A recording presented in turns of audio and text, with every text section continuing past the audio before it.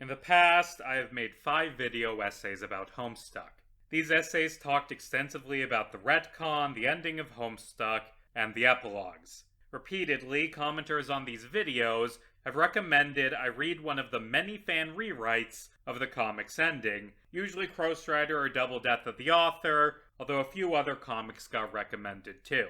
According to some Homestuck fans, these endings are far superior to the comic's ending, and especially better than the epilogues or the sequel comic. The thing is, I love the original ending to Homestuck. I love the epilogues and think they're an excellent continuation for the original comic. And I tolerate the existence of Homestuck too.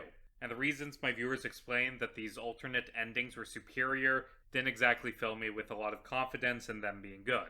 But last year, after finishing my epilogues video, I relented and read Ghostwriter, and I had thoughts on it. Then, over the course of several months, I read every single fan comic rewrite for the ending of Homestuck that I could find. And by the way, there are a ton of fan endings to Homestuck. The main list I used was the list found on Homestuck.net, a fan compendium of Homestuck fan projects, and even then, they didn't feature Ghostwriter. There are probably more fan endings out there that have been lost to time, but the ones I read for this project are TLCStuck, Double Death of the Author, Mr. Tambourine Man, Act 8, Act Omega, Altstuck, Act G, Subscript, Homestuck 2-2 Taking Back Canon, Homeslice, Burning Down the House, and the Ghostwriter AU. There are a million fanfic rewrites out there, but I decided to limit this video to just the comics because, well, Homestuck was a comic, and this video is already painfully long. So long that, at the time of recording, I only written the first 5 hours. Now, people who watched the Terezi video and can count may have noticed that in the trailer back in October, I said I would be talking about 13 different fan endings. I just listed 11. So, what's missing?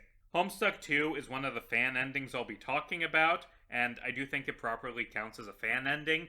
Yes, it was based off a loose outline from Andrew Hussie, but unlike the epilogues, it wasn't co-written by them. It was written by Homestuck fans chosen by Hussie, and I think this shows. The epilogues, for better or for worse, felt like something Hussie would write, even during the parts written by Cepheid Variable or CTSET, and Homestuck 2 didn't. It felt very similar to a lot of these fan endings. More on that in a bit. As for the final ending I'm going to be talking about, that's a plot twist. It's an easily guessed plot twist, but I'm still going to treat it as a plot twist. So here's how this video is going to go. I'm going to recap every ending for Homestuck, and then I'm going to rank them on a tier list. This will take oh so many hours, but if I'm going to do something, I'm going to do it in a way that is thorough to the point of absurdity. And I mean, this is a video about Homestuck. Being absurdly long to make sure things are handled properly is to be expected. It's worth noting that I'm using the term ending rewrite to refer to a few different distinct things. Altstuck and Double Death of the Author rewrite the last eighth or so of the comic, beginning around Game Over. Act Omega and Act 8 have some new conflict appear in the place of the comic's final 2 Flash animations. Burning Down the House and Homeslice take place after the end of the comic, in theory without messing up continuity, and have the story continue on Earth-C, except in a way very differently from how it continued in the epilogues. All of these comics I mentioned fall into one of these 3 categories, except for Ghostwriter, which diverges during the 3-year journey sometime after Corpse Party. I am treating all of these different types of ending rewrites as the same thing for the purpose of this video, because, quite honestly, they are. A lot of what I have to say about the retcon rewrites also applies to the epilogue's alternatives. Also, before we get into this video, I want to make 2 things very clear. First of all, this video is literary criticism. It is going to be critical of the works we discuss today.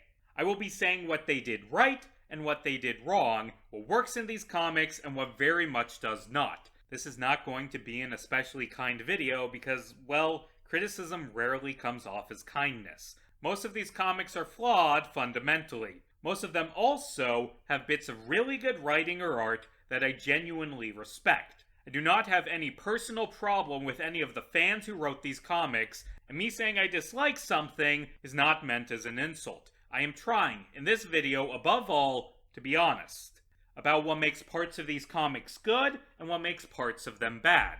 As a result, a lot of this video will be very negative.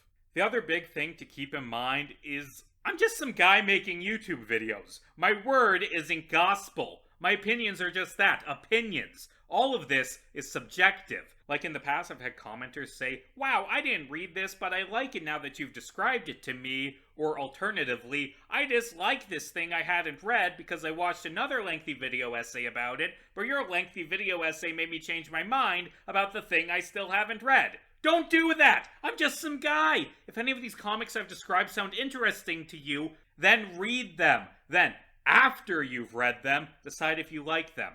A lot of these comics, even the ones I disliked, have devoted fans who saw something I didn't and were satisfied by what they read, and that is good. Now, if we're going to talk about rewriting the ending of Homestuck, we should probably recap how Homestuck ended. But first! Hey look, I made a 7-hour video essay about Homestuck. That means I'm allowed to plug something. Skip ahead if you want to, I don't mind. So, recently, I published a young adult magical realism novel titled Mist Valley Middle School. It takes place in this small rural town, full of magic, which gives the kids who live there various abilities and curses. It's a coming-of-age story that jumps around between a cast of 13-year-olds dealing with their unique issues, both realistic and supernatural. There's a girl who moves backwards through time, there's a football player turned theater kid dealing with grief over his mother's death, there's a kid forced by his church to be a chosen one monster slayer, there's a pair of dumb kids going on a video game trade quest, there's a girl who did nothing wrong. Anyway, there's a link to purchase the book in the description. It's the best thing I've ever written. There's time travel, where-to-loser kids, nightmarish monsters from other dimensions, everything you want in a novel. If that sounds interesting to you, check it out. On to the video.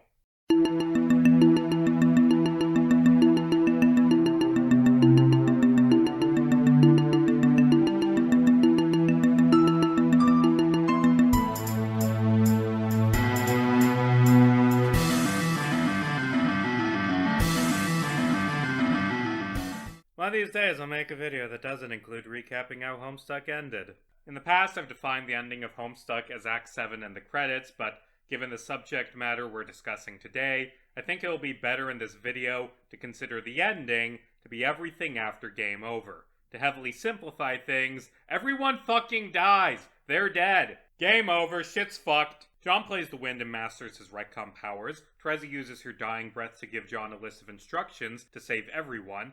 Her idea of saving everyone is by saving Vriska, because Terezi has spent half of the comic wallowing in regret over having killed her. Once saved, Vriska keeps game over from happening. There are a few final conversations between the main cast, then in the Collide animation, we get a series of pre-final battles. Highlights include PM finally defeating Jack, Dave breaking the unbreakable katana and killing the other Jacks, and Roxy killing the Condens. During the Rapture, the Act 7 animation, the gang beats the game. Meanwhile, the final battle against Lord English is about to begin. Vriska prepares to summon the kids to fight him, and then it doesn't happen. Instead, we get to see the kids living happily on Earthsea. The final battle the comic has been building to isn't shown implicitly because it doesn't happen. That was a very rushed recap, so let me explain why I love that final set of chapters. Game Over is this shocking, brutal swerve that turns the comic on its head. Everything that has been building comes together, and it is horrific in the best way possible. John flying through the ruins is a solemn, atmospheric scene, concluding in Dirk effectively killing himself. And then Terezi shows up, badass motherfucker she is, and reshapes the comic. As I discussed in October, Fix This is Terezi's moment to shine. John playing the wind is incredible, and the cutaways to Jade and Calliope are a great framing device. I love the slowly building realization that this isn't our Jade and that she isn't dead. The way John retcons the story by entering passwords on previous pages is the type of creative, medium-bending storytelling that has always defined Homestuck. And while there are more conversations I would have liked to see before the finale, I do understand that doing so could have killed the pacing, and a lot of the conversations we did get were excellent. Dave's conversation with Dirk is incredible, as is Terezi's tear-filled, unanswered message she sends to Vriska, which leads into the masterpiece of an animation that is Terezi Remember. The lead-up to Collide also manages to balance this great drama with some great humor and random dumb bullshit. That's a thing a lot of the alternate endings miss, that Homestuck was a comedy as much as it was a drama. Speaking of Collide, holy shit, Collide is excellent. And the Rapture features incredible animation that may or may not have been funded by misappropriating Kickstarter funds. I'm not saying it was, I don't know the truth, don't sue me. But beyond pretty animation, the Act 7 animation gives us the only ending I think would feel right for the comic. An ending where the characters stand up and say, "No, I refuse to play this game anymore." Like, I made a video about this a few years ago, but basically, I see Homestuck as being about these kids who feel trapped, whether it's by their rough childhoods, or by the game, or by the narrative itself. They are trapped in a time loop that leads to the creation of Lord English and this big final battle. And, at the end of Homestuck, they say no. They don't go to the land of colors and mayhem and create Lord English. They don't fight him.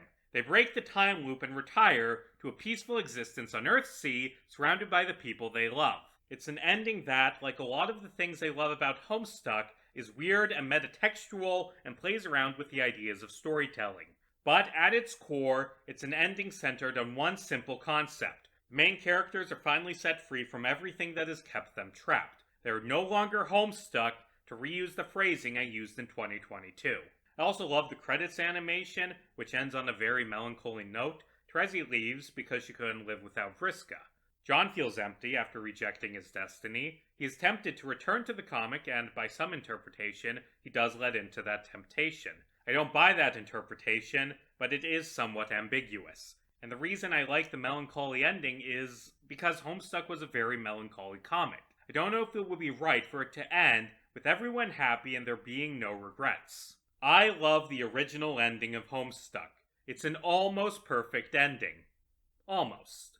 So, the retcon is a very messy plot point. In the past, I made a video about why it's a terrible plot point that killed the comic, and a video about why it's an amazing plot point leading to the best writing in all of Homestuck. The explanation for this contradiction is that my opinions on things change over time. Currently, I like the retcon. Part of this is because I made that big Terezi video, which helped contextualize for me how the retcon is interwoven with Terezi's character arc.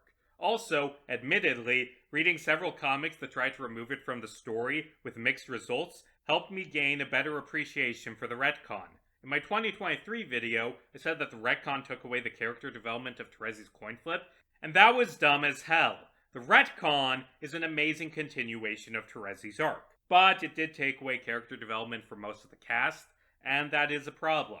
It sucks that things like Rose's alcoholism and messy date with Kanaya, Jake's hope explosion, Dirk's greatest failure, and Jade being forced to be evil are removed from the canon timeline. Retcon killed the comic for a lot of people. I think that it is, in theory, possible to rewrite the comic to remove the retcon, but doing so would require heavily changing the last quarter of the comic, because so much of the story is centered on either building to game over or dealing with its fallout. Also, removing the retcon massively changes Terezi's character arc and forces you to come up with something that replaces it, something as good as her telling John to fix this, or Terezi remembers. Writing away the retcon is difficult, but who knows? Maybe one of these comics managed to do it successfully. I knows. I've read all of these comics and have already written most of the script for this video right now. I'm like the only one who knows. The other big problem is that the ending is vague as hell. A lot of people interpreted it completely differently from me. I've talked to people who believe that the masterpiece and the final battle are what happens at the end of the comic, and in that case, it would be a terrible ending. All of that build-up for a finale that doesn't get shown is a bad ending. But again, the comic ends with the main characters escaping from the comic. The final battle isn't shown because the time loop has been broken. My third major complaint about the ending is that a lot of characters kind of get shafted during the comic's final acts. Jane, Kanaya, and the mayor in particular just kind of stand around and do nothing at the end. Jake and Karkat do get solo fights during Collide, but honestly, I don't care about either of those fights. They aren't good conclusions for their arcs on the scale of PM or Dave's fights. I've had requests to make analysis videos for both of those characters, and I don't know if I could, because unlike Dave or Terezi, there isn't really a big finale for the character arcs to have the video build to. Also, and this is more broad, there are more conversations I wish we got near the end of the comic. The nobles in particular kinda get screwed over. It would have been nice to have any conversation between them at all. There are these very close friends who had a messy and toxic relationship, and that wasn't really fixed by the comic's end. These are my complaints. There are some other complaints I've heard from other people, like, they should have shown the final battle. Rose should have played the rain. Insert ship here should have been made canon. I can't believe they killed Spade Slick. All he wanted was to avenge his casino. And they should have redeemed Gamzee. I don't agree with any of these complaints. We'll talk about them more as we see other comics try to implement these plot points, but I think Hussie made the right choice by not having Rose play the rain, and especially by not having the final battle take place. Despite these complaints, Homestuck's ending is absolutely incredible. Seriously, if you haven't read it since the comic ended in 2016, try rereading the later pages of Homestuck. It grows on me more every time I reread it. That's my take on the ending of Homestuck. At the end of each ending recap, I'm going to put them on a tier list. This tier list is of course just my opinion, but I think that everything from B tier up is definitely worth reading. C tier is for comics that have some good ideas but are heavily flawed. F tier is for... well, we'll get to that. A is for incredible endings, and S tier is for masterpieces. Masterpieces as in things that are really good, not as in claymation vines. Anyway, the original ending for Homestuck easily makes it into S tier. I love how Homestuck ends. The question is, will any other ending match or even surpass it? There are no images in this book, so I'm using panels from the original in Homestuck 2, so this isn't just me talking over the Amazon photo of the printed book. The other Homestuck ending that was written by Hussie is the Epilogues. Technically, this is a fanfic, not a comic, so it doesn't really count, but I'm making an exception. Last year, I made a 3-hour video analyzing the epilogues, and I thought, 3 hours? That's just ridiculous, talking about the same thing for 3 hours. Who would fucking watch that? And anyway, because I made that long video, I'm gonna keep this part short. If you want my full thoughts, watch the 3-hour epilogues video, and honestly, I feel like you're going to, because, you clicked on this, however many hours long it is, video about Homestuck fan endings. I'm off script at this point. Anyway, my conclusion at the end of that 3-hour video was, epilogues good. The basic premise of the epilogues is that they take place 7 years after the end of the original comic. At the start, Rose explains that because John didn't finish the time loop in the original comic, everything happening on Earth C is going to become a non-canon fanfic, and everyone is going to decay into shallow, poorly written knockoffs of themselves. John is given a choice: fight Lord English, or watch the world fall apart. In Meat he chooses the former, and in Candy he chooses the latter. In Meat, John and company fight Lord English, and all of them fucking die. That's the B-plot. The A-plot is about Dirk taking over as narrator. Power immediately goes to his head and he becomes a monstrous villain, treating his friends as pawns in his scheme. He manipulates Rose into letting him turn her into a robot, breaks up Rosemary, refuses to treat Roxy coming out as a man with any respect, helps Jane get elected as a fascist dictator, and ruthlessly tears apart Jake's mind, leaving him unable to think of anything but Dirk. Also, he makes Dave Cat canon, which is a plot development I like, but also it's wrong for him to play around with people like that. Alternate Calliope attempts to take control of the narration to stop Dirk, but Dirk defeats her.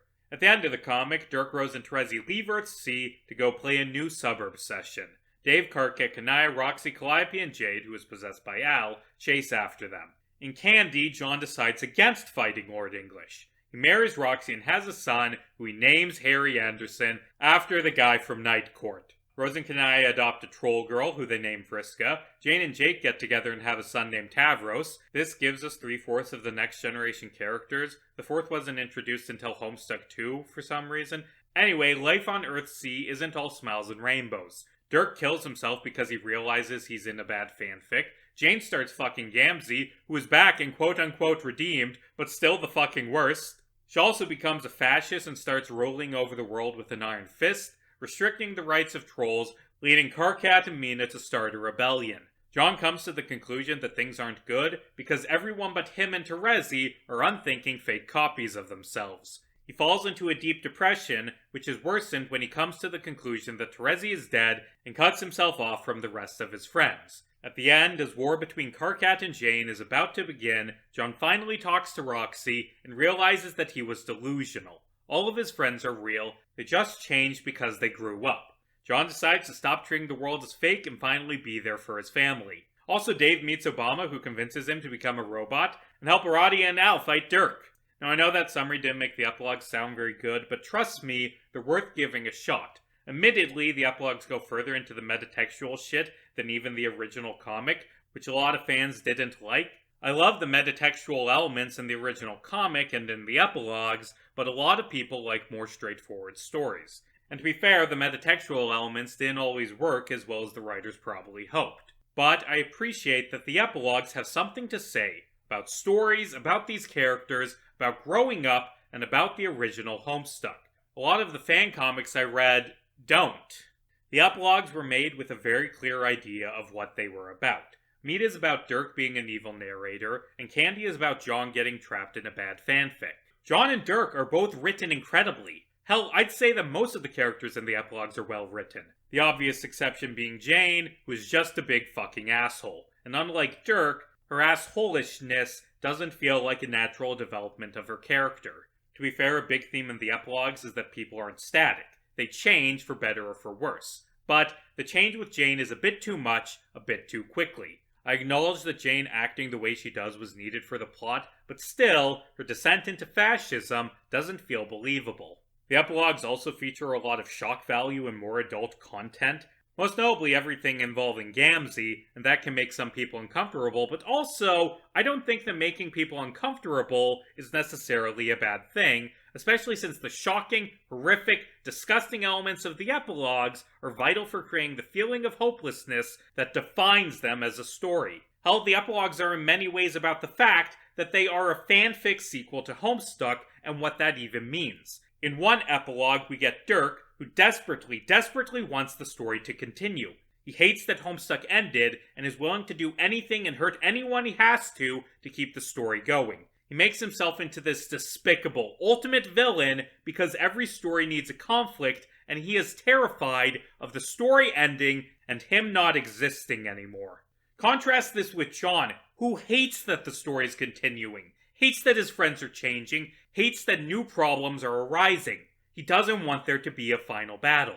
He doesn't want this new story that is different from what he knew. Despite their flaws, the epilogues have bold, creative, interesting concepts that are executed fairly well.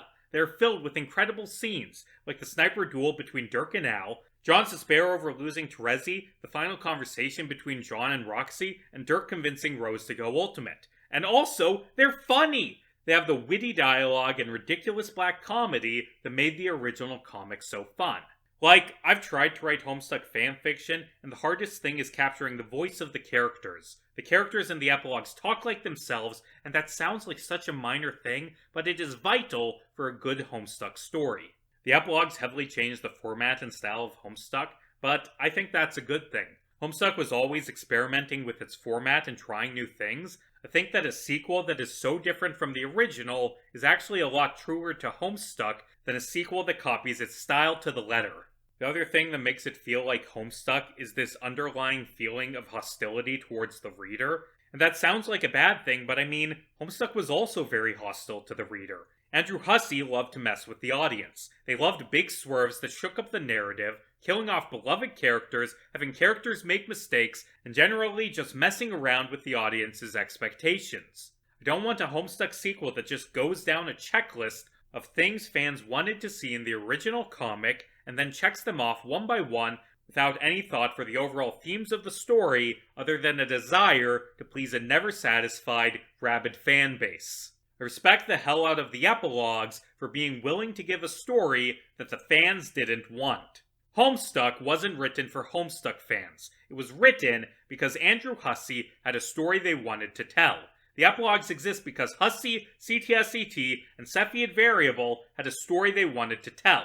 And the epilogues only work as well as they do because they were completely dedicated to telling that story. To be fair, the epilogues did give fans what they wanted from time to time, but always in a twisted monkey paws fashion. You want to see the final battle? Fine, everyone dies gruesome deaths. Want interaction between the nobles? Here, they interact with each other constantly, and it makes you sad because Jane and Dirk are deeply toxic people who treat Jake and Roxy like garbage. Want Dave Cat? It's tainted by Dirk's creepy influence. Be careful what you wish for, chuckle fucks. Here's what I'll say about the epilogues. They made me feel something, and I would rather read a story that makes me feel horror and sorrow, joy and anger, than a story that makes me feel nothing. The epilogues aren't technically an ending, they're very much the middle part of a trilogy, but still, I think they more than deserve to be placed in A tier.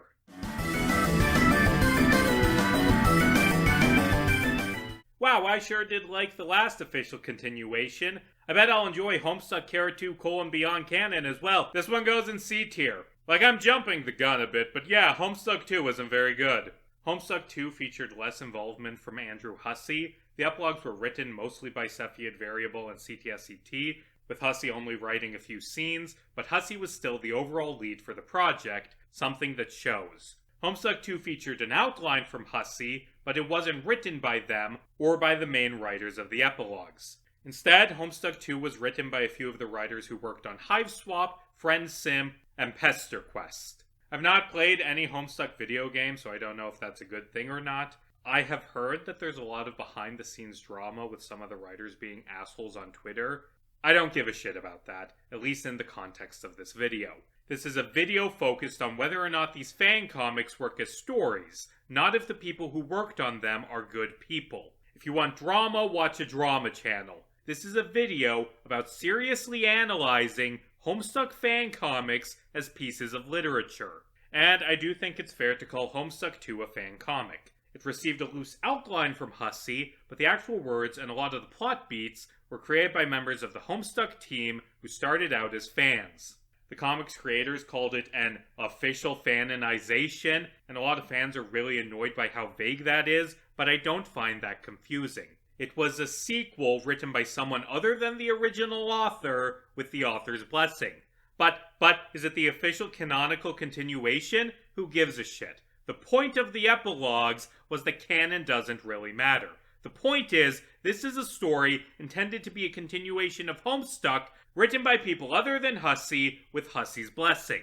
The comic begins with Dirk aboard his ship, the Theseus, giving a rambling pseudo-intellectual monologue. I mean that as praise. Dirk, especially the incarnation in the epilogues, is an arrogant ass who thinks he's smarter than he is. Dirk says that he's going to put the story back on rails, make it more traditional and less metafictional. Dirk says he's going to undo some of Hussey's more egregious mistakes, namely the epilogues. He complains that they spend so much time dicking around with stuff nobody cares about, that the epilogues were 200,000 fucking words of sitting through people talking about their feelings. That would have never happened in Act 1. Where did it all go wrong?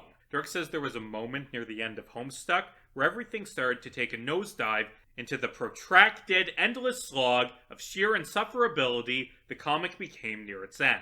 The day where the story was wrested screaming from the arms of its readers like a bawling infant and carried helplessly away, from then on to be raised according to the whims of a masochistic menace with no thought for you, the common fan. He says he'll turn the clock back to a better era when the comic was rightfully controlled by the fans, instead of the tyrannical rule of Hussey. No more douchebag authors saying they know best. Dirk brings back the suggestion box. The suggestion he receives: stop making Homestuck. Dirk loses his temper and cuts the suggestion to pieces, saying he's nobody's puppet. He says the submission box was an olive branch dipped tentatively into the trash furnish of creative potential that is the fandom, but fuck that! Dirk's gonna make the commands himself from now on. It seemed to work out okay for the other guy.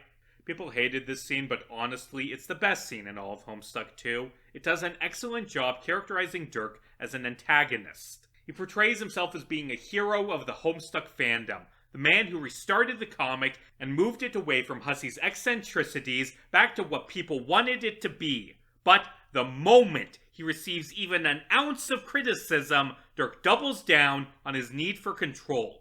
He doesn't care what anyone else thinks. This is his story, and he's going to control it. In 30 seconds, he goes from calling Hussey a terrible dictator to saying that he'll do the same stuff Hussey did because that works so well. Dirk cuts through the suggestion box because he doesn't actually care about the fans. He cares about his story, told how he wants to tell it. He isn't kind, he isn't benevolent, he just wants to be in charge. So Dirk is the type of person who would write a Homestuck alternate ending. This sentiment that the story lost its way and needs to be rewritten given a proper ending for the sake of the fans. It's what motivates so much of this. Most of the comic creators we'll discuss in this video are nice and less arrogant than Dirk, but still, Dirk is a stand-in for fan entitlement taken to the worst place possible. This is a fascinating scene, but it is the only good scene featuring Dirk in Homestuck 2. Other scenes with Dirk have him bickering with Terezi, landing on a planet called Detritus, and planning to have a godly contest with Rose. Each of them will create a new species, and the better of the two species, decided by Terezi, will play a new game of Subscript, which is what Dirk wants Homestuck 2 to revolve around. There's a good monologue about how Dirk has become an extra-dimensional consciousness, something he finds magnificent, and I do like all the Easter eggs in Dirk's room. There's a good scene where Rose, who as a reminder is now a ghost robot, finds Terezi standing guard over her comatose human body. Rose says she isn't coming back because that will be lame. And if lame things happen, the story will veer towards dissolution, and that is bad. That's the candy epilogue, and Dirk and Rose want nothing less than for things to be like candy. Terezi says that a story has to be compelling to be canon, and Dirk can't tell a compelling story. And yeah, unfortunately he can't. I mean, he did in the Meat epilogue, but he sure didn't in this comic. Terezi says she doesn't give a shit about ruling over Detritus. Rose says they made a mistake by not ruling over Earth-C, that their lax oversight made the planet unsuited for relevance, and made the dissolution inevitable. The only way to keep the story going and perpetuate canon is to keep playing Subscript, keep the cycle of new worlds and new gods going. Terezi says maybe no one should control a universe. They spent the original comic fighting against monsters who converted power into control. What's the point of continuing the story if everything they sacrificed is meaningless? If it takes being like Lord English to keep the story going, wouldn't it be better to just let it die? Terezi asks if Rose misses Kanaya, if Rose wanted all of this, or if Dirk did. Rose says it was necessary to leave Kanaya because the alternative was the narrative unspooling, 1,000 voices shouting in contradiction. And then they fuck. I don't ship it. The scenes with Dirk's team aren't bad, they're a little dull but have some good ideas in them, and the art is actually pretty good. But the problem with them, and really with Homestuck 2 as a whole, is the effect they have on pacing. This is the B-plot, and by the time the comic was cancelled, it hadn't really advanced in any meaningful way, besides for the exposition dump about Dirk's plan and some interesting metatextual conversations. The A-plot is the stuff happening on Earth-C-Candy, which also didn't advance very much. There's also a C-plot about Team Let's Go Kick Dirk's ass that, guess what, doesn't advance very much. In that C-plot, there's a good scene of Dave and Kanaya talking about missing Rose and how the people they love have changed. There's also a scene where Meat Jade takes back her body by eating an off-brand Reese's peanut butter cup, and that was only the second scene featuring her. Jade taking back her body happened so quickly and without any real consequences that it made the entire plot line feel kinda pointless, like the comic was trying to walk back a plot point from the epilogues that the writers didn't like. That scene leads to a scene with our D-plot about the other team that wants to kick Dirk's ass, that admittedly has the best joke in the comic. We see Solk standing on a rooftop watching as Aradia flies away looking sad. Then he says, "How the fuck am I going to get down from here?" Anyway, back in the C-plot, there's also a scene of Dave Cat, and I like them as a couple, but they're too nice and loving in this comic. Dave and Carcat work as a couple because they bicker like an old married couple about dumb bullshit. There's a scene of Roxy asking Dave if he's willing to kill Dirk, which is fine, I guess. The point is, there's a lot of side scenes about Dirk and the people who hate Dirk, which I think harms the comic's pacing. Homestuck had a split narrative, yes, but the comic knew when to zoom in the focus. The old cast is put to the side at the start of Act 6, so the comic can properly introduce Jane and Jake, for example, only returning to them in specific intermissions. Imagine if the Midnight Crew intermission was split up and distributed throughout the first half of the comic, with months going by in between scenes. It wouldn't work as well. I think that the Space Crew should have been kept to the side until the end of Act 1, then introduced in an intermission, so the story could properly develop the Omega Kids without distraction. Hell, the Omega Kid A-plot isn't even a singular plot. It jumps rapidly between focusing on John, Jane, and Vriska, with other characters receiving screen time when with them. The problem is, the story's focus is split too much for any one character to receive much development. The first scene we see on Earth C is Brain Ghost Dirk showing up again and telling Jake to go back to Jane and work as a spy. BGD being back is weird because he was in theory actually a piece of Dirk's consciousness and Dirk shouldn't exist in the Candy timeline, but whatever. Having Jake spy on Jane is an okay idea that in theory could have forced him to finally stand up for himself, but again, it feels like Homestuck 2 is walking back the epilogues. Meanwhile, the Vriskas are chilling with Gamzee's corpse. Vriska Circuit, who is parentheticaled in the epilogues, decides that she's the real Vriska and renames Vriska Miriam Lalonde to Vritzy. They ask Tav to help them get rid of the body. When they tell Harry Anderson about the corpse, he thinks it's a joke and tells them to bring it to his school. The kids are seen and posted on social media.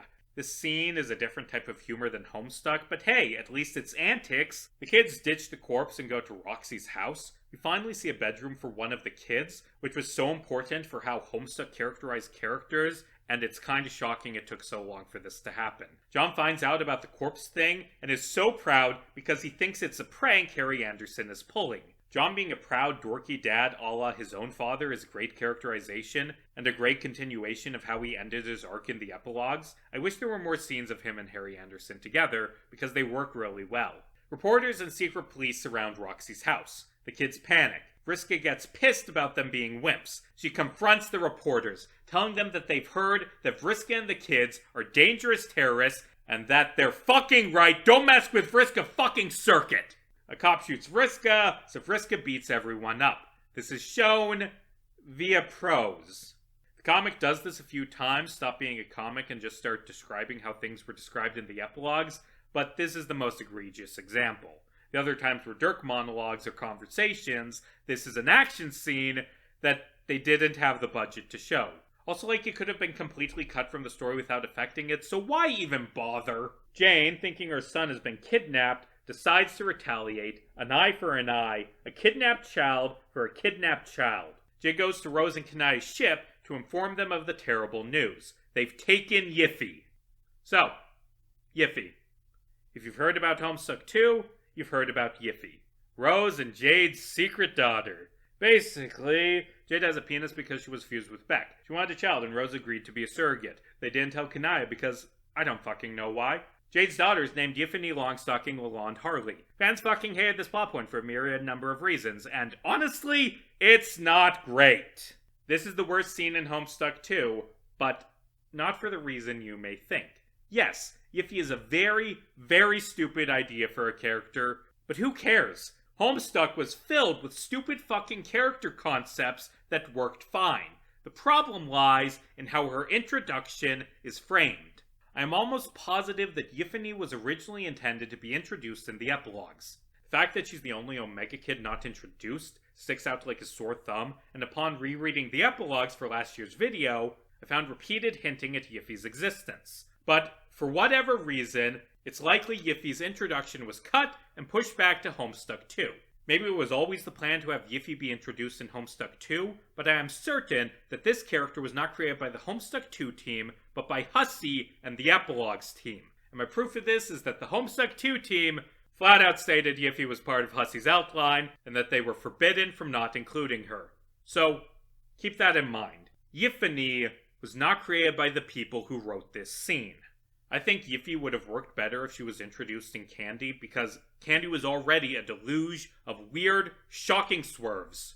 Candy was designed to make the reader be weirded out, make them, like John Egbert, believe that the world they are reading about is fake, that none of this is really happening, because it's just so fucking weird. And a dumb schlocky, out-of-nowhere, out-of-character plot twist, like Rose having an affair with Jade, that resulted in their secret daughter, Yiffany Longstocking Lalonde Harley, is exactly the type of scene that would have appeared in the epilogues. The epilogues have dumb shit happen constantly because that helps further the story's themes and build to Candy's genuinely moving climax. But Homestuck 2 is not the epilogues. They're very different in terms of tone and theme.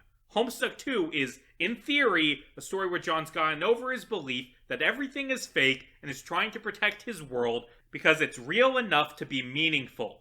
Homestuck 2, aside from this scene, drops all of the shock value soap opera stuff. This revelation no longer works from a narrative standpoint, but it has to happen because it was a core part of the story's outline. Here's the revelation that came to me when working on this video. I don't think the Homestuck 2 team wanted this scene to happen, or at the very least, didn't want it to happen in this way. The Homestuck 2 team don't seem to have really been interested in shock value soap opera shit. They were more interested in bland scenes of characters talking about nothing. There aren't any other big shock value scenes in Homestuck 2 besides this one. The epilogues had something shocking every other page, but Homestuck 2 just had one hundreds of pages in. Homestuck 2 frequently feels like it's made to walk back the controversial elements of the epilogues to smooth them out to avoid pissing off fans again. And that's why I dislike this scene so much. It is a scene likely dictated by Andrew Hussie, author who delights in angering the fandom supreme, written by a different team, desperately trying to win back the affection of fans. Let's talk about how the actual scene plays out, because very few people actually talk about how this scene goes down when they complain about this plot element. Jade says she had a daughter, she begins to explain why she wanted a child and starts crying. Rose quickly interrupts and explains that Yiffy is her and Jade's daughter. The narration explains that Kanaya isn't mad. Rose says that she feels bad about not telling Kanaya. Then Kanaya says, actually, I am not mad and this has not undermined our relationship at all. This plot point on paper sounds like it's shocking and in your face, and that's how people usually describe it, but that isn't how the scene plays out. The writers of Homestuck 2 do everything they can to soften the blow and undercut any impact for this scene. Like you'd expect there to be a big blow to Rose and Kanaya's relationship, but Kanaya assures the reader that this had no impact whatsoever and that she doesn't feel betrayed. If Kanaya had gotten pissed, threatened to divorce Rose, screamed insults at Jade, then it still wouldn't have been a good scene, but it at least would have felt like the characters are actual human beings, or actual troll beings in Kanaya's case, instead of fucking robots. And contrast this with how shock value happened in the epilogues. The epilogues didn't just have Gamzee have a weird fetishy relationship with Jane, they had descriptions of their very gross sex life, which leads to the joke that Jake is sitting just 6 feet away, absolutely miserable. If you're going to do shock value, have it be shocking, have it be in your face, and make the reader uncomfortable. Don't immediately add in reassurances that everything is fine and that none of this matters. Make the reader feel shocked. In the epilogues, the shock value scenes worked because they were shocking to the characters. Jane and Gamzee fucking works as a scene because this is shown from Jake's perspective and it contributes to his feelings of uselessness that his Candy character arc is centered on. If something shocking is going to happen, have it be shocking to the characters. Have it impact how they feel about one another. Have it result in John blowing up at Jane and losing his temper and creating a fucking hurricane in her house. This scene is terrible because it's shock value written by people afraid of being shocking. One commenter on my epilogues video gave me some insight that I lacked into part of why the fan backlash happened. She explained that, as a trans woman, it rubbed her the wrong way because the Homestuck 2 version of Jade feels like a perverted fetishization of trans women rather than an actual trans narrative. And you know what? That's a good point that I missed last year when I talked about this plot point. If Jade is intended to be a trans narrative, then she is a really, really shitty one that is hard for trans women to relate to. Although, I don't think this was intended to be a trans narrative. The epilogues did feature a trans narrative, and it wasn't featured as a source of shock value or weirdness. It was treated as a natural extension of Roxy's character from the original comic. That trans narrative was not fetishistic by any means. I don't think Hussie intended for Jade to be a stand-in for trans women. I think it's more likely that Hussie simply didn't think about the implications of what they were writing. Maybe the scene would have been fetishistic if it appeared in the epilogues, because, to be honest, Hussie thinks random out-of-nowhere fetish things happening is funny. That's why there are so many jokes about horse-fucking and incest in Homestuck, but that becomes a lot less funny when the thing that exists for a fetish joke isn't a horse, but a real group of people. Or maybe Hussie would have written it as a genuine trans narrative in the epilogues, as they have shown they are capable of doing. Or maybe it would have been identical in the epilogues. I don't know. I don't feel like ascribing moral weight to a theoretical story that wasn't actually written, because none of us have actually read it. Regardless, my point is, how this plot point was introduced in Homestuck 2 is not fetishistic. They do not dwell on the details even slightly. There is no mention of Jade's genitals. Hell, there isn't even a mention of Beck. All it is saying is, Jade and Rose have a kid together, figure out how that happened because we don't want to talk about it. I think that the Homestuck 2 writers very much did not want this to come off as fetishizing towards trans people, which makes sense because some of the key players behind this comic were themselves trans women. This scene likely exists because of miscommunication and changing writers and a troubled development progress, not out of a hatred or fetishization of trans people. The thing I've realized while working on this video is that Homestuck fans have it backwards. Homestuck 2 isn't bad because it's shocking or insulting to the audience, it's bad because it isn't. This is the only moment in the entire comic that fits that description. Do you know what Homestuck 2's problem is? It's all candy. Not Candy the epilogue. That was filled with nice, juicy bits of meat that made you care about the story. Candy as in that half of Hussey's writing philosophy. Andrew Hussey has talked about this a few times, but they consider stories to have two types of scenes. Candy, which is character building, comedy, and heartwarming moments, and meat, which is shocking twists, visceral violence, and big action set pieces. Homestuck perfectly blended meat and candy. The epilogues, despite in theory being one story that was all meat and one that was all candy, actually featured enough of both to be a compelling story. Homestuck 2? It's nothing but candy. It's characters standing around talking about things that are going to happen eventually if the story ever gets around to them. And these conversations rarely have the bite or the playful banter that made the dialogue in Homestuck so good. That scene of Dave and Karkat doing laundry is much more indicative of Homestuck 2 than Yiffany long-stalking Lalonde Harley. People complained that the writers of Homestuck 2 weren't receptive to criticism, but that's bullshit!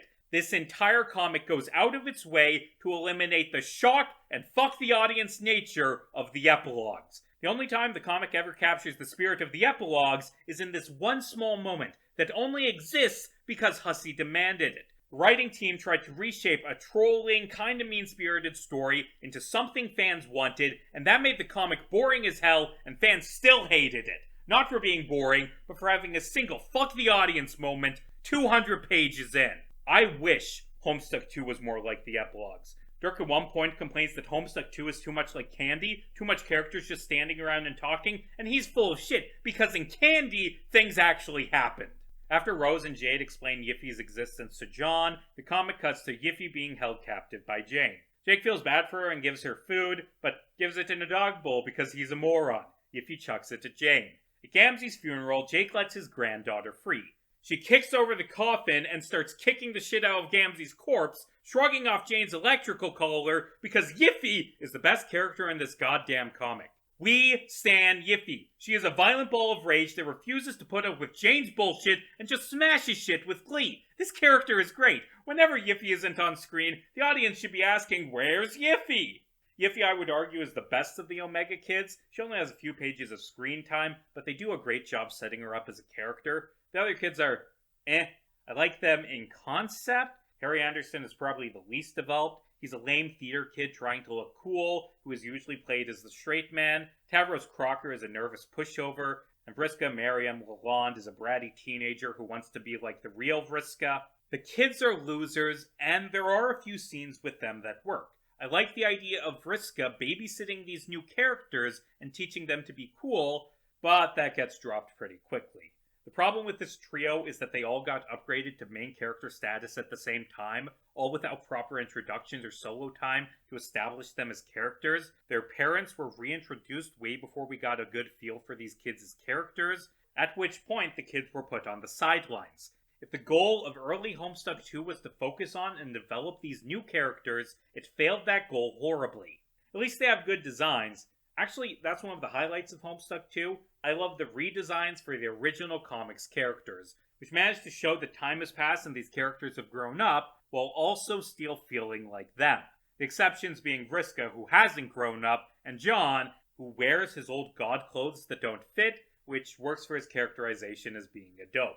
Anyway, Rose, Jade, and Kanaya save Yiffy, using Tavros as a hostage to force Jane to let her go. Meanwhile, the Vriskas get arrested.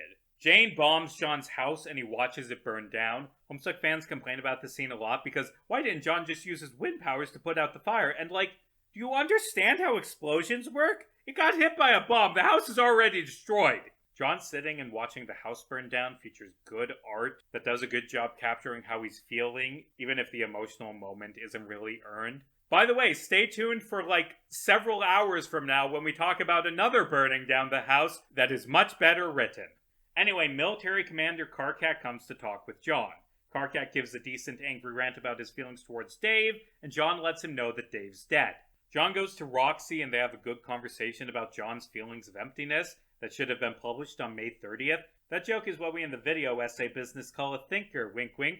Roxy leads John to Calliope, who explains that the candy world exists in a black hole where nothing matters. Calliope explains that they need to use Vriska's narrative clout to break out of the black hole so things can matter again, and then the comic just kinda ends. Because it was cancelled. Well, more specifically, the team working on it said they would work on it in secret for a few years, then release it all at once. That didn't happen and won't happen. All in all, it wasn't a great comic. It squandered the potential of the epilogues, it lacked the spark of Homestuck, and worst of all, it was boring. And you may think, that's why it was cancelled. Because it wasn't good, and the people who worked on it weren't satisfied with their work, and decided to work on something else. Homestuck 2 ended because of the unrelenting constant death threats sent to its creators. Homestuck 2 ended because of constant death threats. So let's talk about this because I think it's an important thing to talk about. The fandom reaction to Homestuck 2 was a fucking nightmare. It was toxic, and a lot of fan bases get mad when you call them toxic, but also, I've been in this fan base for a decade. It makes the fucking Chernobyl elephant foot room look like a fun place to vacation. The Homestuck fan base has always been incredibly hostile and angry, and giving them a comic that wasn't very good made a lot of fans go ballistic and send, again, constant death threats. I didn't work on the comic. I don't know the exact scale of the harassment, but I assume it was a lot because I went through the Reddit thread made after the comic was put on indefinite hiatus, and the common sentiment was, sending death threats is bad. But I mean, if they didn't want me to threaten to break into their home and slit their throat while they slept, then they shouldn't have written a comic that was kinda mediocre. God, that thread pisses me off. So many people in it are mad that in the post saying the comic was cancelled because of death threats, Hussey talked about the death threats and not about how the comic should have been cancelled for being shitty. What a narcissist. I can't believe Hussey didn't dedicate the post about how their friends received death threats to talking about how those death threats were justified because the story was bad. The Homestuck 2 team continues to not acknowledge criticism, it seems. Another common sentiment was that actually this was Hussey's fault because Hussey threw the Homestuck 2 team to the wolves and should have stood up for them more. Actually, you know what? Those commenters are right. If Hussey had just said, don't send death threats, the Homestuck fandom would have stopped sending death threats, I bet. Really, it's Hussey's fault for not standing by the team. How else was the Homestuck fandom supposed to know that death threats were bad? There are two comments on that post that sum it up for me. Well, there are some bad people in the fan base. You can't blame the fan base, Hussey. You and your team wrote inflammatory, disgusting content on purpose and expected everyone to swallow it. And you've efficiently alienated more than half the fandom. And this one is more to the point. If Hussey didn't want this reaction from fans, maybe they shouldn't have sold out their beloved story to incompetent writers. Sometimes I really hate this fandom. You know what you do if you don't enjoy a comic? You stop fucking reading it. You move on. You don't dedicate your life to obsessive hatred of fucking strangers on the internet. Jesus! Honestly, I find the visceral hatred towards the comic perplexing because so little of it is engaging enough to deserve any strong feeling at all. People act like it was fucking Birth of a Nation, the way they talk about it. Homestuck 2 isn't bad because it's shocking. It's bad because the shocking thing everyone talks about is surrounded by bland mediocrity. It commits the cardinal sin of Homestuck fan comics, just being a lot of characters standing around and talking, which is a problem we're going to see a lot today. After reading a lot of Homestuck fan comics, I can confidently say that Homestuck 2 fits in with them perfectly. If it was just labeled another fan comic instead of being a semi-official continuation, fans would have been more receptive, I think. It unfortunately feels more like a fan comic than it does the original Homestuck. Its problems are shared with so many of the endings on this list, including just ending randomly because of behind-the-scenes issues.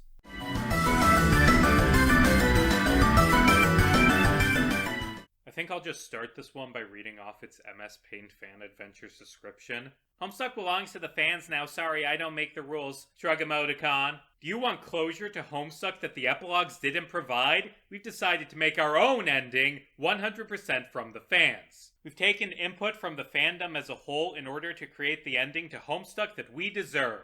The first page for Homestuck Kara 22, Taking Back Canon, shows a sky full of stars with constellations for all of the comics characters, and that's a minor thing, but I really like it. The opening dialogue is shared between the comics creators, and I'm just gonna read it. Well, a condensed version because it's kinda long. It has been a long day. You had a feeling it would be, but not like this. All those hours, weeks, years spent learning about these worlds and caring for their inhabitants. You stand on the edge of a precipice. You feel as though you have been here before. Like, perhaps you've jumped off before. Maybe more than once. You have vague memories of these versions of history. A sickening sweetness for one, horrible greasy fibers for the other. These memories feel wrong to you. You can't help but feel bitter. Was it all a waste of time, you wonder? To watch every ounce of development go down the drain? You don't know. But now you're here, aren't you? This is what happens when you, and people like you, are angry. When everything up until now has been wasted opportunity after wasted opportunity. None of us blame you for feeling this way. To say that the other options are disappointing would be an understatement. It's okay. This is for you. For us. For everyone. Everyone who felt like what they were given wasn't right. It wasn't what really happened. We've got the reins now. Don't worry. This is the true ending. Of course we know what the true ending is. We, the people, know what was meant to happen. What everyone needed, what they wanted. You may hate where this is going. You may like it, but still wonder, what if? What if the focus was on the bonds between characters instead of how they fell apart? Come on, come all, come watch Hussy fall! Today we present to you Homestuck, Taking Back Canon, a magnificent, fan-led project kept far, far away from the grubby hands of dreaded What Pumpkin. We have been wronged. You have been wronged. They have been wronged. We stand for justice. We stand for consistent characterization. This is us. This is you taking back canon.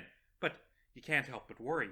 Will this one just be like the others? Will it squander the potential of your friends? Will it spit in the face of you and your fellow fans? After all these years spent reading and watching, will this be it? The last bastion of good writing? Or decent writing? You'll even take bad writing as long as you can get some manner of satisfaction from it all at this point. Little do you know just yet, but this comic is different from the ones before. This is a project of love and respect. A community of fans like you were just as upset. They pried canon from the jaws of its maker and reformed it into something better. Something worth Homestuck's legacy. The button to begin closure is right in front of you. No dog dicks, no fascist Jane, and certainly no fucking Yiffy Longstocking. We're better than that. You know, starting your story with the Unabomber Manifesto is a great way to get the reader invested. Yeah, I really dislike how this comic starts. It feels very self-aggrandizing. Like, there aren't a lot of good stories that begin with turning directly to the camera and saying, this is a good story you will enjoy because it is better than this story that is bad. It comes across as smug and, oh boy, if you don't actually manage to make something good like you said you would, it makes you come across like a complete moron. There are a few other things in this opening manifesto that rub me the wrong way. First off, they censor Hussy's name like they're fucking Voldemort, and yes, I did steal that joke from Homestuck.net. The other thing is, and this is a big problem with a few of the other fan comics as well, is the this is for the fans mentality. And that sounds nice, but the problem with it is, for which fans? Because the Homestuck fandom is not a monolith. For instance, I love the epilogues, that's an unpopular opinion, but I genuinely adore the epilogues. And if you want to write a follow-up to Homestuck, #ForTheFans, it's kind of hard to be both liked by people who loved the epilogues and people who hated them. Do you remember Vrisk's course? Homestuck fans do not agree on anything. And that promise in the description that the comic will take input from the entire fandom, that's a red flag. You can't satisfy the entire fandom, and if you do, odds are you don't have any real vision for what the story should be in the first place. The other thing that gets me is the insistence that this is a product of love and respect. And no, it isn't. It is a product of spite. The opening rant explains it exists because they hated the epilogues in Homestuck too. I know they're probably talking about love and respect for the original comic, but do you think that the people who worked on Homestuck 2 don't love Homestuck? Hey, do you think the people who worked on Homestuck 2 don't love Homestuck? And a lot of people watching are probably thinking, yes, they hated the comic and wrote something bad on purpose to spite me specifically. Get your head out of your ass! A sequel having flaws does not mean that the people who made it don't care about the original. Homestuck 2, as a reminder, was made by fans. It was made by people who love the comic. And it's okay to dislike a sequel, but you need to still treat the people who worked on it with basic respect instead of going into this hate-filled circle jerk and treating the creators of works you dislike as monsters because, as a reminder, bad things come from that attitude. You have not been wronged because you didn't like a comic. Grow the fuck up! Also, if it means love and respect for the characters, I disagree with how a lot of Homestuck fans see the idea of respecting characters. There are a ton of Homestuck characters that I love, who I enjoy when bad things happen to them. I think giving John a story arc where his life falls apart, where he is miserable and depressed, where he has to grow as a person, shows more respect than just wanting a happy ending that goes contrary to his character arc. Loving characters means wanting them to have the best story they can, and stories need conflict. It doesn't mean wanting a character to have a happy ending and be free of struggles. It can, but that isn't necessarily what it means. And this comic, like a few of the others we'll be discussing today, makes that mistake. Christ, that's more than 1,000 words, and we're still on the first page. Let's speed things up. Someone cuts through the epilogues, angering the MS Paint reader. The comics writers say, "Trust me, you don't want to read that," and this feels really patronizing, not gonna lie. Also, wow, that's a big team. I count 24 people. That's a red flag for reasons I'll discuss in a bit. Next, the comic cuts to Andrew Hussey. The Taking Back Canon team stand outside their house, yelling. I know this is meant to show Hussey as being an out-of-touch asshole, but the comic creators seem like the weirdos in this scene, don't they? After that, the comic proper starts, and I'd just like to say, this comic's art is one of its defining features. Look at that beautiful artwork! Yeah, this comic is missing most of its panels. I don't know why. I contacted the comics project lead and mentioned this back in October, and yep, they're still not there. Honestly, this is a good segue to a pretty important topic: media preservation. So much of Homestuck fan culture was told through forums and Tumblr blogs, and inevitably, a lot of that is going to be lost over time. Back up your work. Back up work you love. Homestuck.net, which guided me to a lot of these fan endings, archives a lot of it, and they're always looking for more lost Homestuck media. Anyway, the lack of panels makes a few moments a bit hard to parse what happens. The first page with dialogue has the gang arrive on Earth C, I think, seemingly before the credits in the later half of Act 7 take place. Also, Arati and Solix are here too, apparently. And Vriska? How'd she end up there? I guess she defeated Lord English off screen. Vriska being there is another red flag, by the way. The gang talks about trees and the word y'all. There is a certain irony in a comic made in response to Homestuck 2, which was disliked in part because a few scenes didn't have art, accidentally also not having any art. There's a lot of short conversations, like Arati explaining that things will make sense eventually, Dave Petta recapping their gender identity to John, Calliope befriending Tavros, and Kanaya saying she likes having a term for lesbians. Jade and Kanaya discuss the logistics of repopulating the planet via ectobiology, which Jade says is better than the alternatives, frowny face. Get it? They're referencing Yiffy. They say that they need to be careful to avoid incest. Roxy walks up and asks what they're talking about, and I can kinda tell that there was a beat gag here. Kanaya explains that there won't be any problem with trolls overpopulating, because they'll just have smaller generations of trolls, which does not fix that problem! I don't think the troll-human conflict plotline was done very well in the epilogues, but the idea that, oh, it's fine, we don't have to worry about racial tension because we'll just ensure trolls are a minority, is not the good solution this comic thinks it is! And I mean, you could theoretically micromanage populations to account for trolls having longer lifespans to ensure population levels stay the same, but that's what caused the problems in the epilogues! Government control of troll reproduction. So you decided to stop Fascist Jane from being a thing by making self-hating Fascist Kanaya a thing. Congrats! Jade says, wow, that makes perfect logical sense. How long did it take you to figure that out? Kanaya replies, "Oh, I thought about it for like 15 minutes. It really wasn't that hard." She should have thought for longer. Jake tells Dirk he doesn't love him romantically. Dirk says talking about it was the right idea and that they can move on now.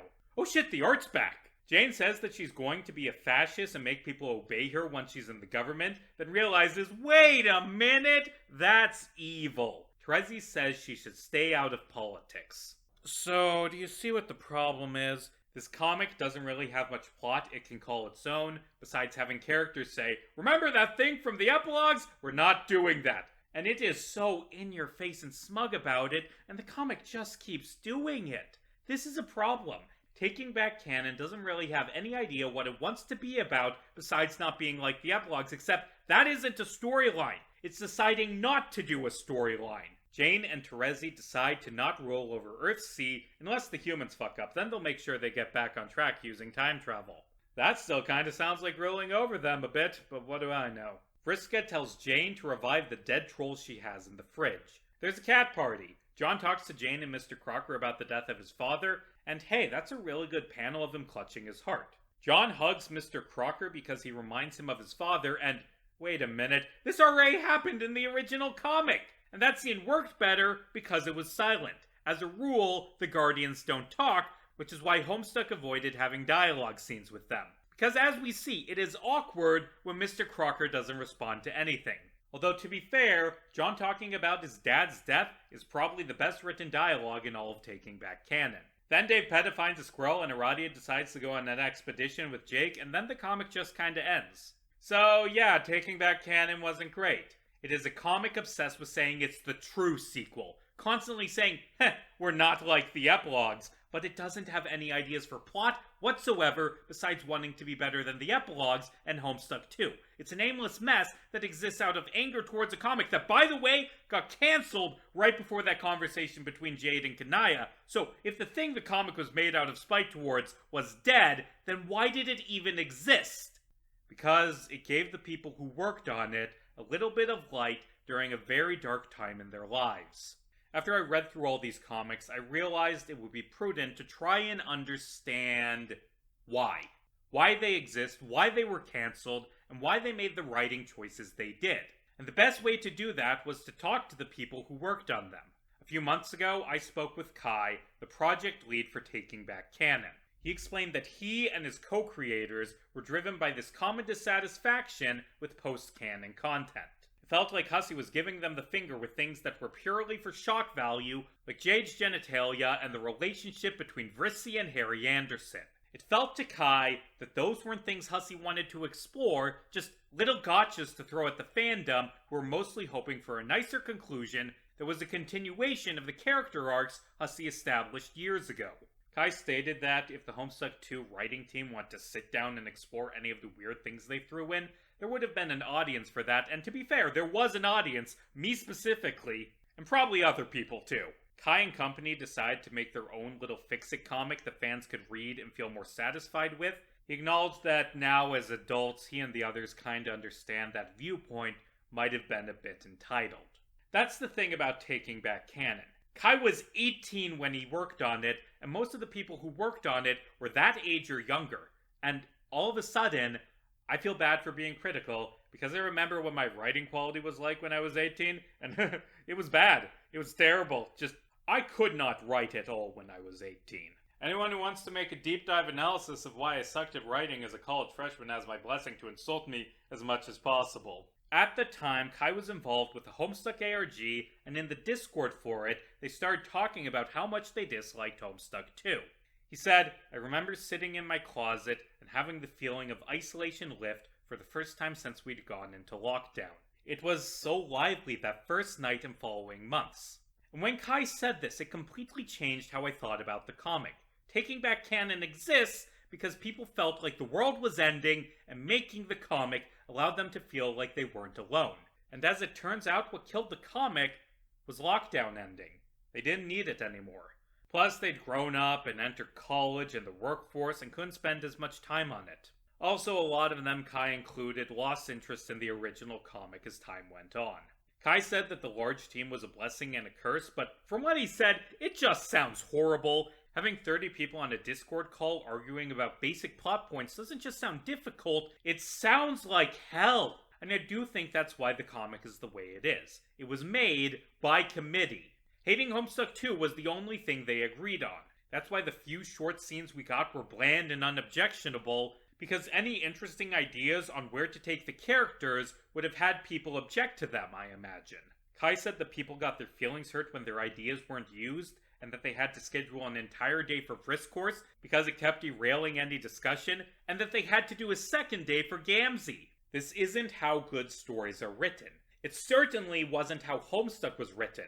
Hussey had a clear vision of what they wanted to do with Vriska and Gamzee. And a lot of people hated that vision, but at least it was a single person's vision executed how they wanted it executed. The constant arguing is why Vriska is on Earthsea, because they had to compromise by saying, okay, we'll have Vriska, then we'll have her dip. That's why I called it a red flag, because it showed a lack of focus in the comics writing. Honestly, I don't think Vriska should be on Earthsea at all unless you make an arc out of it. She left to fight Lord English and never came back because the core of her character arc is that she's arrogant and wants to be the hero because she thinks that will erase her sins. Vriska did end up on Earthsea in the epilogues, but they made an arc out of it. Punished Vriska for her crimes by ripping away everything she fought for at the last minute and dumping her into Candyland. In this comic, Vriska is just there. Kai clarified that the "we're better than that" thing about Yiffy during the manifesto was a joke, and that most of the team either liked or were indifferent towards the Omega Kids. He said the name Yiffy was too on the nose, and yeah, it was. Kim Quartz, who designed Yiffy, used Ruby as a code name during the development process. That would have been better. The Omega Kids actually inspired the team to create their own fan kids who they wanted to introduce, and they're fine. It's hard to say they'd be good characters because, this is just a brief description. Also, one of them is just Harry Anderson, but with a slightly worse design. Kai said that he should have focused on the actual story instead of on faves and fan trolls. They should have figured out one simple idea for a story with a beginning, middle, and end. But they were kids. Besides, the comic helped him and the others make friends around the world. Kai said that 90% of the mods still talk to each other, which is nice. I did ask Kai what they wanted to happen and what would have happened if the comic hadn't been cancelled. He wanted endings and resolutions, giving the characters time to rest and become real people. He said they wanted it to be a natural resolution, but were biased towards redemptions or happy endings. They wanted to figure out Tavros and Vriska's post-game relationship and, might I suggest, restraining order. They also wanted Gamzee to go around and apologize to the people he'd hurt, and delve into how changed childhood affected her. And hey, as we'll see today, you can get some pretty good stories out of those ideas. Kai personally was really interested in having Karkat live in a world where he's not in constant danger, and Dave live in a world where he's allowed to be at peace and relax. He opened up about how, as a trans man who lived in an abusive environment, it would have been nice to see what these two characters he related to would do in a world where they were safe, and to see what healing and growth would have been possible for them. I wish Kai had been able to write that, because writing that type of personal story is something that changes you as a person. If Taking Back Canon had a smaller team and a clearer vision, like if it was just centered on Dave and Karkat finding peace because that's what mattered to the project lead, then it might have been a good comic. I asked Kai if he had worked on anything since, and he said no because Taking Back Canon wore him out of the creative process. That's kinda sad. I kinda feel bad now for being so harsh on Taking Back Canon, because Kai was nothing but pleasant. All of the people I interviewed for this video were kind and friendly. But on the other hand, Kai did write a Unabomber manifesto about how much he hated another fan comic, so fair's fair. The reason I started with Taking Back Canon is because it isn't very good. This is a solidly F-tier comic, and I'm doing it at the start because a lot of the other comics on this list make the same mistakes. A few of them overcome those mistakes, and a few of them fail like Taking Back Canon. But, Taking Back Canon was pretty obscure. You guys probably want me to talk about something more well-regarded. Okay, fine.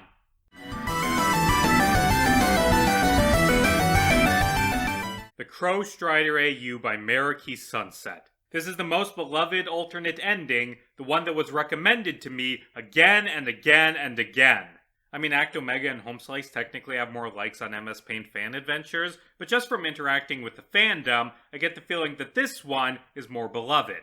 It is the second most liked completed fan comic on MSPFA, beat only by Karkat Goes to a Convention. A lot of people told me this was the superior ending for Homestuck, which is odd because Mariki had no intention of this even being an ending. The comic started as a series of what-if Tumblr comics about Dave Sprite getting a chance to be happy. There's an FAQ thread on the Crowstrider Discord that I read through, and in it, Mariki explained that the impetus for the comic was the scene between Dave Sprite and Jade Sprite right before Cascade. These two lonely characters tossed aside as unnecessary doubles find each other, find someone who understands them. They accept death because they aren't alone. And then Jade ascends in what is an excellent moment, but also her connection to Dave Sprite goes away. He's back to being alone. The idea was to have the same thing happen for Dave Sprite, have him become human again, and have his relationship with Jade grow instead of falling apart like it did in the original comic. And honestly, that is an amazing idea for an AU. Dave Sprite is an excellent character, but he has very little screen time in the back half of the comic. I like what Hussey tried to do with Dave Sprite, have him be depressed and unable to form bonds with other people because he thinks he's a fake Dave, thinks no one can love him. But Dave Sprite's ending in the original comic is just kinda Dave Sprite fuses with Nepeta to become Dave Peta, and to be fair, Dave Peta is an absolute delight, but I don't know if that's a good end for Dave Sprite's character arc. The idea, I think, is that Dave Sprite has spent the whole comic thinking he isn't the real Dave, so his ending is, they don't have to be Dave anymore. They get to be something new and finally feel happy. And that's a good concept, but it's unfortunately very rushed. Mariki didn't like Dave Sprite being miserable, then becoming Dave Peta, then dying in the epilogues. Although technically we don't see a body in the epilogues, and this is Dave Sprite who keeps not dying, so I think that it was meant to be ambiguous if Dave Peta actually died. Anyway, going into Crowstrider, I love the concept as an idea for a series of Tumblr what-if comics. The comic begins with John saying, hey, why don't you go God tier? And then Dave Sprite dies and goes God tier. It's later revealed that this happened after Jade shot him in the head. Goddamn! I mean, that feels too ruthless of Jade, but then again, the original comic made it pretty clear that no version of Dave would ever do the deed himself. I don't think Jade would do it either, but whatever, the comic needs this to happen for it to exist. Dave Sprite revives with black crow wings, which bothers him because he wanted to be fully human again. He wanted to effectively turn back time, go back to who he was before Suburb, but he can't. Jade says she doesn't want to go back. She didn't have a life on Earth. She was just waiting for the game to start. They talk about being trained for combat by men who are now dead, about waiting their entire life for the day they would lose everything. Jade helps Dave Sprite through his existential crisis, and he decides to move forward and rebuild a new life. Dave Sprite is renamed Crowstrider. As you've probably noticed, this comic's art style is very different from the original Homestuck, instead portraying characters as outlines of their text color. Also, early on, the backgrounds are usually just bare bones, and I don't actually mind this. It's a good art style. All of the other comics on this list tried to mimic the art style of the original, with varying levels of success, but Crowstrider's different art style makes it feel less like a rewrite to the ending, and more like a companion piece. Also, Mariki explained that the different art style helped the comic actually get completed, which is something that you can't say about most of the comics that tried to match Hussey's art style. And it is impressive just how many pages long Crowstrider is. 4,301 pages. That's half as long as the original comic. Except, not really. The other thing you've probably noticed is that dialogue is handled differently in Crowstrider, is written on the panel instead of in the chat log below, resulting in the comic having significantly less dialogue per page. I don't have an exact word count, but Crowstrider isn't actually that long. It's a breeze to get through, unlike some of the other comics that have much lower page counts. Still, 4,000 panels is impressive. While we're talking about dialogue, I would like to note one of my main complaints with this comic: character voices. Mariki doesn't include typing quirks, which is a shame, because I think typing quirks are vital for how the original Homestuck got across personality. But more than that, there's a big problem in this comic with everyone sounding the same. Everyone has the same voice. Crow has a lot of scenes with great dialogue, but the things he says don't sound like things Dave Sprite would say. He doesn't phrase things the way he would in the original comic. No one does, which results in the comic's characters all kind of feeling the same. Now, English is not Mariki's first language, and getting the distinct voices of Homestuck characters down is hard as shit, but still, it results in the comic not really feeling like Homestuck. The early part where Crow and company are having slice-of-life stuff on the yellow ship is my favorite part of the comic. There are excellent scenes of John helping Crow get rid of his bro's sword, Crow bonding with Nana, and Jade having nightmares about her grandfather teaching her taxidermy. The ship arrives in the Alpha session. Crow is mind controlled by the Condents and helps Jade with her evil stuff. He challenges Dave to a duel instead of Jade. Also, he strangles Terezi for ruining his life, which is fair. A nice touch is that specific letters of Crow and Jade's dialogue are miscolored, spelling out their true thoughts. Crow calls Roxy mom, says he missed Rose, apologizes for attacking Terezi, and says he doesn't hate Dave. Also, Grimbark, Crow, and Jade are couple goals. The comic reaches the point of game over, and what's this? It's the motherfucking mayor with the steel chair! He briefly KOs the Condents. He's killed immediately afterward, but this breaks Crow's mind control long enough for him to save Jade from being Wizard of Oz. By the way, I love how the Stardust corruption glitches are drawn by Mariki. It manages to get across the glitched out computer aesthetic from the original comic, while still fitting with the revised art style. There's a great scene with Nana where she flashes back to all the trauma she's been through, and begs for her kids to be okay. Crow arrives carrying Jade, and they hug. I would actually argue that Nana, not Crow, is the character who is most improved by this comic, going from a minor side character whose depth is mostly theoretical to one of the comic's emotional cores. John plays the wind, and the animatic is titled Air of Grief, and that bugs me because that was a different song! Crow is almost blown away by the wind, but Jade and Roxy save him. Also, Jaspers shows up, having saved Aerosol and Arqueus. There's a good scene of Arqueus speculating that Aerosol hasn't blown up because he's scared of not existing. Later, Aerosol decides he doesn't want to be a sprite or a ghost. He wants to live, even if that means being a miserable mess of a person. By the way, the two of them are a pretty good couple in this. When John goes to retcon save Vriska, he also grabs all of the troll corpses because it wasn't fair that they died, plus Jane can revive them. So I'm going to skip past a lot of shenanigans and just cut to the end. Everyone lives. All of the sprites, all of the trolls, and the post-retcon versions of John, Dave, Sprite, and Roxy all survive. At one point, Al explains that this isn't an Alpha timeline or a Doom timeline, it's something else. In a Doom timeline, people die until the story cannot continue.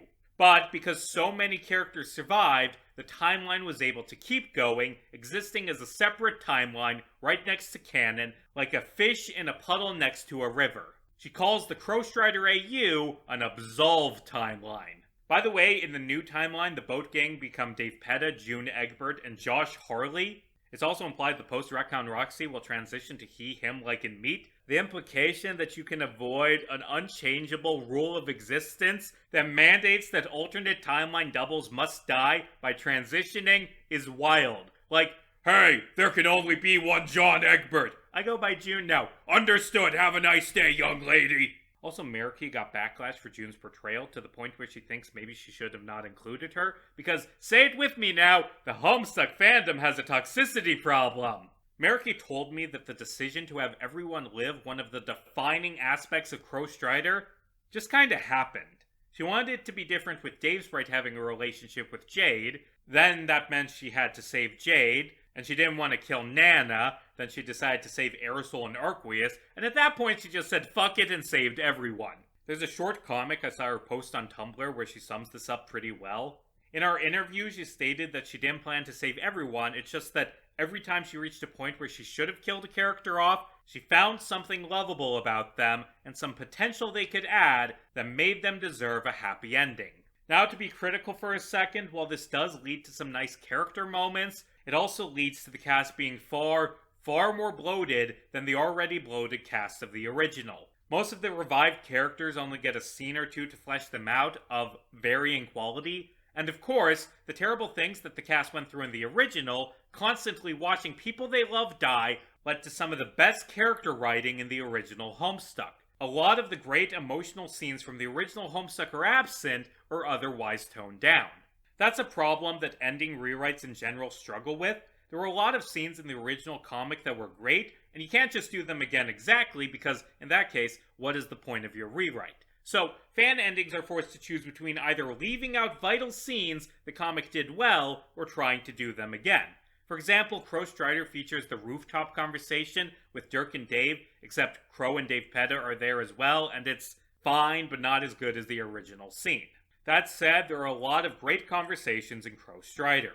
There's a good conversation between Crow and Rose about Crow's original timeline, with her admitting that she doesn't really remember anymore. This later gets followed up with Jaspros, who remembers every timeline, meaning Crow is finally able to reunite with his sister. There's a good scene of Aranea and Karkat talking in the dream bubbles about feeling like failures, and about how cruel and unfair the game is, which leads to Aranea and Mina spending some time with old timeline versions of the Dancestors before being dragged into the black hole. I'm honestly shocked that they didn't all come back to life and join the massive team at the end.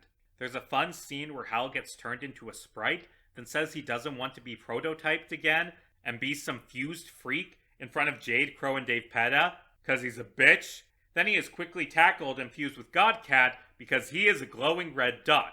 He freaks out over having a physical body suddenly, and is comforted by Jade and Crow, leading to a great examination of the horrors of one moment being a person, and then the next being an AI without any body. There's a scene where the Condense does a Star Wars Darth Vader, "Join me, and we can rule the galaxy as mother and daughter," bit with Pfeffery, and Pfeffery responds by slamming her on the ground because she doesn't want to help rebuild the Empress's reign of terror. In addition to everyone living, everyone ends up going God tier. Mariki said this was a means to an end. She didn't want the sprites to stay game constructs, and it gave a way for the trolls to revive in a dramatic fashion. Also, now they don't have to deal with the non-gods dying sooner in the theoretical epilogue. Everyone going God tier is fine, I guess, but I don't really care. I don't think the original comic would have been better if, for example, Terezi or Kanaya went God tier, and Crow Strider making that change doesn't really do anything for me. This is an idea we'll see again later in this video, and it's an idea the fandom has a bit of a fixation on that I think is misplaced. I don't think Homestuck would have been better if more characters went God tier. Like in the interactions I've had with other fans, there's this idea that going God tier is this big, vital moment of character development, and it really isn't. It's just a power boost. Now, this power boost can lead to character development. For example, Jade's defining moment is when she goes God tier and uses that power to save everyone. But going God tier just kinda happens for most of the other characters. Like, the God tier moments are usually really cool, but that doesn't mean more characters going God tier makes the story better. For example, the Nobles going God tier is just kinda a thing that happened, and a lot of the God tier revivals in this comic also just kinda happen. Still, the absurdity of every single player in Crow Strider going God tier and the cast just being 30-something gods at the end kinda works. Much like everyone living, everyone becoming a god is part of this comic's schmaltzy, indulgent fic nature, and I can respect that Crow Strider commits to that so completely. Karkat, Kanaya, and Terezi become god tier after being attacked by a mind-controlled Dave Petta, but the sprites, they just kill each other for a power boost. God damn! I mean, it's funny that Dave Petta is really into suicide, but there is surprisingly little hesitation from these characters. Nana also goes God tier because she's technically Jane. She does this because she wants to be able to save everyone. There's a good scene of Jaspros offering to offer, and Nana says no, because she shouldn't have to bear the burden of that unpleasant memory. Except everyone else presumably has to bear killing friends, just, off screen. Nana kills herself, and according to the FAQ, this is by dropping an oven on herself? Nana is hardcore. No, seriously, in the original comic, it is notable that no one kills themselves to go God tier except for Caliborn, because Caliborn has so many things wrong with him. So, in terms of iron will, Nana is on the same level as the guy who bit off his own leg. Anyway, Collide happens, but with twice as many characters, and also all of them are gods, so it's less cool. Also, Mr. Crocker fucking dies. Jane blames herself, but Nana makes it clear that it is the fault of the Condense, and Jane's new family comfort her, saying she isn't alone. Terezi later explains that Mr. Crocker had to die, because if he hadn't, Jane would have gone evil like in the epilogues. I'm not sure if I buy that, but I mean, it's fine if Jane's dad dies. Everyone else is an orphan. What makes her special? You know what? Random troll assassin with a rocket launcher in the epilogues did nothing wrong. Fuck Jane's dad. He doesn't have a first name or eyes because he's an asshole. The Clyde section ends with the big raid boss against the Condense, with everyone doing god tier combo attacks. It ends with Karkat, powered up by his friends, decapitating the Condense, which sets free the spirits of all of the heiresses she murdered over the years. There's an entire third of the comic after the Condense dies, but before the equivalent of the Rapture, and this made me appreciate the original comic a bit more. Having more character conversations would have been nice, but also stopping for conversations after the big battle just kills the pacing completely because the sense of urgency doesn't exist anymore. Anyway, Crow Strider gets away with this because of its tone, but doing this in a more serious story that was trying to more closely mimic Homestuck would be unbearable. I'm not going to recap every single scene, because there are a lot of them where I flat out have nothing to say, but I'll highlight a few that stuck out as really good. There's a good scene of pre-retcon Roxy going to revive Calliope, who's waiting with post-retcon Roxy. Calliope doesn't want to come back to life and leave post-Roxy all alone, but Roxy tells her to live for his sake. The other Roxy has Pfeffrey revive him later. Nana makes them let Gamzee out of the fridge instead of chucking him into the ocean because he's just 16 and she has an overwhelming urge to protect the children. He tries to sneak attack Anna, but she puts an anti-mind control tiara on him. Lord English's puppet strings break, and Gamzee finally ends his terrible trip. Gamzee describes his possession as like being tied up watching someone else play video games. Karkat and Gamzee say they've missed each other. Unfortunately, years of being kept alive only by Lord English has left Gamzee weak. He starts dying, and oh no, how will they fix this problem? He goes God tier, which is the solution to this and every other problem. There's a good scene where June talks about growing up and having her father constantly tell her she would grow up to be a good manly gentleman, and how one day that stopped feeling like something she wanted. By the way, she transitioned by turning into wind and reforming as a girl. Viceroy Bubbles von Salamander has Pfeffrey and Fefetta revive the skeleton army, which is cute. Hal convinces Eridan to apologize to Kanaya. Rose has a nice conversation with Jaspros, deciding to treat each other as sisters. Calliope interviews the trolls about their lives. I like how Equius talks about how he had to be careful when he treated Vriska's wounds. Dirk and Jake discuss if they're fucked up inside because their beta timeline versions were assholes. Dirk says that they have the capacity to be like their splinters, but still have time to be better than them. There are a lot of scenes where characters talk to their doubles, and honestly a lot of them are kind of bland because they don't feel like themselves. Again, characters in this comic rarely talk like themselves, and more importantly, rarely act like themselves. Scenes of Homestuck characters having happy endings doesn't work as well when they don't feel like Homestuck characters. John and June go to John's house to get souvenirs before leaving the game. They consider bringing the calendar, but leave it behind. It belongs with everything else that happened on their 13th birthday. This is a great moment to end the comic on, and then it keeps going for more than 1,000 pages. Also, Jane and Tavros become a couple. Okay, I guess. The Crow Strider version of Vriska goes to get the ultimate weapon for Parentheses Vriska, only to be told that Parentheses already gave it to the Canon Alpha Timeline Vriska from the actual comic. Absolved Aradia shows up and explains things to Vriska, as Canon Vriska gets punted into the black hole. Vriska is furious that she's non-canon, and that Aradia is so nonchalant. Aradia leads Vriska back to the others. Aradia explains the 3 pillars of canon: relevance, truth, and essentiality, saying that they clearly don't have the latter 2, but they do have relevance. Not to canon, but to the people rooting for them. You know, you fuckers.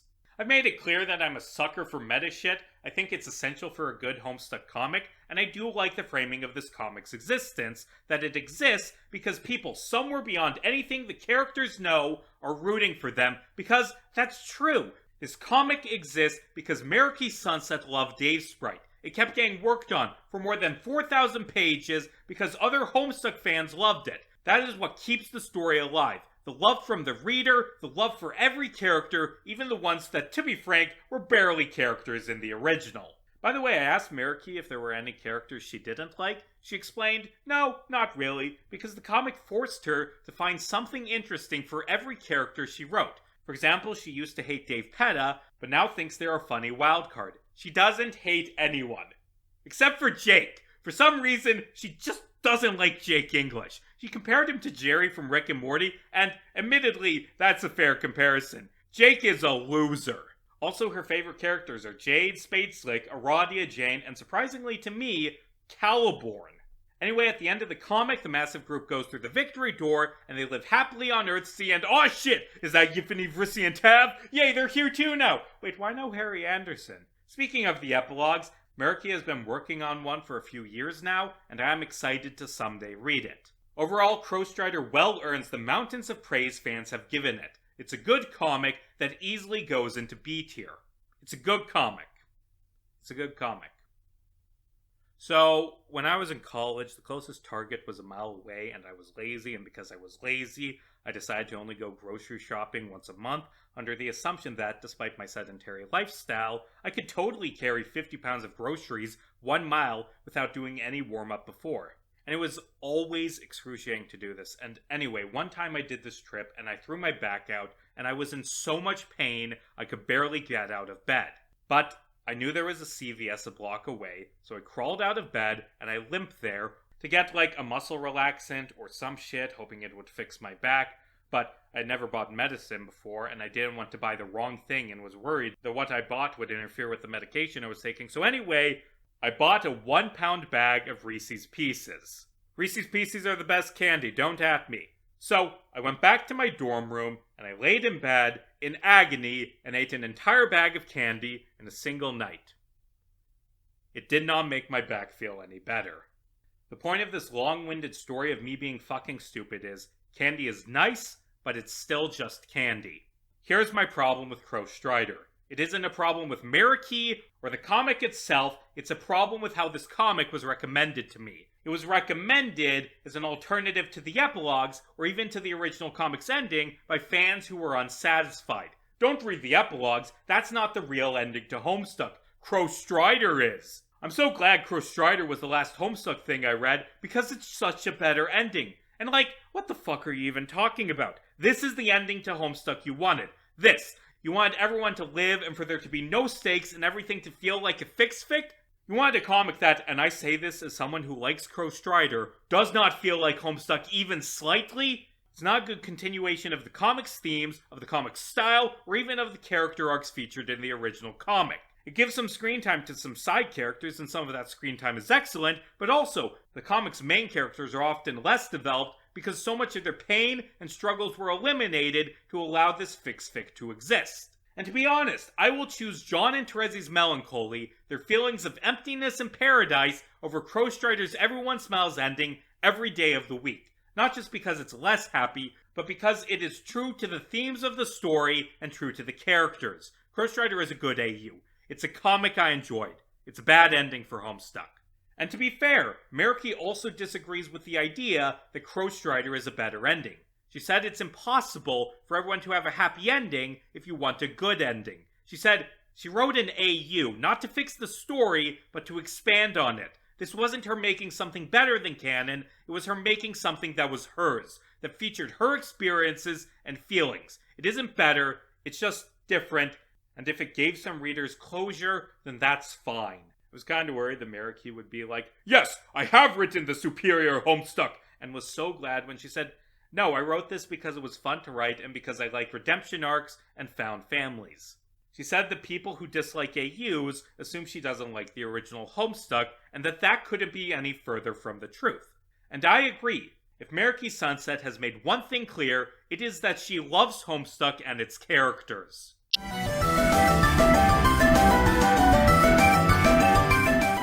I have no fucking clue what to make of Act G. It's the most obscure of these comics, with the only mention of it I could find anywhere being the Homestuck.net list. I tried contacting its author, but they didn't get back to me, and their Tumblr has been abandoned for years. It's a rewrite of the retcon, which keeps in the entire retcon, but has John changed more things? After saving Vriska, John warps back to Lopan and adds more instructions to the scarf to make things be like how they were supposed to be written. John flat out says he doesn't know why he's doing this. It's because he's being made to do so by the author. Trezzy points out that this scene shouldn't even be happening because Vriska was saved. Younger John follows the instructions, which are to grab Aerosol and bring him to the main timeline. But why though? Like, I guess the writer was a big Aerosol fan for some reason? John goes to the corpse party to give Rose Viceroy Bubbles von Salamander, whose name is miswritten, and tells Aradia and Solix to stay with the Meteor crew. He has Aradia pull out the red mouse, which she has for some reason, which summons G-Cat, even though he can't teleport to the furthest ring. Like, Jack had to almost kill the mayor and use a transportalizer to travel between universes. That was a very major plot point. G-Cat teleports Terezi to the yellow ship, which is another place he shouldn't be able to teleport to.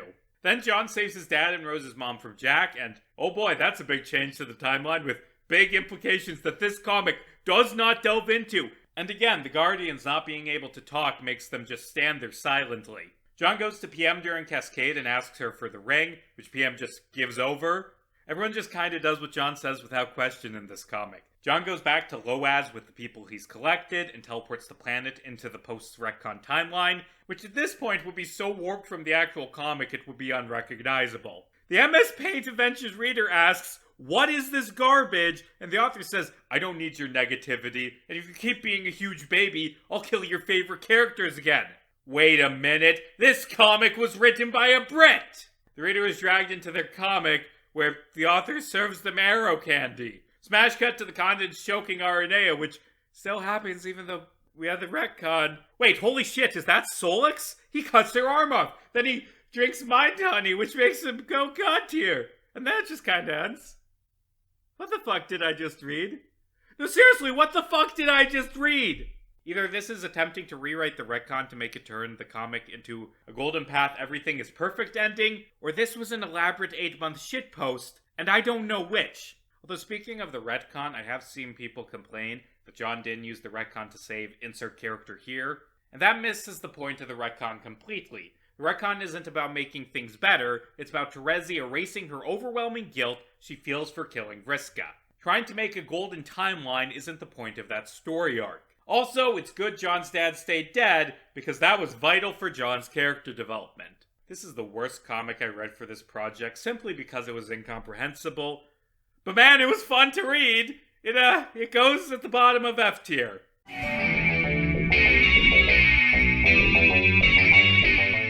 Act Omega is the one where they fight the Condens again. There are other things that happen in it, including a few really good scenes, but for the most part, it is the Homestuck rewrite where they fight the Condens again. This is actually technically the first fan ending I ever read. Back when it originally came out, I read the first 100 or so pages, thought, is this all this is? Then stopped reading. And after going back and reading it twice, I can say that there is more to Act Omega than fighting the Condens, and that some of that is actually pretty well written. But also, it remains true that Act Omega's plot is centered around a big long fight that goes on for 500 pages without being resolved, a fight that quite frankly didn't need to exist. I interviewed Joyful Dreams and Husser, the comic's head writer and one of the composers respectively, who explained that the project was started by a Homestuck fan named Akameda, who pitched it as focusing primarily around Orange Guy being a third cherub sibling named Calamasis. That sounds dumb as hell. I'm glad that didn't happen. There was some behind-the-scenes drama that I am not privy to the specifics of, and anyway, a lot of people who initially joined left. Akameda handed the project over to Joy, who ended up running everything. And that's a really interesting aspect of this comic's development. It does not exist because someone had a big, defining idea of how the story should have ended. It exists because someone applied to work on a comic then ended up running the whole thing because she was slightly more experienced. Joy stumbled into writing a Homestuck ending rewrite and had to figure out how to write an ending that was meaningful to her, and some of her ideas for that are really good, and some of them aren't. Joy said she felt unsatisfied by the original comic's ending, feeling it left character arcs and plot threads dangling, and just scratched the surface of some major themes. The epilogues did expand on those themes, but Joy dislikes how they handled them. She wanted to work on the character arcs of the Alpha Kids, especially Jake and Dirk. She also wanted to have a redemption for Gamzee, where he realized he had been taken advantage of and decided to spite Lord English by helping the others. She wanted Gamzee to be an actual character again and not a running joke. There's a thing that Joy said to me that has stuck with me. She said she wasn't a Gamzee stan, but rather a Gamzee stan. She doesn't care about Gamzee, but thought that the people who do care about Gamzee deserved better. And that is really interesting to me. That one of the core plot elements of this comic was added to the outline not because Joy cared about Gamzee, but because she felt obligated to give him a redemption because that's what other fans wanted. It's a sentiment I've discussed already in this video, and it's a sentiment I still dislike. I don't think good stories are born from trying to do what the fans want. They're born from having a story that is important to you that you want to tell. Now, Joy did say she enjoyed writing Gamzee because of his crazy preacher vibe, and that's good. But I do think writing for the fulfillment of other fans is a losing battle. And for what it's worth, Joy has moved past this mindset. There are some really interesting ideas later on in Act Omega, and it became clear in our interview that at this point, Joy is writing the comic because she wants to explore those ideas. Anyway, let's just get into it. It starts with the white curtains that closed at the end of the original comic being sucked into Al's black hole. The panel shatters and falls away, leaving just the website background. Great visual metaphor, I approve. The comic zooms in on a new gold curtain. Behind it, the totally uncontested hero and protagonist Vriska Circuit has just summoned the ultimate weapon.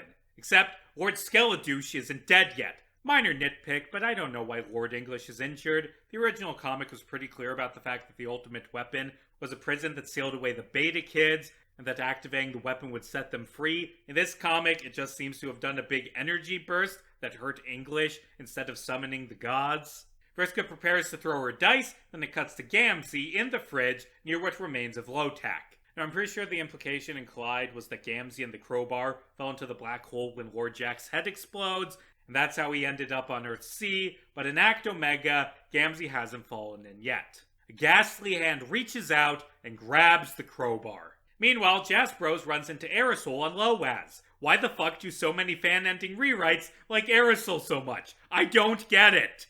There's a dialogue minigame where all he says is fuck, which is funny. Actually, I take it back. Aerosol is a delight, and having him hate Jaspros on sight is fun. Jaspros decides that if Aerosol is showing up, it means he's important for some unknown reason, and she wants to find out why. This plot point goes nowhere. The story cuts to the lily pad for some lily pad conversations. Roxy talks to Kanaya about ending up in the Grey Void, how it was claustrophobic, not like space where you can see distance, no, an endless nothingness surrounding Loaz. She compares it to empty computer memory, which is a good way to have the programmer with nothingness powers understand it. She explains seeing the void helped her understand her powers. Dirk and Jake have an awkward conversation about their Collide fights. Dirk apologizes, saying he gets it. Jake doesn't want anything to do with him. Jake considers never talking to anyone ever again because he keeps fucking things up. Dirk makes Jake promise to drop that bullshit. They end the conversation by deciding they're cool with each other. Jade and Rose discuss what to do with the Earth. Jade says they should bring their lands with them, and Rose says that she doesn't want to because they're overly grandiose puzzles designed for preteens. Jane asks about the sprites, and Rose says she hopes at least one of them will remain here, far, far away, never to be seen again, or mourned at all. Ever. Calliope and Jane both say that they don't deserve the ultimate reward. Calliope because she lost to her brother, and Jane because she did evil things while mind-controlled. Jane says she's relieved. Her father is here and alive and not dead. Foreshadowing is a literary device where Calliope says her only family experience is with her brother. She reflects on Al telling her to live and speculates that maybe she'd be Caliborn after all, because she gets to live with her friends while he's trapped forever playing childish games. Karkat tells Dave he's nervous because the last time he was in this situation, a bad guy showed up and killed everyone. Foreshadowing is, Dave tells Karkat to chill and Karkat shows his chill face. I will say one of the strengths of Act Omega is its dialogue, which is overall pretty good at capturing the feel of Homestuck conversations. After the Lilypad convos, there's a great scene of Lil Seb going on Steam to download the DLC expansion pack for Homestuck, which again is something that is very reminiscent of the original comic. Then it's time for page 100, the real start of the comic, which contains the resume animation. John reaches for the door and uh-oh, SpaghettiOs! The Condense is still alive. She quickly steals the Ring of Life from Calliope, mind controls Jade, and vaporizes Mr. Crocker with her laser vision. Everyone runs in to fight her. There's a great shot of Jane flashing red and glitching out as she's overcome with rage. Jake summons Brain Ghost Dirk, who fights alongside Dirk Classic. Karkat tries to help but is dragged back by Kanaya. Meanwhile, Vriska summons exploding horses to kill Lord English, then cowers behind the ultimate weapon. Resume is good from a technical standpoint. The animation is solid, matching how Hussey did flashes. It also ratchets up the tension and does a good job sucking the reader in to see what's going to happen next. Act Omega doesn't do a good job keeping that tension, but still, it makes the reader want to keep reading. Except, in hindsight, I don't really like any of these plot points. I get the feeling from their lily pad conversation that Joy didn't feel Calliope or Jane really earned their happy endings. So Act Omega immediately snatches them away in a way that kinda rubs me the wrong way. It accomplishes this through having a rematch with Condense, but, I mean, why? Having a fight with Lord English, that I can understand. I don't agree with it being a good plot point, but that's at least something that didn't happen in the original story. But the Constance was fought. It was a good fight. Her death at the hands of Roxy is a good end to her as a villain. I don't know what the story gains from having them fight the Constance again. And as a reminder, by the time this comic went on indefinite hiatus, after 500 more pages, the fight was still going on. I asked Joy about why she brought back the Constance. She said it was a way to keep the conflict going, which she needed, and that she doesn't know if she'd have done it differently if she was writing Act Omega now. And I mean, it's a conflict, but I don't think it's a good conflict. Joy also said that based on her initial shallow reading, her words, it seemed bogus for the Constance to be killed so easily due to her conditional immortality curse. I've seen a lot of people call the Constance dying a plot hole because wasn't she immortal? Except I don't actually think she was. The immortality curse was brought up by Doc Scratch, who is infamously vague about things when talking about the Handmaid, specifically when explaining how she'd been alive for 6 centuries, despite Rustblood's only living for like 50 years. Based on how he describes it, the main thing the curse did was keep the Handmaid from dying of old age. A lot of fans interpret it as the Constance inheriting the curse when she kills the Handmaid, but that isn't definitively stated. It's said that she was rewarded with immortality and power, not that she took the Handmaid's immortality curse. It could be a completely different batch of immortality based on how it's described. Scratch says that the Handmaid had one last order to follow before her curse was lifted, that being recruit the Constance. That could mean that the curse was lifted when she spoke to the Constance, allowing her to die, then the Constance was made immortal. Or it could mean the Constance inherited the immortality after killing the Handmaid, which is the interpretation the Act Omega team took. But in that case, it isn't bogus that the Constance died because her curse didn't protect her from dying via being stabbed to death. We know because the Handmaid died after being stabbed to death.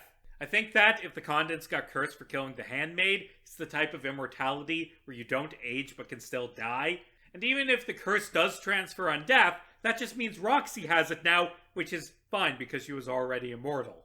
Scratch refers to the curse as conditional mortality, with the desired outcome contingent on her service. This could mean the Handmaid can only be killed under specific conditions, but I don't think that's what he means. I think it means she cannot die if her death would result in Lord English not existing. This is also implied to be what keeps Gamzee alive, because Gamzee is essential for Lord English coming to power, and Lord English is so powerful, he passively causes any decision that would cause him to not exist to create a doom timeline where everyone dies. And if that's how the curse works, then the Constance dying isn't bogus because she's already done everything Lord English needs her to do. She isn't essential to his plans anymore, so he stops keeping her alive.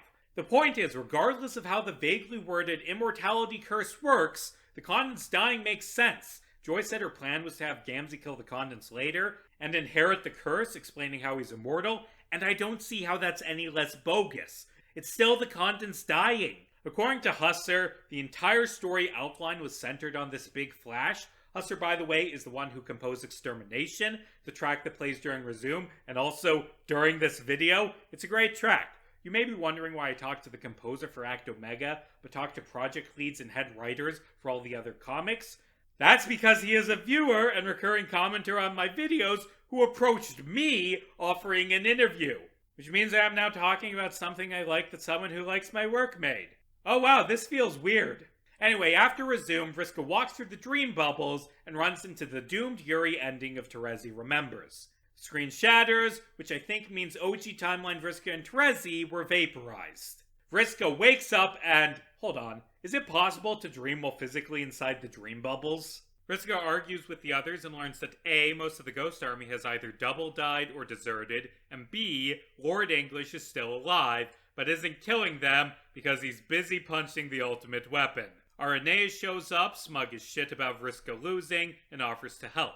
Oh look, dialogue from the Ancestors. That's how you know this is a fanfic.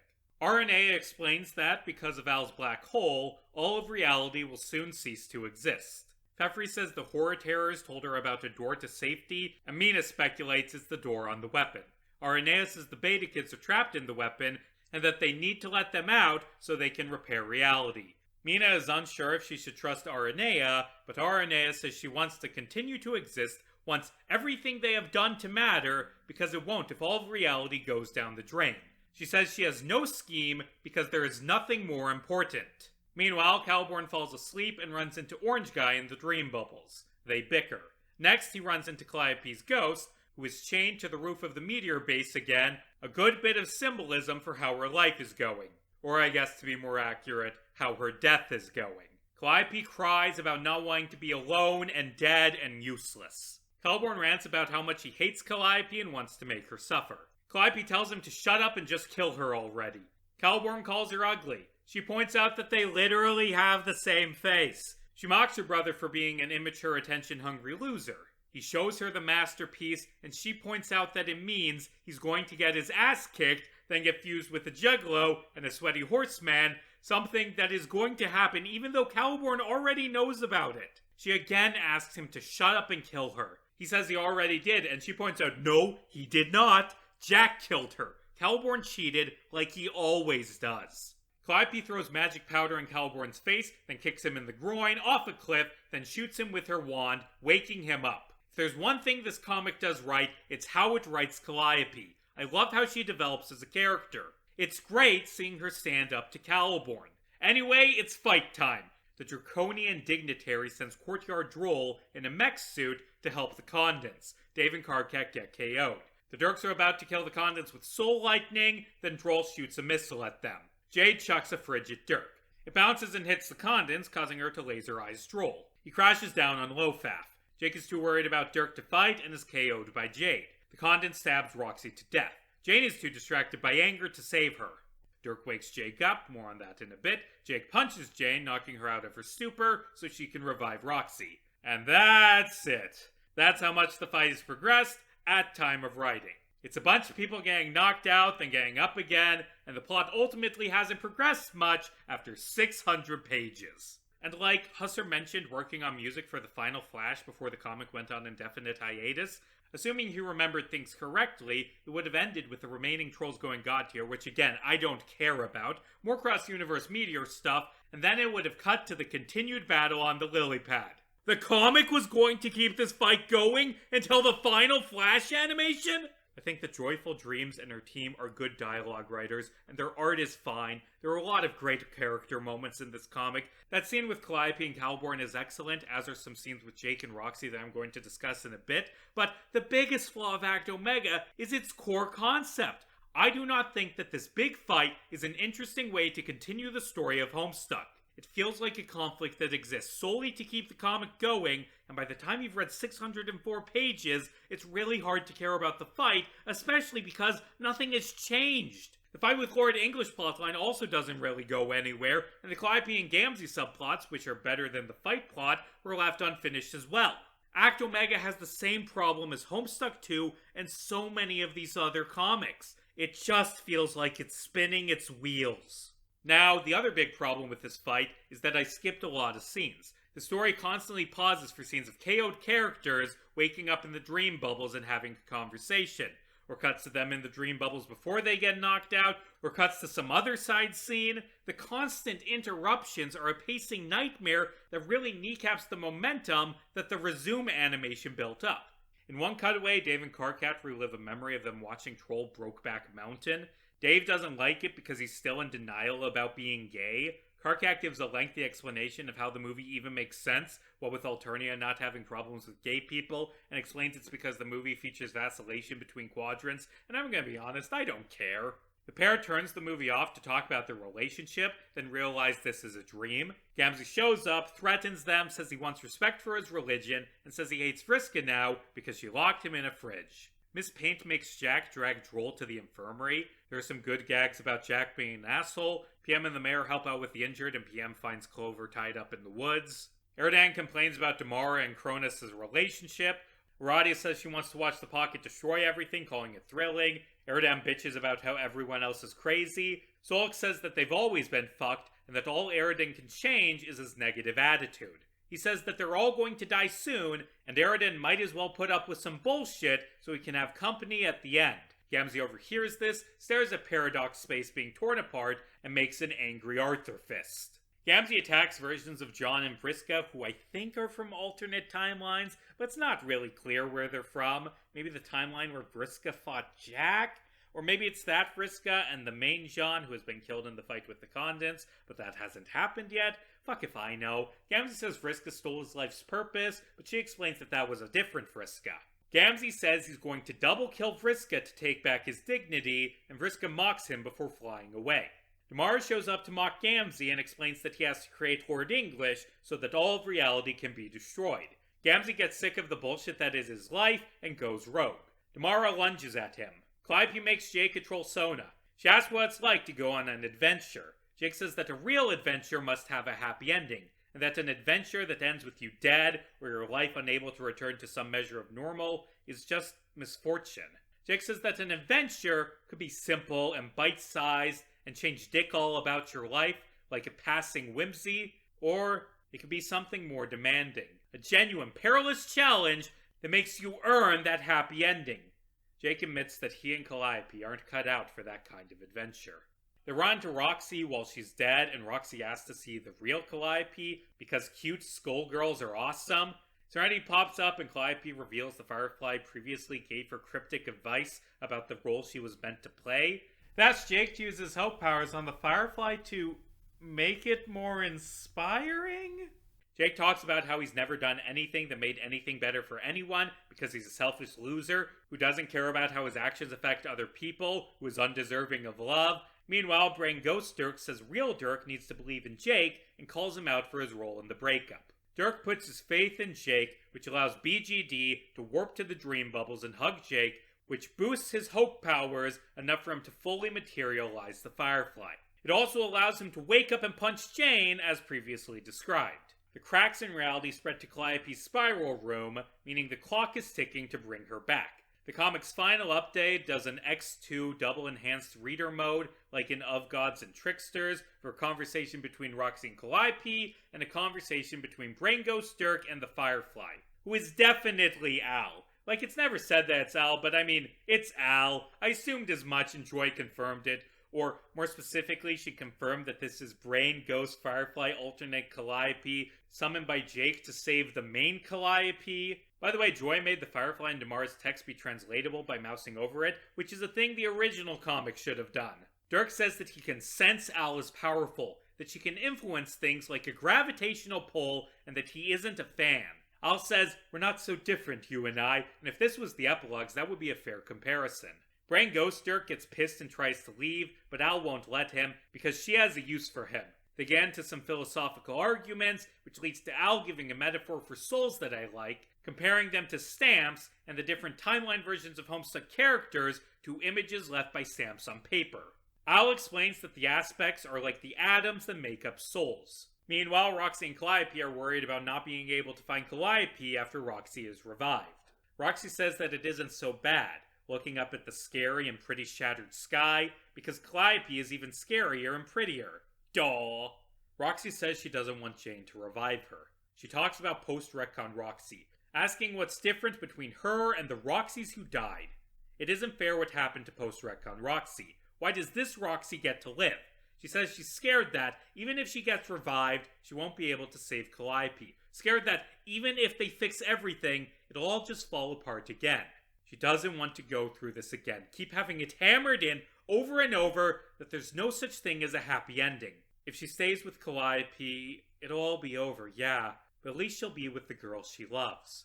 Calliope talks about how much she loves Roxy, how she wants to be with her, and they kiss. Joy does a great job writing these two as a couple, and then Jane has to go and save her best friend from being dead like an asshole.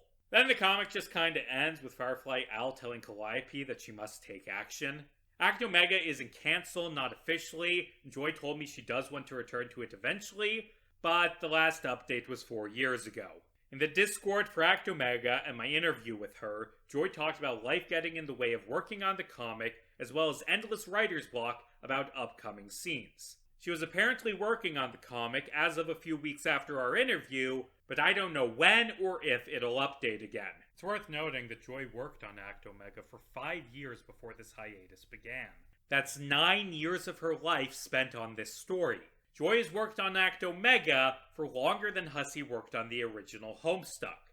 It can be hard to get back into that groove after being away for so long, especially when you've spent so much of your life thinking about how you want to tell this story, so much time going over it moment by moment because you want it to be perfect. Joy is still involved in the fandom, by the way. She's the one who puts together the Homestuck fan art calendars, and look at this beautiful fucking thing I got in my hands. It's like fan art and shit. I do hope Joy returns to Act Omega someday, because she mentioned a few future plot points, and they sound really good. Joy's greatest strength has always been how she writes Calliope, and the update that caused her so much stress is about Firefly Owl leading Calliope to the White Void. She explained that after creating the Pocket, Owl became an Ultimate Self, and that she plans to write Ultimate Selves different from how they were written in the epilogues. She sees Ultimate Selves as being the metaphysical concept of a character, the loose ball of traits that are pulled from and reordered by fans when making AUs. She explained that in Act Omega, you cannot go ultimate without losing your coherence as a person. Al has gained complete dominion over space, but lost all desires or her sense of self, and Joy sees the future of Act Omega being about Calliope, her counterpart, this fangirl who likes messing around with stories and wants to help her friends, stepping in to help her tell the story.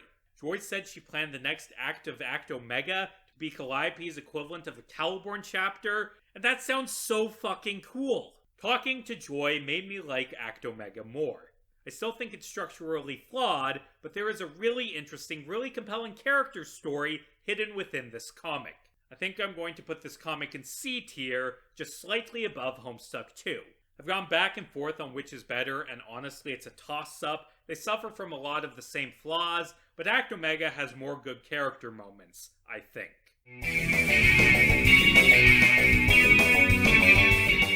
On its title page, Homeslice describes itself not as a better sequel, but a badder sequel, like cake batter. This is because, rather than being a replacement for the post-canon content, its creators see it as a companion piece existing alongside Homestuck 2. Head writer Anya and head artist Snow, who I interviewed, both said they enjoy post-canon. Snow actually got into Homestuck through Homestuck 2. According to Snow, Homeslice came out of the ashes of Homestuck Revitalized, another fan sequel. After that comic fell apart, she and some of the other people working on the comic decided to make their own comic. She noted that there was a big fan continuation craze at the time, but that others didn't seem to last long. She stated that most of those fan comics were created from a place of hatred, but that they wanted to make something positive. Anya stated this is why Homeslice survived so long, and that Homeslice couldn't have kept going if they hated Homestuck 2. And Homeslice is ongoing. It doesn't update frequently, but at time of writing, the last update came out in February of last year, which is recent enough for me to label this as ongoing. The comic begins with showing our 20-something protagonists living their lives, set fittingly to the theme from Friends. Homeslice was designed to be a slice-of-life sitcom-inspired comic. Anya listed Community as one of their main inspirations for the comedy, which is interesting. The framing device for the comic is Miss Pink going around, interviewing all the players to see how they're doing years later. John is living with Terezi and Casey, who, by the way, is the highlight of this comic. I love that adorable little salamander necromancer. Miss Pink asks if John and Terezi are dating, but they're just friends. John says they aren't living as gods and just want to be ordinary people. Jade, Dave, and Karkat are living together, but don't have a complicated poly thing like in the epilogues. Dave is an influencer, Karkat is between jobs, and Jade is a freelance scientist who also has a garden as a hobby. Rose and Kanaya are married. Rose is a writer, Kanaya is the troll ambassador and does fashion design stuff as a hobby. Roxy and Calliope live together. Roxy is a Twitch streamer, Calliope reads stories for kids and draws. Jane runs Crocker Corp. She also runs a bakery part-time as a hobby. You've probably noticed this, but Jack Noir is Miss Payne's cameraman and accompanies her on the interviews. He's very passive because he likes her, which is somewhat disappointing, because Jack being a cartoonishly violent asshole was a good source of comedy in the original. While visiting Roxy and Calliope's place, Jack sneaks away to try and find a knife. He finds a pen and sneaks up behind Roxy, but Miss Payne drags him away. He explains he just wants a knife for self-defense. Roxy says, "Oh cool, want to see my knife collection?" Homeslice also features commercial breaks, like actual commercials are shown during the comic, and I don't know why. It also has several intermissions between interviews showing the main characters attending parties and showing off new outfits, which kinda kills the pacing in a comic that already didn't have the best pacing. Like, this is a comic where very little happens, and cutting away in the middle of it to have something even less relevant happen is kind of frustrating, although the outfits are cute. There's a Halloween intermission, a birthday party intermission, and an intermission where the beta kids hang out on Christmas. These intermissions are fine, I guess. Really, the comic as a whole gets that rating. Fine, I guess. I think the biggest flaw with Homeslice is that it's a sitcom without the calm. I don't think it's very funny. And when you are doing a comic that is no plot, just comedy, not being very funny is a fatal flaw. It's wholesome, seeing everyone grow up and living nice lives. I like how these characters ended up, but there's no conflict, and there isn't really anything interesting for comedy to spring from. This is a comic that clearly a lot of people enjoy. A lot of people saw this as a breath of fresh air after the epilogues in Homestuck 2, but it just isn't for me. I was surprised when Anya said they were trying to match the style of Community, because this is nothing like Community. Although, if you were going to try and make a Homestuck sitcom, Community is what you'd want to take influence from, but with its witty dialogue, constant parodies of pop culture, and metafiction being reminiscent of Homestuck. Let's see, were there any scenes I liked? There's a nice moment of Roxy saying she doesn't feel like she deserves Calliope, and as I said earlier, Casey is consistently adorable. The comic does actually reach some interesting ideas in its most recent updates. Someone steals Jane's Skyfork, and Jane's assistant hires Problem Sleuth, A-Stick, and Pickle Inspector to investigate. This is an excellent idea, and I do want to see how it develops. Anya and Snow did say they had more drama and more lore coming in the future, which would be nice to see. Overall, Homeslice is inoffensive, but it's kinda bland, and it isn't a good ending for Homestuck. I'm going to put it at the bottom of C tier. Hold on, time, pause. I just realized something. What the fuck is Homestuck Revitalized? God damn it, there's another ending rewrite comic I missed, which means that the end of the Trezzy video was wrong because there are actually 14 endings in this video? Fuck! I blame Homestuck.net for not mentioning Homestuck Revitalized. Although, to be fair, there isn't much to miss. It got 25 pages before being cancelled. It starts with John having prophetic anime dreams about the fight with Lord English from the epilogues, then he wakes up on his 18th birthday. We get a Zeus smell poop lord gag. John looks at his posters, which feature updates to his collection of shitty tastes. John leaves to meet with his friends, passing by Jane's dad. There's a flash showing what else is going on Earthsea. Dave is in a Cory in the House knockoff. Jade and Calliope own a flower shop. There's a gold statue of the mayor. We see different characters' rooms, which reminds me of the Friends intro from Homeslice. And then it just kinda ends. Like I said, 25 pages. Snow said that there was a lot of drama and that the head writer was a weirdo who just left the project, hence it turning into Homeslice. I'm gonna put this one at the top of F tier above Taking Back Canon and Act G.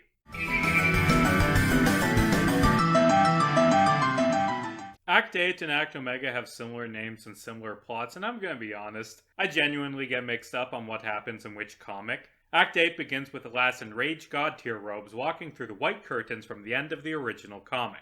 I assume this is meant to be a stand-in for Momo, the project lead for Act 8, but I don't know for sure because I was unable to get into contact with the Act 8 team.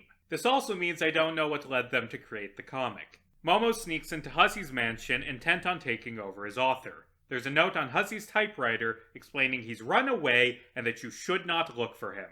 Momo shoves the typewriter off the desk, slams down the Till Death tome, then accidentally spills ink on it right next to photos of the Rapture. The narrator chastises Momo for ruining things and for not having any idea what she's doing. Momo tries to fix things by putting her new panels over the ink stain. I actually really like this opening, like blah blah, sucker from meta stuff, blah blah blah, but this is a good representation of what Act 8 even is. The comic ended, then Momo and her team effectively snuck into Hussey's home to try and take over as author. And do you know what especially makes this opening good? It features the author's self-insert, but doesn't feature an angry rant about how the comic this is based off was terrible, and how the new author is going to fix it because they're better than Hussey. No, it portrays Momo as being a bit of a screw-up, a fan trying to continue the story and being nervous about doing so.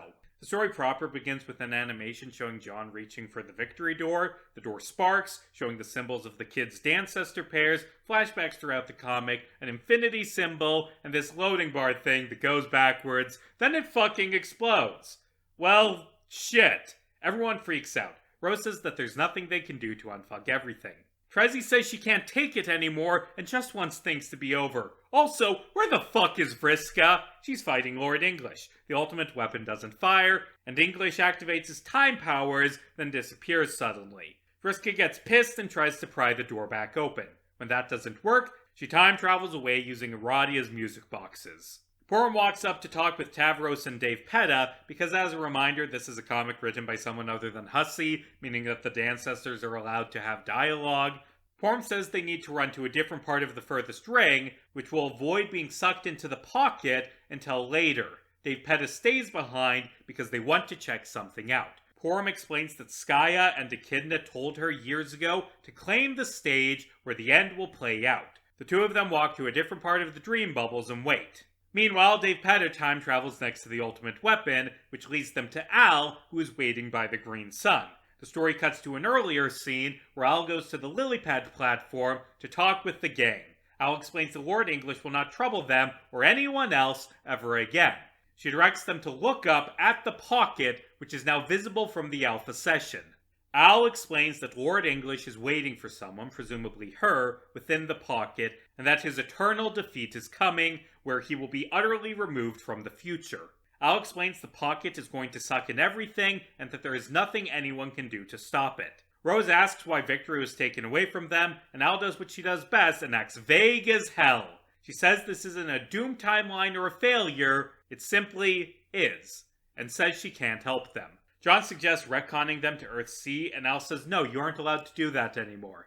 John is relieved because retconning everything was a big responsibility. Rose and Trezzy both say this is all their fault. Al says Trezzy did what she felt was necessary, and that is something to be proud of. Al tells Jade she shouldn't mourn her. Al cryptically says that the group's survival can only occur through factors beyond their abilities as individuals. She gives them Rose's journal and an eyeless little Cal and leaves, saying that what happens now is up to them.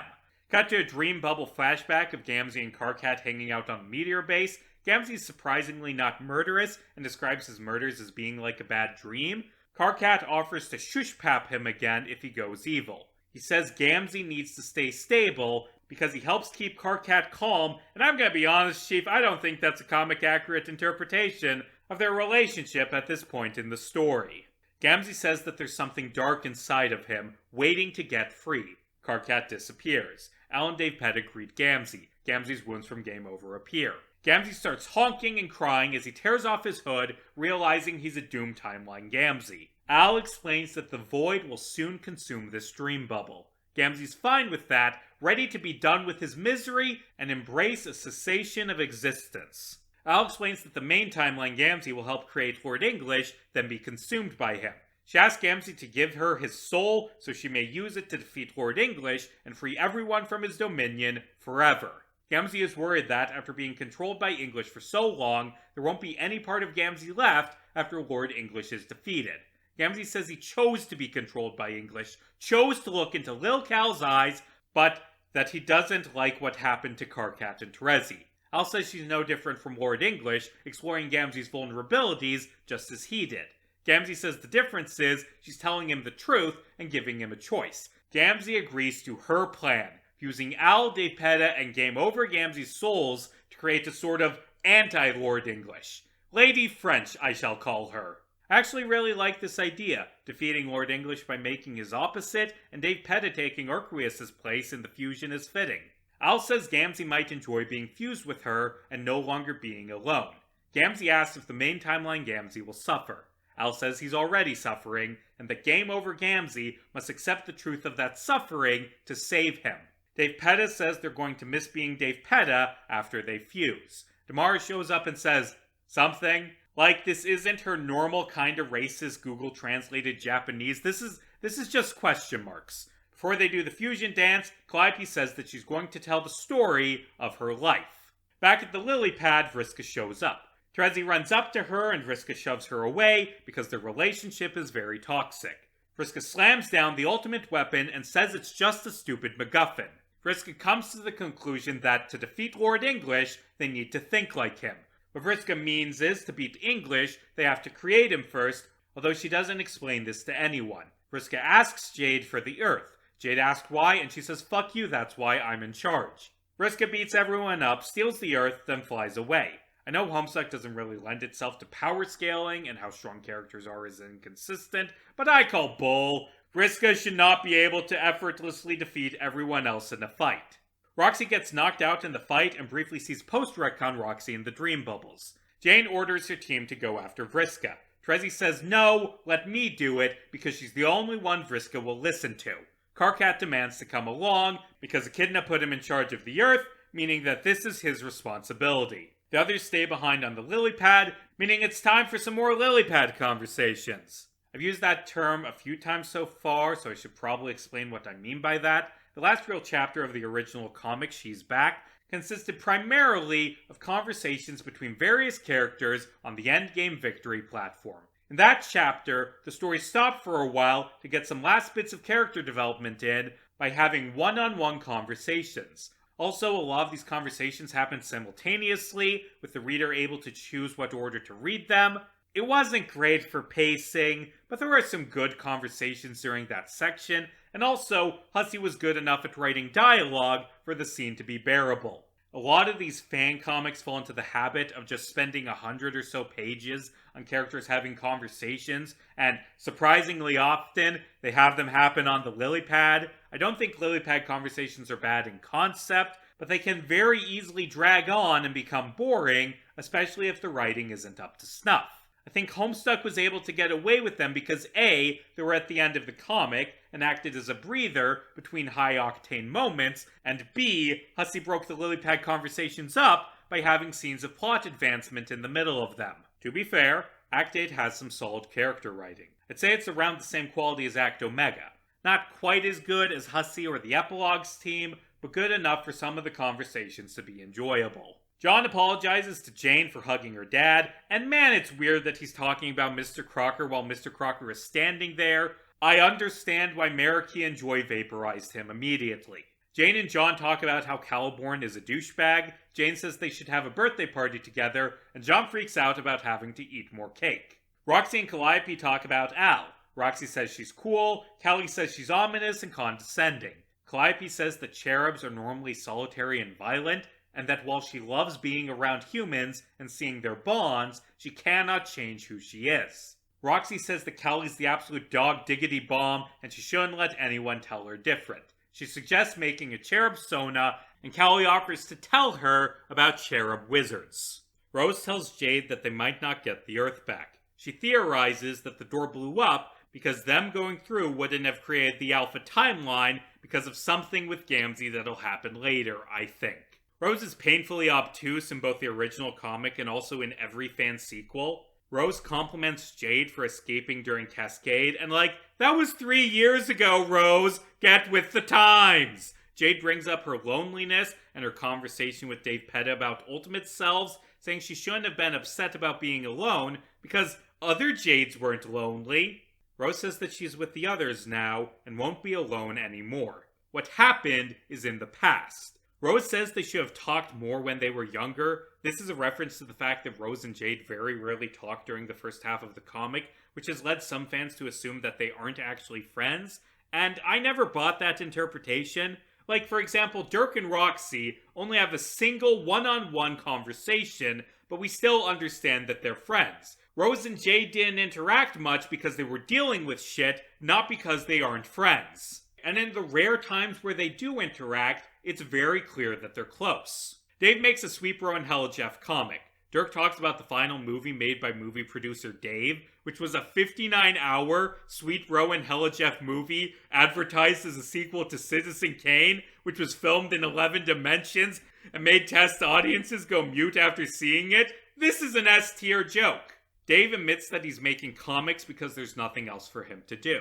Dirk says he's suspicious of Calliope, both Calliopes. He questions what determines what is the Alpha timeline. They assumed it was the timeline resulting in them fighting Lord English, but now he thinks they've been suckered. He says that things have felt wrong since John showed up. He points out that John and Roxy aren't the real John and Roxy, they're replacements from another timeline. Dave shrugs this off, saying Roxy's the real Roxy. Dirk has a bit of a breakdown about alternate timelines. Jake and Kanaya talk because everyone else was busy. Kanaya says she didn't go after Vriska because she doesn't want to get involved with Terezi and Vriska's relationship and let Karkat go because she didn't want to KO him again. She says it's likely they're all going to die. Jake says she shouldn't be so nonchalant and should be confident in the face of opposition. Kanaya points out he doesn't actually believe that. Jake admits he's glad he doesn't have to fight Lord English. Kanaya says that hope is irrelevant for her and that she just does what she has to, even when scared. Jade explains that her powers are waning without the green sun and how different universes work. To demonstrate this, she makes a drawing using a piece of chalk teleported from Lofaf, which allows us to see that the mayor is planning a new Cantown with Jack PM and Miss Paint. Anyway, Jade explains she can't just teleport them into the big frog. John gets confused and throws a tantrum about never knowing what's going on. Rose and Calliope read the journal, which explains they need to alchemize Calliope's wand. Unfortunately, that requires a lot of grist, meaning they have to grind by completing puzzles on the worlds. Yay! Some of the other trolls meet up with Tavros and Porum. Aradia is excited because everything is fucked and that's cool. She also says she's proud of Tavros for leading the Ghost Army. Fefri says the horror terrors are gone now. Solix is grumpy as usual. Tavros runs into the other Tavros, and Mina cures their cat allergies. Dead Tavros tells Sprite Tavros that he feels weird about the fact that people keep congratulating him for the Ghost Army thing because he feels like he hasn't changed. Aradia says she's going to miss Tavros. The comic briefly stops for a 2-page intermission where Orange Guy takes back control of the story. This isn't like with Doc Scratch or Caliborn where the narrator changing has a big effect on the structure of the comic, so I don't know what this adds to the story. Karkat and Terezi track Vriska to Lotak, where she's planning to chuck Gamzee and the crowbar into the black hole to complete the time loop. And I already assumed that happened in Collide, so what does this add to the story? Vriska's also going to chuck the Earth in, and again, in the original comic, the assumption was that Victory Earthsea eventually became Caliborn's Earth. This comic spends a lot of time on completing the time loop that was already completed in the original. Terezi asks what they're going to do if they don't have the Earth, and Vriska says that's a minor detail to figure out later. I do like the characterization of Vriska in this comic, of having completely lost her shit at this point. She's gone off the deep end and is grasping for an ounce of control, and I love it. Karkat says they can't chuck a friend into the black hole. Vriska calls him selfish, and says he just wants Gamzee so he can control him. Vriska says Gamzee is already gone because of the mind control. Karkat attacks and wow, that went about as well as I expected.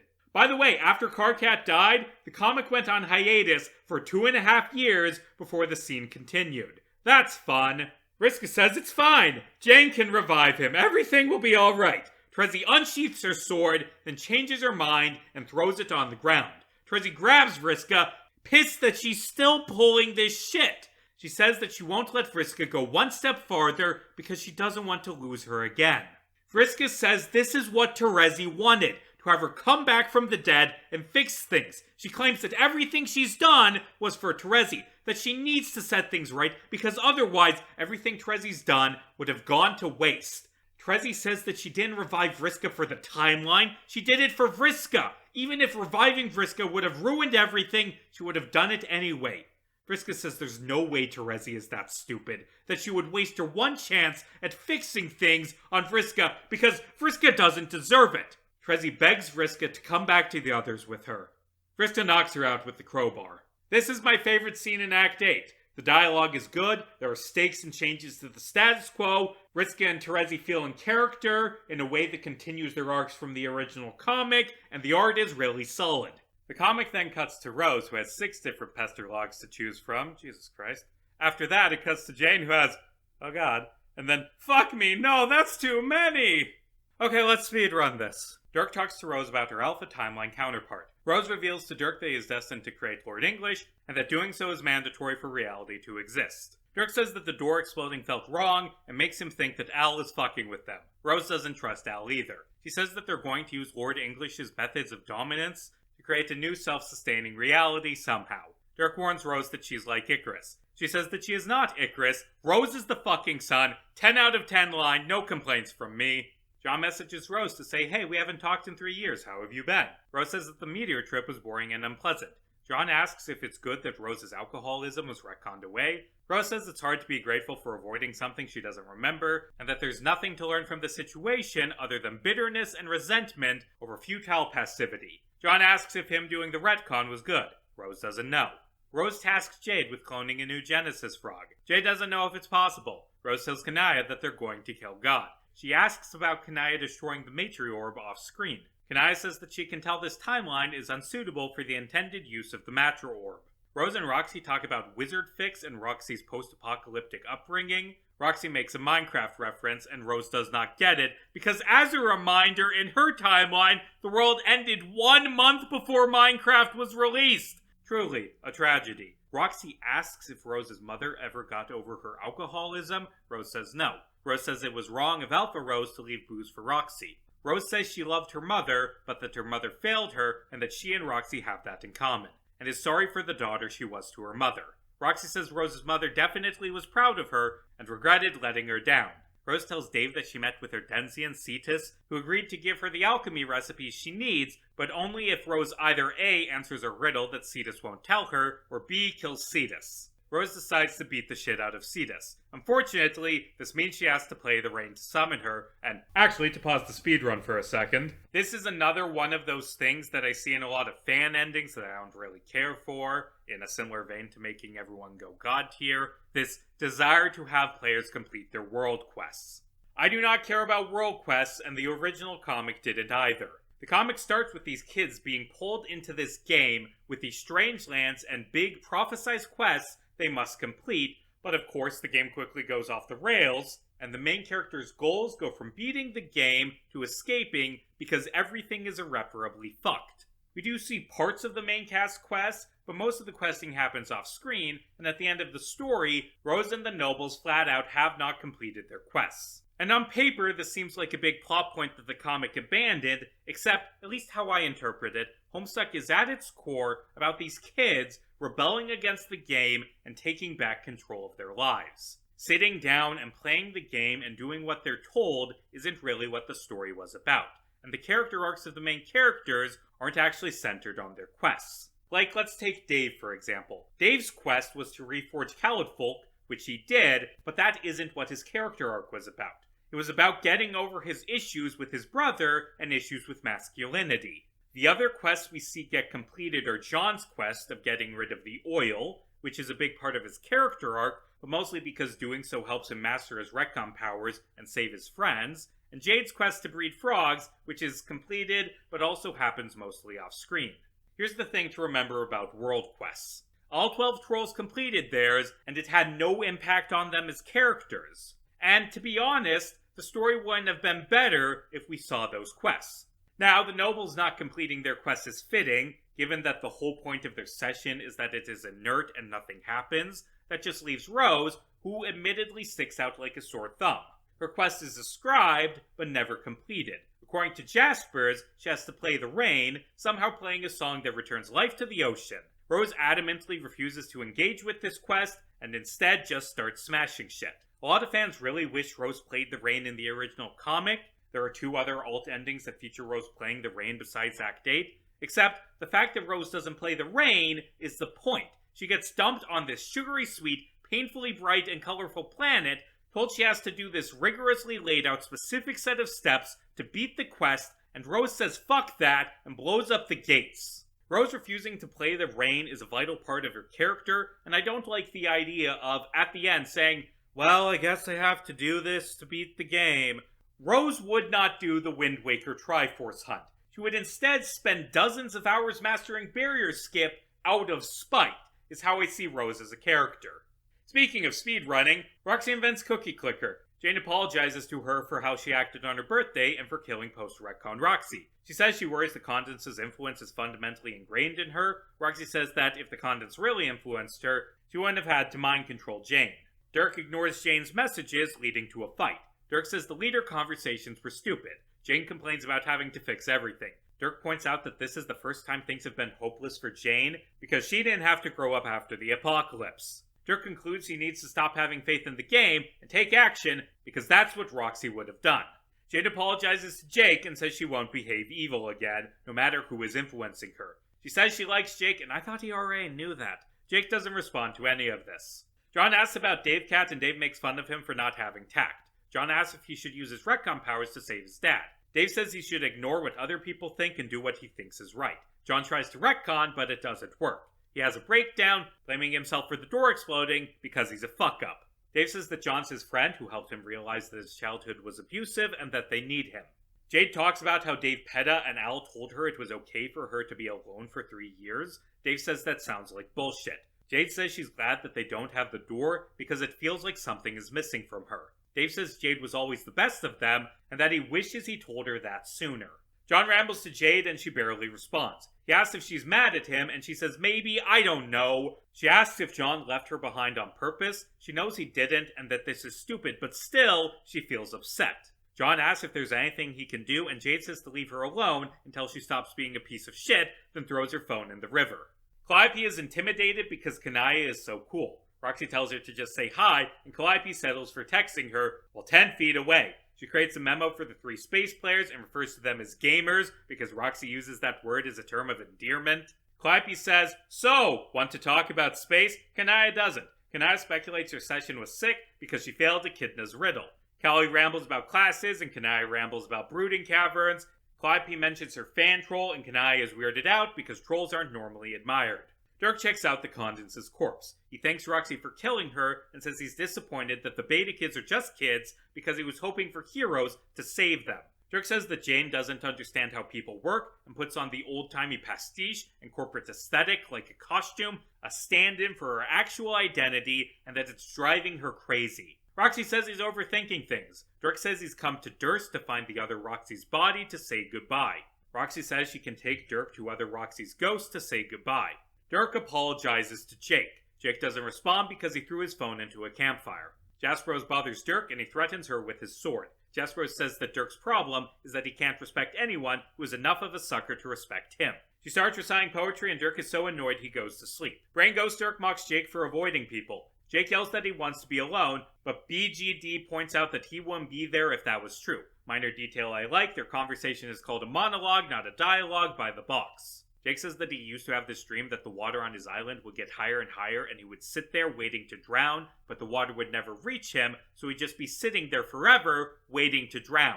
He says that's what things are like now, and that's a pretty good metaphor for Jake's mental state. Jake and Jade both phoneless bond by the fire. Jake says that all of his friends are so much smarter and more capable than him that they'll see through any attempts to smooth things over and it's pointless to even speak to them. What can he offer to someone who talks like they already know everything he's about to say? Jade understands because of her conversation with Al. She says that the more rules there are about who you have to be, the less of you there is to be it. She speculates maybe that's what paradox space is. Only having one thing you could ever truly be and embracing it fully, no matter how it makes you feel.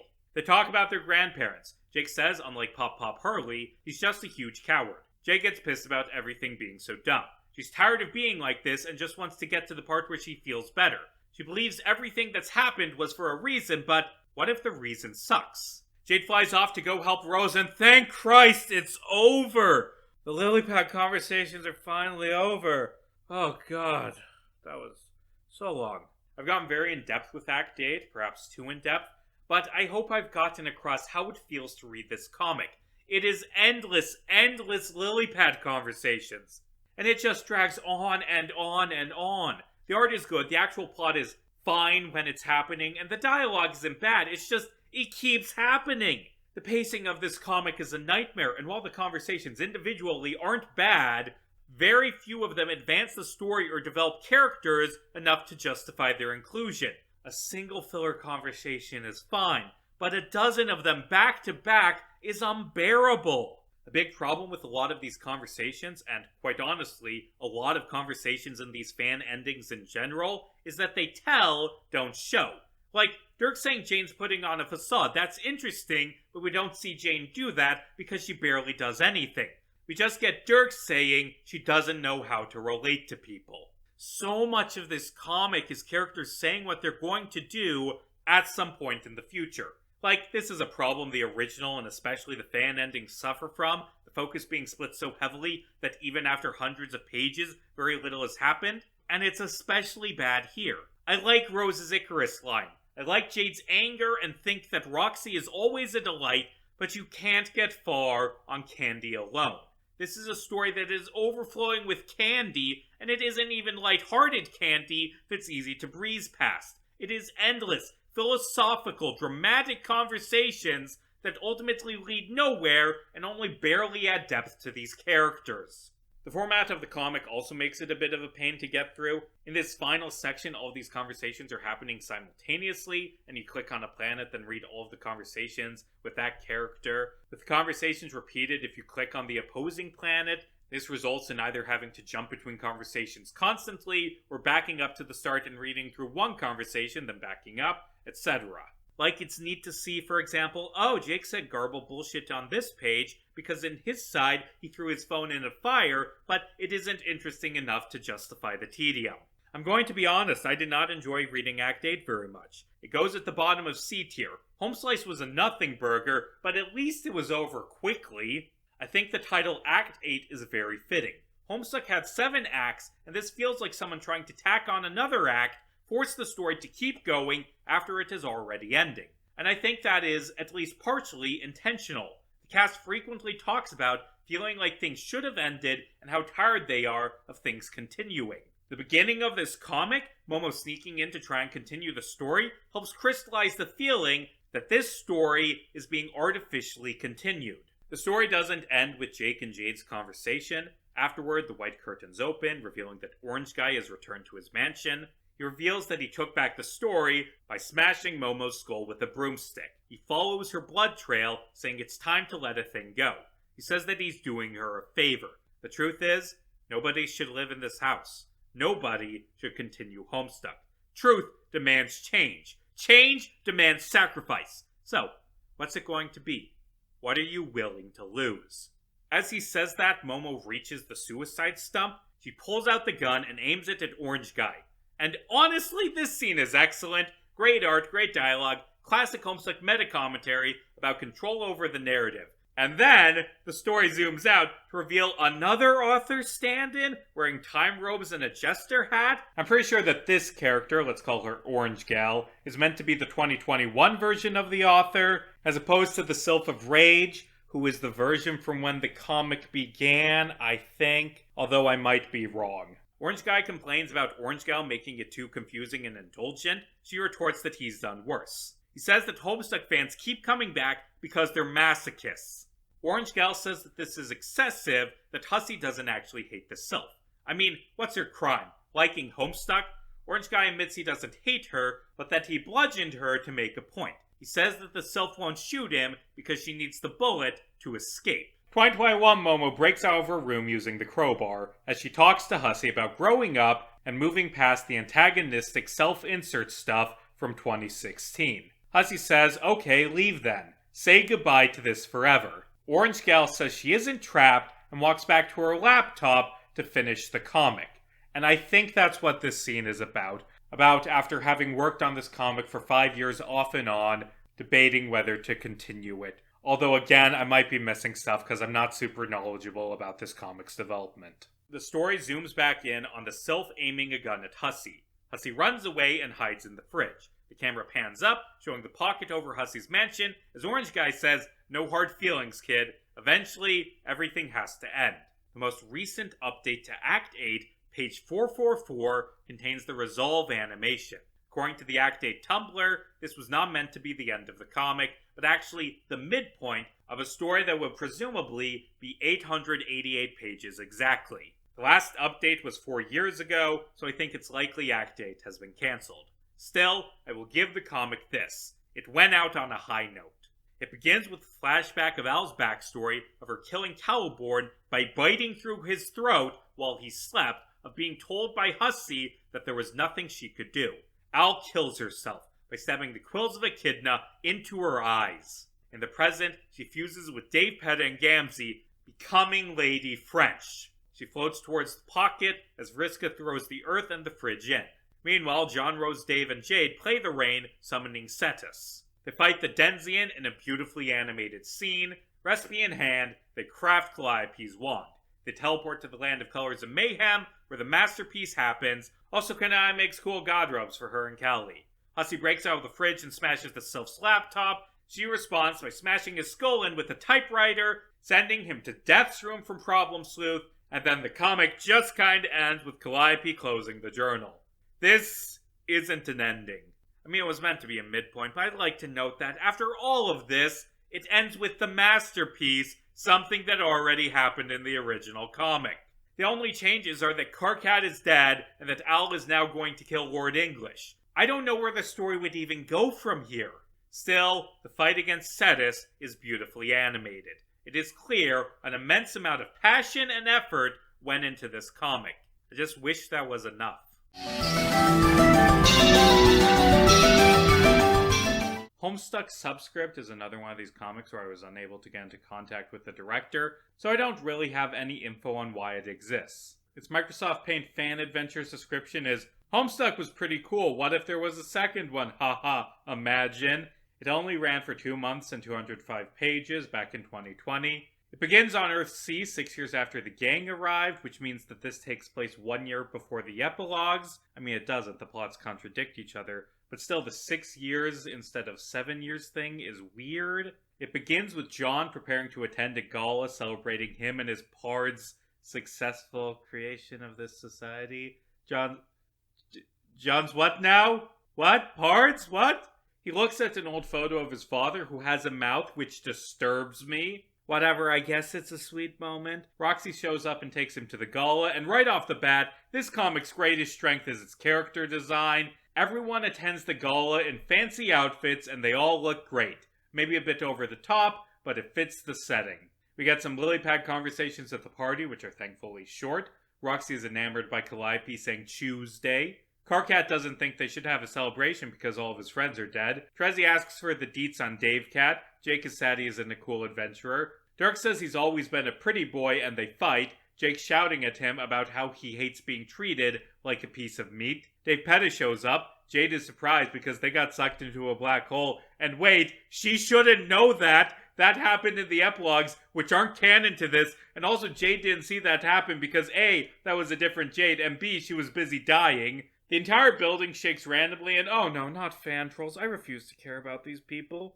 Karkat has a panic attack and steps outside. He is dragged into a closet by Solix, who explains that the universe Karkat left behind is falling apart because they didn't defeat Lord English, and that Karkat needs to come back and save the universe. Karkat refuses, saying for the first time in his life, he's close to being happy. Solix is pissed that he doesn't want to save millions, and pause, but I need to talk about characters being in character. I've, for the most part thus far, avoided accusing stories of having characters act out of character, because Homestuck characters are complex and multifaceted, and it's hard to be objective about what is and isn't out of character, but like, Solix saying, you've abandoned your duty, and you need to save the world, stop being selfish, no, I don't buy it. One of Solix's defining character traits is that he really doesn't give a fuck. Like, he leaves after Cascade, he leaves during the treasure hunt, he doesn't participate in the battle against Lord English, he doesn't go with Al in the epilogues. The point is, Solix really doesn't care. I don't remember who said this, but I once saw a Tumblr post that summed up Solix perfectly. He isn't the hero, he's their IT guy. Solix really caring about saving everyone was different enough from the original comic to break my suspension of disbelief. Aradia forgoes stealth and just crashes through the ceiling, thinking this is a corpse party. I don't think Aradia would try to save the universe either, by the way. She was pretty clear that she wanted to watch it get sucked off. Trezzy explains to Aradia that she's on Earth C instead of hunting for Vriska, because she realized Vriska was probably dead and wanted to be with her friends. That decision was a pivotal, character-defining, dramatic moment in the epilogues, but it happening off-screen is fine too, I guess. Aradia reveals Vriska is still alive before leaving. The next day, Rose, Jade, and Kanaya research the history of Earth C at a library to find out more about the earthquakes. Rose explains that archaeologists found an Alternian bunker with the symbol of a defunct radical group that revered the Condents, and that the bunker can only be opened by a descendant of that group. Then, a Fuchsia Blood OC walks up to the gang. I wonder what her connection to the plot was gonna be. Meanwhile, Dirk talks to Roxy about his relationship with Jake. Then John gets attacked by an alien. He is excited because this is like a trashy Nick Cage movie, and then the comic just kinda ends. So, Subscript, it was aimless, the dialogue wasn't very good. It took until the very final pages for it to feel like it had a plot, but hey, the costumes were kinda cool. Cool enough to put it at the top of F tier.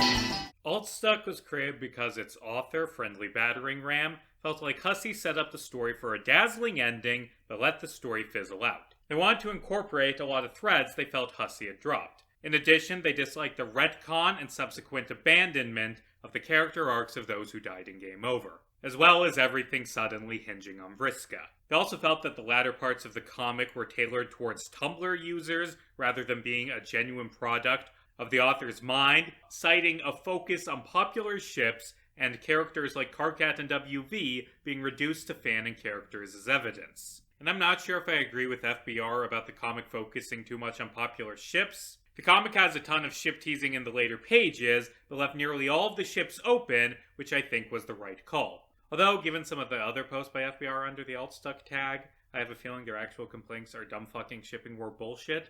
That said, I do agree with them that Karkat and WV take the backseat during the latter chapters, and am interested in the prospect of them being given more focus. FBR believes everything in the comic up to Game Over was good, so that's where the point of divergence lies. In this timeline, the Condense, instead of trying to stab Aranea while she's being grappled by Jane, decides to knock out Jane so she can strangle Vitalized Vriska to death with her bare hands. That's a dumb thing to do, Betty. Aranea takes control of Gamzee before he can kill Karkat. Meanwhile, Dave is randomly saved from the bad dogs by G-Cat. Gamzee attacks the Condense, then Trezzy sneaks up and stabs Aranea. Aranea mind controls her into blowing up the Condense's battleship, and nitpick, but it's very explicit in the original, that Trezzy can't be mind controlled by the circuits because she has too much willpower. Anyway, that's the alternative to Game Over. Now, I will say that if you are reading this comic from the point of divergence as intended, this is a bit of an anticlimax. The chapter There's Problems is spent raising the tension, setting up this intricate pattern of dominoes, and then the reader sits there with held breath, waiting for the tension to be released and the shit to hit the fan. Game Over happens because all these plot threads where something can go wrong all tie together at the worst possible time. The animation exists as a shock to the system, a way to create the darkest hour before the story's climax, and it is very effective at that. But let's see how this story goes. Game Over has been averted, and everyone is alive. Except Jade. The Meteor crew discuss their next move. Karkat volunteers to fight the Condense alone to make up for being a bad leader. Dave calls this suicide and makes fun of Karkat for being cliché. Rose can sense that something fortuitous will come from this event. The rest of the crew go to fight Aranea. Karkat marches up to the Condense, mirroring flashbacks of the Signless's execution in some really excellent panel composition. This is cut off by a Caliborn segment, which is told through poorly photoshopped clip art, which is absolutely fitting for Caliborn's artistic talents. He explains that he isn't drawing anime waifus anymore because John broke his hand. He recounts his fight with John, which in this continuity featured John ganging up on him using his retcon powers. Back in the plot, Jack and PM fly away from Lofaf after realizing Jade won't wake up. They run into Spade Slick, leading to a roast-off that is interrupted by the other Jack. The three Jacks stare each other down, leading to a three-way Jack-off combo. Karkat tries to convince the Condense to betray Lord English. John accidentally zaps in the middle of this conversation, and the Condense kicks him away before stabbing Karkat in the chest. John zaps away, running into Dirk. They fly to Lofaf, where Jake is standing guard over Jane and Roxy. Jake says he owed it to them to keep them safe after being such a deplorable friend. Dirk says the beating himself up just makes things worse, and apologizes for being clingy and overbearing. They make up, and John interrupts to say, hey, you know what would be cool right now? Doing something productive! That would be so sweet. John decides to go to Typheus to learn how to master his retcon powers. This leads to some good writing later in the story, but I do feel like seeing how utterly devastated everything was after Game Over was a better impetus for John to feel the need to master his powers than watching Karkat get stabbed. The Meteor crew chases Aranea to the battlefield. Aranea explains that the timeline, without her intervention, would result in Lord English's creation. Dave says that erasing English would be bad for paradox space, and Aranea says she's learned far more than them through her millennia searching through the dream bubbles. Trezzy says this sounds like a bad guy speech. Aranea says she isn't a bad guy, then tries to kill everyone. Everyone runs away as Aranea chucks rocks at them. They split up. Dave and Kanaya have fun banter, while Trezzy and Rose complain about Aranea being smug and pretentious. Aranea chases them to a cliffside and mocks Trezzy for being pathetic. Wait, did Rose forget she can fly? Dave and Kanaya attack, and Aranea telekinesis Kanaya off the cliff. By the way, this comic cuts between scenes constantly, and that's a thing that the original comic did a lot, but I think this scene and the scene with John that I'll talk about in a second are really hurt by this. And to demonstrate this, I will leave this cliffhanger unresolved for a while. I've rearranged things to make the video flow better for this comic, and also most of the others. Jade and Calliope follow the yellow brick road spiral to a dark bedroom that has the same layout as John's. When I first read this, I thought this was just bad art, but upon reread, the blurriness is clearly deliberate. Still, this is a good segue to bring up the most noticeable aspect of Altstuck: the art. Altstuck was drawn with pencil on notebook paper.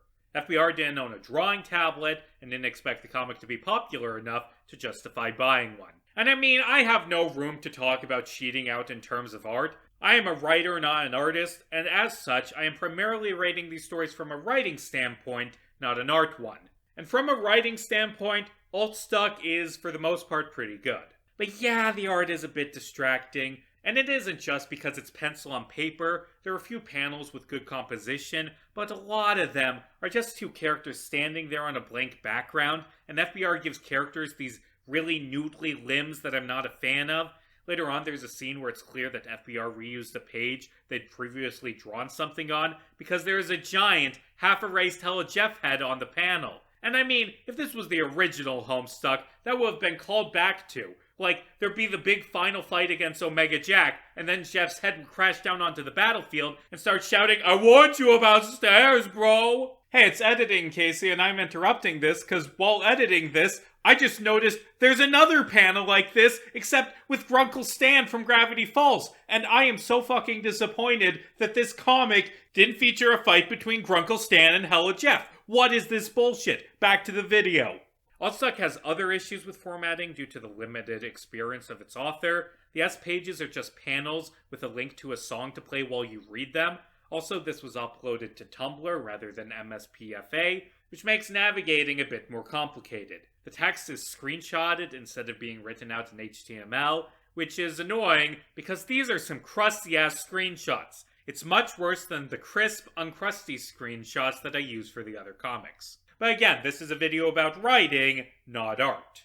Al appears before Jade and Calliope. Jade remembers meeting Al during the 3-year journey, and Al telling her a story about John meeting with Typhoeus. This is a recreation of a very good scene in the original comic, and I don't think it works at all in Altstuck. It loses a lot of its charm without the switch to Calliope's art style. Jade explains that John realized that Typhoeus was afraid because he could sense that one by one, each alternate timeline was disappearing into complete nothingness, as they were consumed by a force greater than any ever conceived. Typhoeus offered John the choice, which he accepted, but Jade doesn't know what that choice was. In the original comic, the consequences of John's choice was the death of himself and Dave Sprite in the post-retcon timeline, and Jade's subsequent years of loneliness. I wonder what consequences John has agreed to. Typhoeus trains John by warping him around randomly until he masters his retcon powers. While warping around, John picks up the trickster lolly and pockets it. John ends up warping to the timeline where Terezi fucked everything up and finding his own corpse. He's accompanied in the scene by a talking salamander, and I'm putting my foot down because there is only a single salamander that I want to see John spend time with, and her name is my name. Anyway, Dead John's timeline is eaten by the wave of darkness. John decides to dump the oil on Loaz in another timeline, and this scene loses a lot of its luster by not having John be put in a fight or flight situation. John plays the wind, which clears the stardust and shoots the cartridge out of the console. It hits Calborn in the face, leading to a Sweetbro and Hella Jeff joke about video games causing violence. Meanwhile, a bit earlier in the comic, Vriska and Mina chill in the dream bubbles. Orange Guy spies on them, then realizes, oh god, he isn't writing the comic anymore. The story has developed a mind of its own. Anything could happen. Roxy's middle name could end up being Blingus. Hussey decides to make a fan troll named Gordon Ramsay, said fan troll suddenly pops into existence. This joke is great, and I'm disappointed we don't see fan troll Gordon Ramsay more. Vriska has a dream about the green sun. She sees Dai's doll floating next to it, then wakes up. Anyway, after the cartridge pops out, Lil Seb pops it back in. Hussey and FBR argue about how John playing the wind was recycled from the original comic. Hussey decides to write fanfiction about Armageddon. His retcon powers master, John goes back and blows Karkat away with wind. He blows Karkat away with wind. John one-shots the Condens. While Dirk removes the tiara, Jake blames himself for the group falling apart. Dirk speculates they were doomed to grow apart because they were left in an empty, fruitless world and forced to wait for real heroes to show up. Jake wonders if things will be better once they unite with the others. Dirk wonders if he and Dave will measure up to each other's expectations. John and Karkat fly over to the Nobles right as Jane wakes up. Jane cries and apologizes to Jake. Al tells Jade that John's retcon powers will provide an opportunity to bring an end to Lord English's devastation. Calliope asks what her role is in stopping English from destroying everything. Al says that Paradox Space cannot be saved. The only way to defeat English is to destroy Paradox Space itself. Once again, the gang's goal is not victory, but escaping destruction. Al explains that Rose will be able to guide them to safety by playing the rain, and that they must also secure victory in their session. She warns that a final adversary will seek to stop them from achieving victory. Jade is revived by Jane. John tries to wake Roxy up with a kiss, but she wakes up first and kisses him. Rose saves Kanaya. Everyone converges on the battlefield to fight Aranea. Jade kills her by teleporting away her ring, then Wizard of Ozing her. The Jacks crash down on the battlefield. Lord Jack steals Spades' staff and Back Noir's ring, becoming the Omega Jack. This is actually a really cool idea. All three Jacks are meant to parallel Lord English in some way, and Lord Jack combining their powers to become a pseudo-Lord English is a great way to capitalize on the idea. Also, Omega Jack calls himself the yowiest motherfucker who ever lived. The curtains close, linked to Altstuck's version of 665. In the original, this chapter gave us the masterpiece. Altstuck tells its equivalent via a Super Mario World Kaizo ROM hack. I say this without a hint of irony. Altstuck is fucking amazing. By the way, Cowborn calls Bullet Bills Bullet Williamses, and this is so fucking good.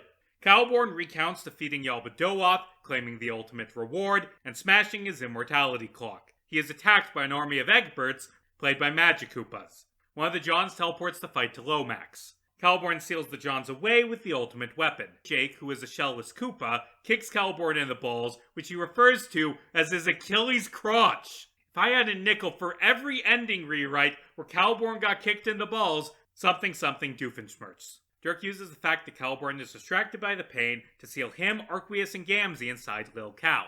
I like the fact that Dirk actually gets to cut some sprites instead of just being a Mario enemy, which makes sense because Cowborn kinda respects Dirk. Roxy banishes the puppet to the void, and I'd just like to say how impressive it is that this comic managed to do a famous scene from the original, almost beat for beat, and still have it feel new and original. This entire bit is a masterpiece in more ways than one.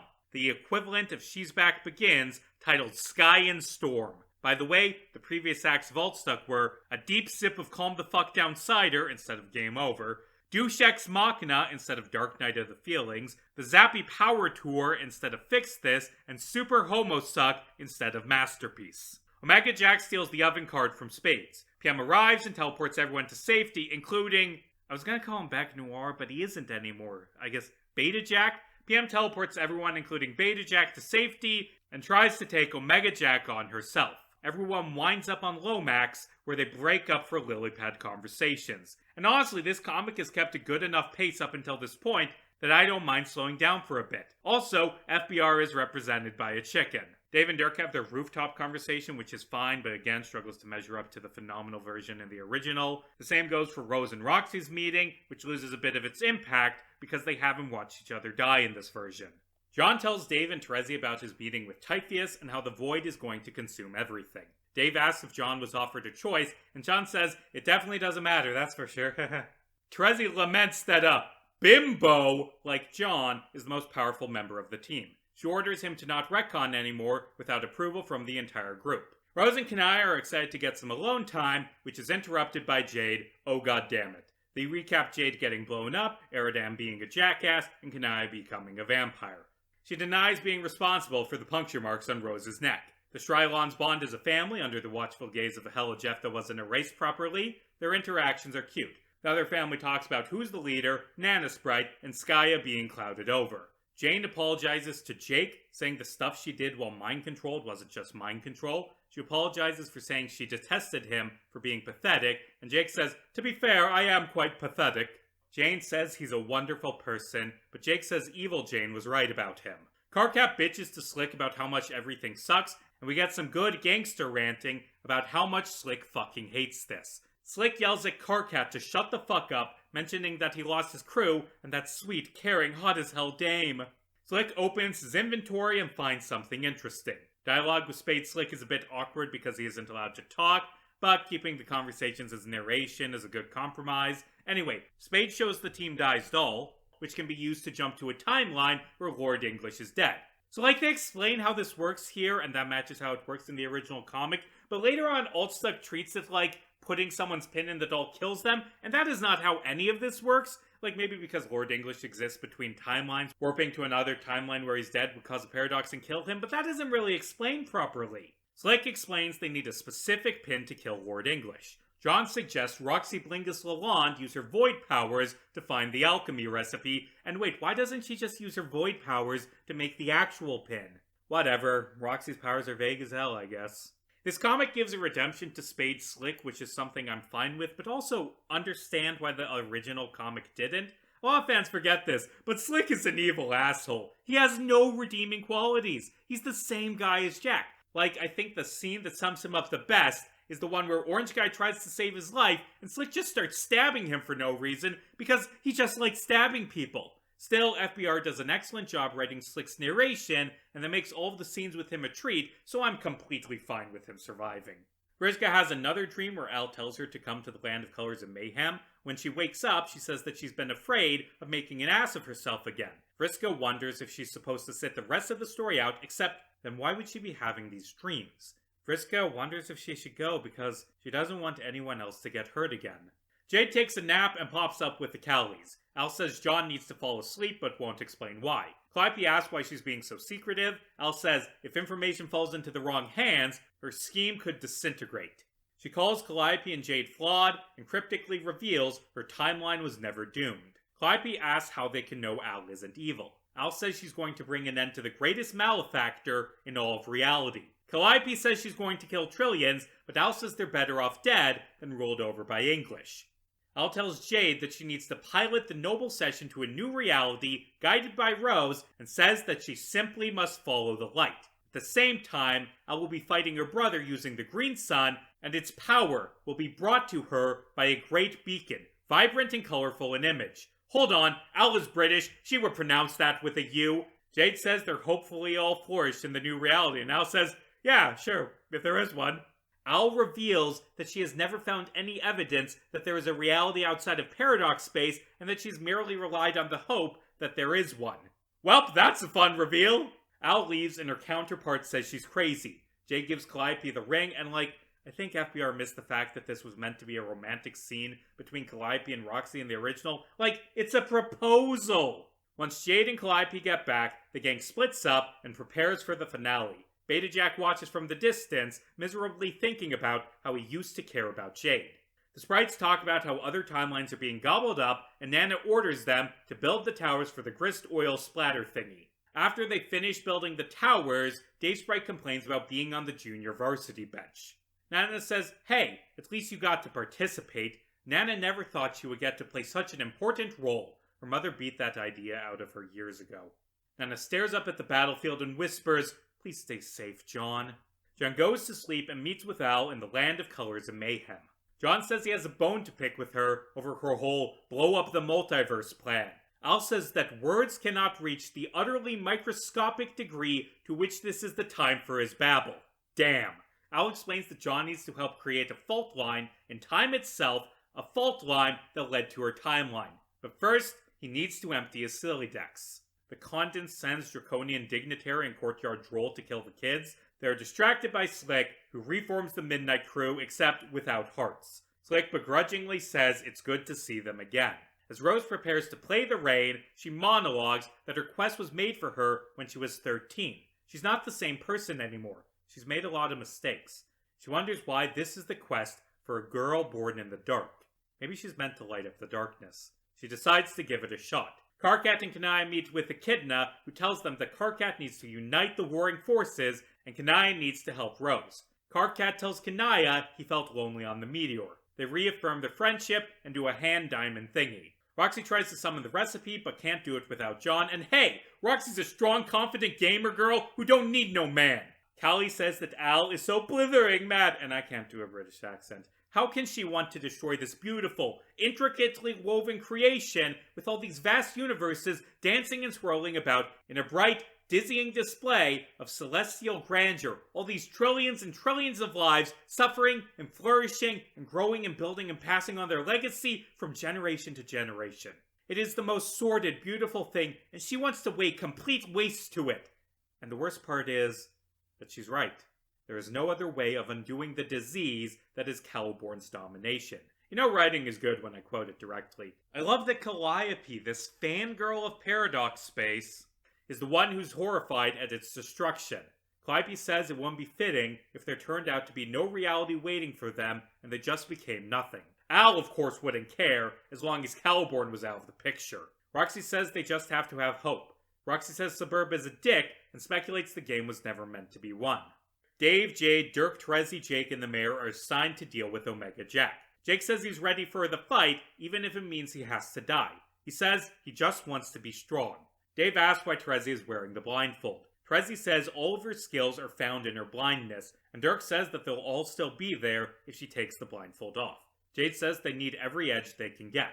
The mayor walks off to the yellow battleship, where he finds one of Aimless Renegade's parking tickets. He opens the ship's hull and finds an army of soldiers who fought alongside him. Wait, were they just locked down there for 3 years? Also, wait, didn't Jack kill all of these guys? Whatever. A soldier hands the mayor a flag and, remembering Jade's words, he decides to lead these troops into battle. A bit later, there's a great moment of him staring at his reflection and seeing a flashback of the first time he tried this. FBR wanted to give the mayor a more solid character arc, and damn did they succeed! Kanaya goes to Rose and tells her she actually needs to play the rain in the furthest ring. I'm confused by the decision to make Rose play the rain, but also change what that even means. Like, Jasper said that playing the rain would bring the fish back from the dead, not lead the session out of Paradox Space. Rose struggles to play her violin after not touching it for years. Kanaya says she can do it because Rose is a remarkable person. It starts to work. Karkat goes back to the Condens and tells her she has to help them, because they are the only way she'll get to a new universe. He says that she won't be allowed to rule over as a dictator, and threatens to have Viceroy Bubbles von Salamancer and the Skeleton Army kill her if she refuses to join. This is so stupid that the Condens has no choice but to join. Trezzy takes off her blindfold and cries at the beauty of the world. Vriska and Mina go searching for Locam and run into Tavros, who has maps to lead them to the Dark Carnival. Vriska picks up the trickster lolly that John dropped. Hussey's narration bitches about her not dating him. Vriska is forced to lick the lolly. Enter a nightmare. Trickster Vriska, wearing gaudy, bright clothing, presumably. I don't know. This comic, unfortunately, is still in black and white. Trickster Vriska has all the normal Vriska's arrogance, but with the power to back it up, and is delightfully chaotic. Meanwhile, Stabbed Karkat wakes up in the dream bubbles, right in time for it to be consumed by nothingness. The Trezzy he runs into is fine with this, because she's been dead for centuries, and is tired of reliving memories. We see a bunch of ghosts waiting to die, including an Eridan and a Fefri, during the pose from Trezzy Remember, and hey! Neither of them are well enough developed in this comic or the original to deserve that. Calliope and Roxy and Act Omega, that I can accept, but not Eridan and Fefri. Karkat hugs Trezzy as they fade away. John is ordered by Al to go beat up young Caliborn as shown in Super Homestuck. He grabs Squarewave, Sawtooth, and his tower and teleports to the Land of Colors and Mayhem. Meanwhile, Lord English and Al stare each other down at the green sun. Dave calls Rose to say he just figured out that their arch enemy is named Jack Black, like the Nickelodeon Awards guy. Calliope prepares to make the pin for the die doll, which requires a piece of Ultimate Jack to alchemize. Jane decides to stay back and guard her. Everyone marches off to the final battle, as Al narrates that they know they will each lose something in the coming hours. But it doesn't matter, because what is at stake is nothing less than the liberation of reality itself. It is said that all is created out of nothing, that light burns in the darkness, and that dreams awaken out of sleep. But for this to be, that sleep must first take hold, that darkness must fall, and so, in order for creation to begin, there must first be nothing. The curtain closes. It's time to end this. Act 6, Act 6, Act 6. The end of Paradox Space begins in John's tower, which is sitting in the land of colors and mayhem. A young female cherub stands within her sleeping quarters. It just so happens that today, the 13th of April, is, well, a very significant date under many circumstances. However, what makes the date significant for this cherub in particular is that it is the day she will at long last confront her beastly Denzian. It also happens that today is the day she will die, but that is still to come. This is why they found Al in John's room, because it wasn't his room. It was Al's room. She grew up here and was raised by Squarewave and Sawtooth. That is a really well foreshadowed twist that I did not see coming. The original comic never really gives much explanation of what led to the timeline Al originated in, and the idea that she exists because John retconned a different childhood for her is interesting. Also, it's stated she's the way she is because she grew up watching John's movies, and the idea that making Calliope watch shitty movies turns her into the morally gray, stoic badass that Al is interesting. By the way, Al's favorite movie is Armageddon, and her least favorite movie is Mac and Me. S-Break, the equivalent of Collide, begins using the same music and... oh shit, this is actual animation. Kinda. It's still still images, but it's actually timed to the music. And the art is good for a few seconds, because the first couple panels were made by another artist named Kiki Kit. Vriska arrives at the green sun and absorbs its power, turning it into a black hole that sucks in all of Paradox Space. Karkat, Terezi, and the Mayor lead the Kaparshian army into battle against Omega Jack's enemy army, and holy fuck, that guy just got ripped in half! And the Mayor fights using the flag as a bow staff, and Karkat jumps off it to decapitate an ogre that Terezi is choking? Al fights Lord English, leading to a beam struggle. Rose plays the rain, causing the green sun strands to turn into a glowing path, leading to the Noble Session. The Midnight Crew have a rematch with the Felt. Dirk, Dave, Jake, and Roxy take on Omega Jack. Jake punches him, knocking his staff away. Jade teleports around, stealing the Felt hats, Lord English's staff, and Dave's sword, which are the components for the Omega Pin. She briefly gives the staff to Slick, who uses it to gun down the Felt. The Johns fight Calborn and steal Calliope's egg, setting up Al's alternate timeline. Calborn steals the Johns away, leading to the Mario masterpiece. Jane and Calliope alchemize the pin. Vriska arrives at the battle between Al and English, and gives the green sun energy to Al, causing her to bulk up and grow angel wings. She uses this strength to beat the crap out of her brother and almost kamehamehas him into the black hole. Omega Jack realizes what's going on and punches Jane. He steals Dai's doll and teleports it to the green sun. Let's pause for a moment. So, as I've said previously, I read all of these comics over the summer, then reread them again a few months later when I wrote this video. I'm going to be honest, the first time I read Altstuck, I wasn't impressed, and it was mostly because of the art. I did not give this comic a fair shake, and I suspect very few people did, given its relative lack of popularity compared to other fan endings. But, as I watched Break for the first time, I suddenly realized, wait a minute, is Altstuck actually really good? And after rereading the comic, this time with a more open disposition, I can confidently say, yes, Altstuck is fucking amazing! First off, it's one of the best paced fan endings. So many of these comics drag to a crawl, but Altstuck, if anything, is too fast paced. Homestuck was at its best when it had all these different plot threads that all came together into something spectacular, and Altstuck does that perfectly. This finale is absolutely excellent, piecing together different parts of the comic in a creative way that was not Andrew Huss's intention, but still feels like a fitting end for the comic. In my interview with them, FBR said they wanted Suburb to come full circle, with a war for victory on the battlefield, a final reckoning, and a fight against the final Black King. I think this approach of having a clearer ending and trying to match that ending to ideas set up early in the story helped this comic tremendously. So far, we're 3/4 of the way through Break, right as Air of Grief begins. That's the best part of Collide, and it's also easily the best part of Break. This final bit is a good contender for the best scene in any of these fan comics. It zooms in on the Noble Session, briefly transforming into an 8-ball, The mayor orders one final push. Rose and Kanai complete their path. Miss Payne cheers on the Midnight Crew. Calliope holds the Omega Pin and stares up at the battlefield, ready to fight for her future. As the soft piano plays, we see images of the teams posing. As the void consumes the battlefield, everyone attacks Omega Jack. Vriska grabs Dai's doll before it falls into the black hole. A monster attacks Calliope, and the mayor sacrifices himself to save her. Jade sees the path, and the session rolls down the trail like it's on a roller coaster. Omega Jack attacks Jade and almost kills her with a Kamehameha, but Beta Jack, having genuinely grown to care for Jade, gives his life to block the blast.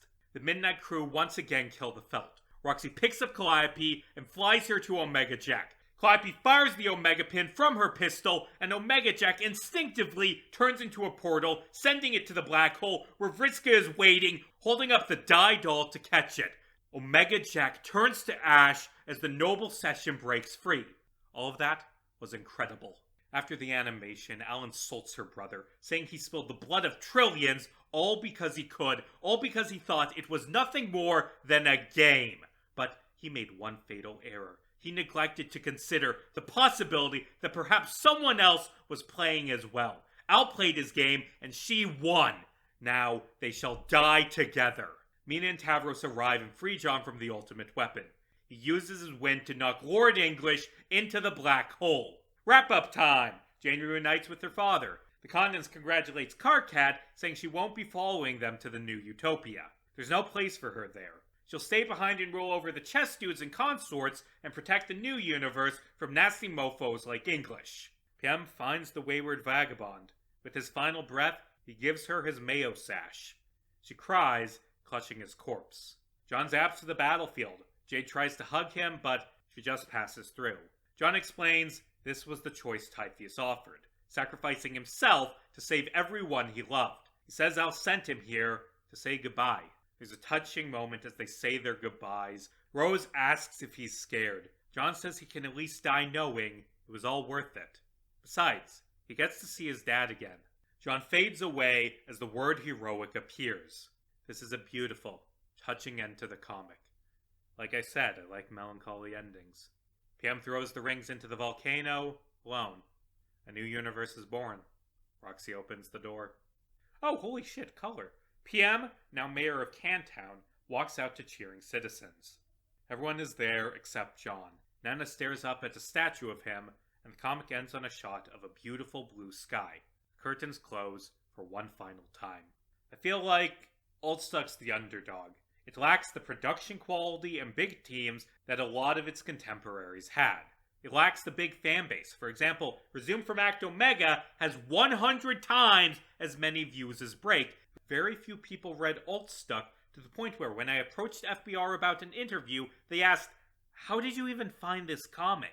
But Altstuck actually ended, and what's more, it ended in a genuinely incredible way, to the point where I feel no hesitation in putting it in B tier, just below Crow Strider. I asked FBR how they completed the comic when so many others didn't. They had no idea. It was 6 months of drive that came and went. Also, to editorialize, it's probably because the art was bad. Treating it like a fan comic with lesser artistic standards allowed the comic's strong narrative and creative plot points to actually get a chance to happen. FBR said that not too long ago, they could have given a whole deluge of things they would have improved upon, but that they think a bit differently now. They did exactly as much as they were able to, and they like what they made. And what they made was pretty good for the most part. Although, I have a question to ponder. Is Altstuck good because it got rid of the retcon?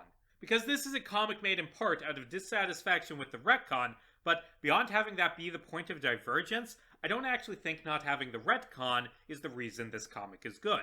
The things that I love about this comic, WV leading an army, Jack saving Jade, Trickster Vriska, these are things unrelated to the retcon. Yes, Altstuck gives more focus on a few characters who died in the retcon, but I feel like the unsatisfying conclusions to their arcs in the original is more a side effect of Karkat and WV being on the bench during the later chapters, rather than being unsatisfying because the timeline was rewritten. And a lot of characters who are changed more substantially by the retcon, like Rose or Jade, don't get that much focus in this comic.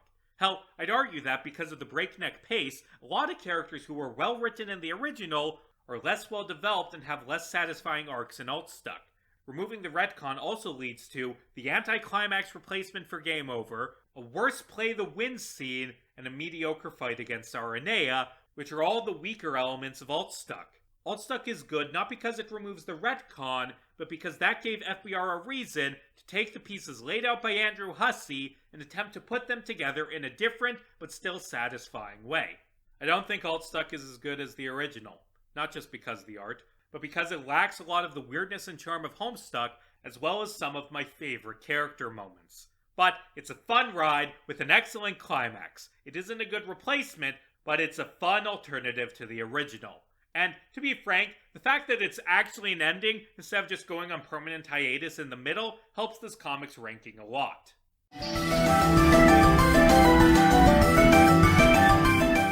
Mr. Tambourine Man by Oddity Collector ... sorta. This comic's opening page calls it a coda for a story that hasn't finished yet, and it isn't even Oddity Collector's story. Right off the bat, I like this bit of framing. The acknowledging from the start that this is an ending to someone else's story. Homestuck was this weird metatextual story, and it feels fitting for a fan ending to have the fact that it's a fan ending be relevant to its themes. This is not a story written by Andrew Hussey, although, to be fair, Heather the Oddity Collector seems to get Andrew Hussey and Homestuck better than any other person I've ever met. The fact that this is a fan project is even told by the website name, which calls it MS Paint Adventures Cheap Knockoff Version. By the way, this is such a minor thing, but I love the fact that this takes place on an era-appropriate MS Paint Adventures website, complete with We Love Fine ads, and a news post about Hussey being at Emerald City Comic Con 9 years ago. It's weird that I'm bringing up news posts. The other bit of that opening line, a coda for a story that hasn't finished yet, refers to the fact that this comic began in January 2016. If you can remember things good, you'll remember that Homestuck ended in April 2016. Mr. Tambourine Man began before Homestuck even ended, a trait it shares with another story we're discussing today, Double Death of the Author. I mean, if we're being technical, Act Omega and Act 8 also started before the credits began, although people usually mean the Act 7 animation when they say the end of Homestuck. Anyway, there are a few oddities that stem from this comic beginning in 2015, like the Victory Door being blue, the design of the Genesis frog, Trezzy being a god, and Arati and Vriska being there at the end. Although, to be fair, this is close enough to the actual ending for the story to be understandable. When I talked to Mr. Tambourine Man's author, Heather, she stated that her similarity to the actual ending took her by surprise. She thought the comic was headed towards an ending that could not be reasonably predicted, and gave a start full of fanwork cliches under the assumption that the reader would get the point that this is an ending, not necessarily the ending. Except it turned out Act 7 featured a scene very similar to the fanwork cliches, at least in terms of imagery. I asked Heather what she thought about the comic's ending. She replied with a lengthy passage from the book Godel Escher Bach by Douglas Hofstadter, specifically a scene where Achilles and the tortoise have been shrunk down and are trapped in the grooves of a record. I think Heather is operating on a different level from me or any other Homestuck fan, and I mean that as a compliment. Okay, let's read this. When I heard the melody B-A-C-H in the top voice, I immediately realized that the grooves that we're walking through could only be the Little Harmonic Labyrinth, one of Bach's lesser-known organ pieces. It is so named because of its dizzyingly frequent modulations. What are they? Well, you know that most musical pieces are written in a key or tonality, such as C major, which is the key of this one. I had heard this term before. Doesn't that mean C is the note you want to end on? Yes, C acts like a home base, in a way. Actually, the usual word is tonic. Does one stray away from the tonic with the aim of eventually returning? That's right. As the piece develops, ambiguous chords and melodies are used, which lead away from the tonic. Little by little, tension builds up. You feel an increasing desire to return home to hear the tonic. Is that why at the end of a piece, I always feel so satisfied, as if I had been waiting my whole life to hear the tonic? Exactly! The composer has used his knowledge of harmonic progressions to manipulate your emotions, and to build up hopes in you to hear that tonic. But you are going to tell me about modulations. Oh yes, One very important thing a composer can do is modulate partway through a piece, which means that he sets up a temporary goal other than resolution into the tonic. I see, I think. Do you mean that some sequence of chords shifts the harmonic tension somewhere so that I actually desire to resolve in a new key? Right. This makes the situation more complex, for although in the short term you want to resolve in the new key, all the while at the back of your mind you retain the longing to hit that original goal, in this case, C major. And when the subsidiary goal is reached, there is, oh, listen to the gorgeous upward swooping chords which mark the end of this little harmonic labyrinth. No, Achilles, this isn't the end, it's merely, sure it is. Wow, what a powerful, strong ending. What a sense of relief. That's some resolution. Gee! You see, it is over. What did I tell you? Something is very wrong. This record is a disgrace to the world of music. What do you mean? It was exactly what I was telling you about. Here Bach is modulated from C into G, setting up a secondary goal of hearing G. This means that you experience two tensions at once, waiting for resolution into G, but also keeping in mind that ultimate desire, to resolve triumphantly into C major.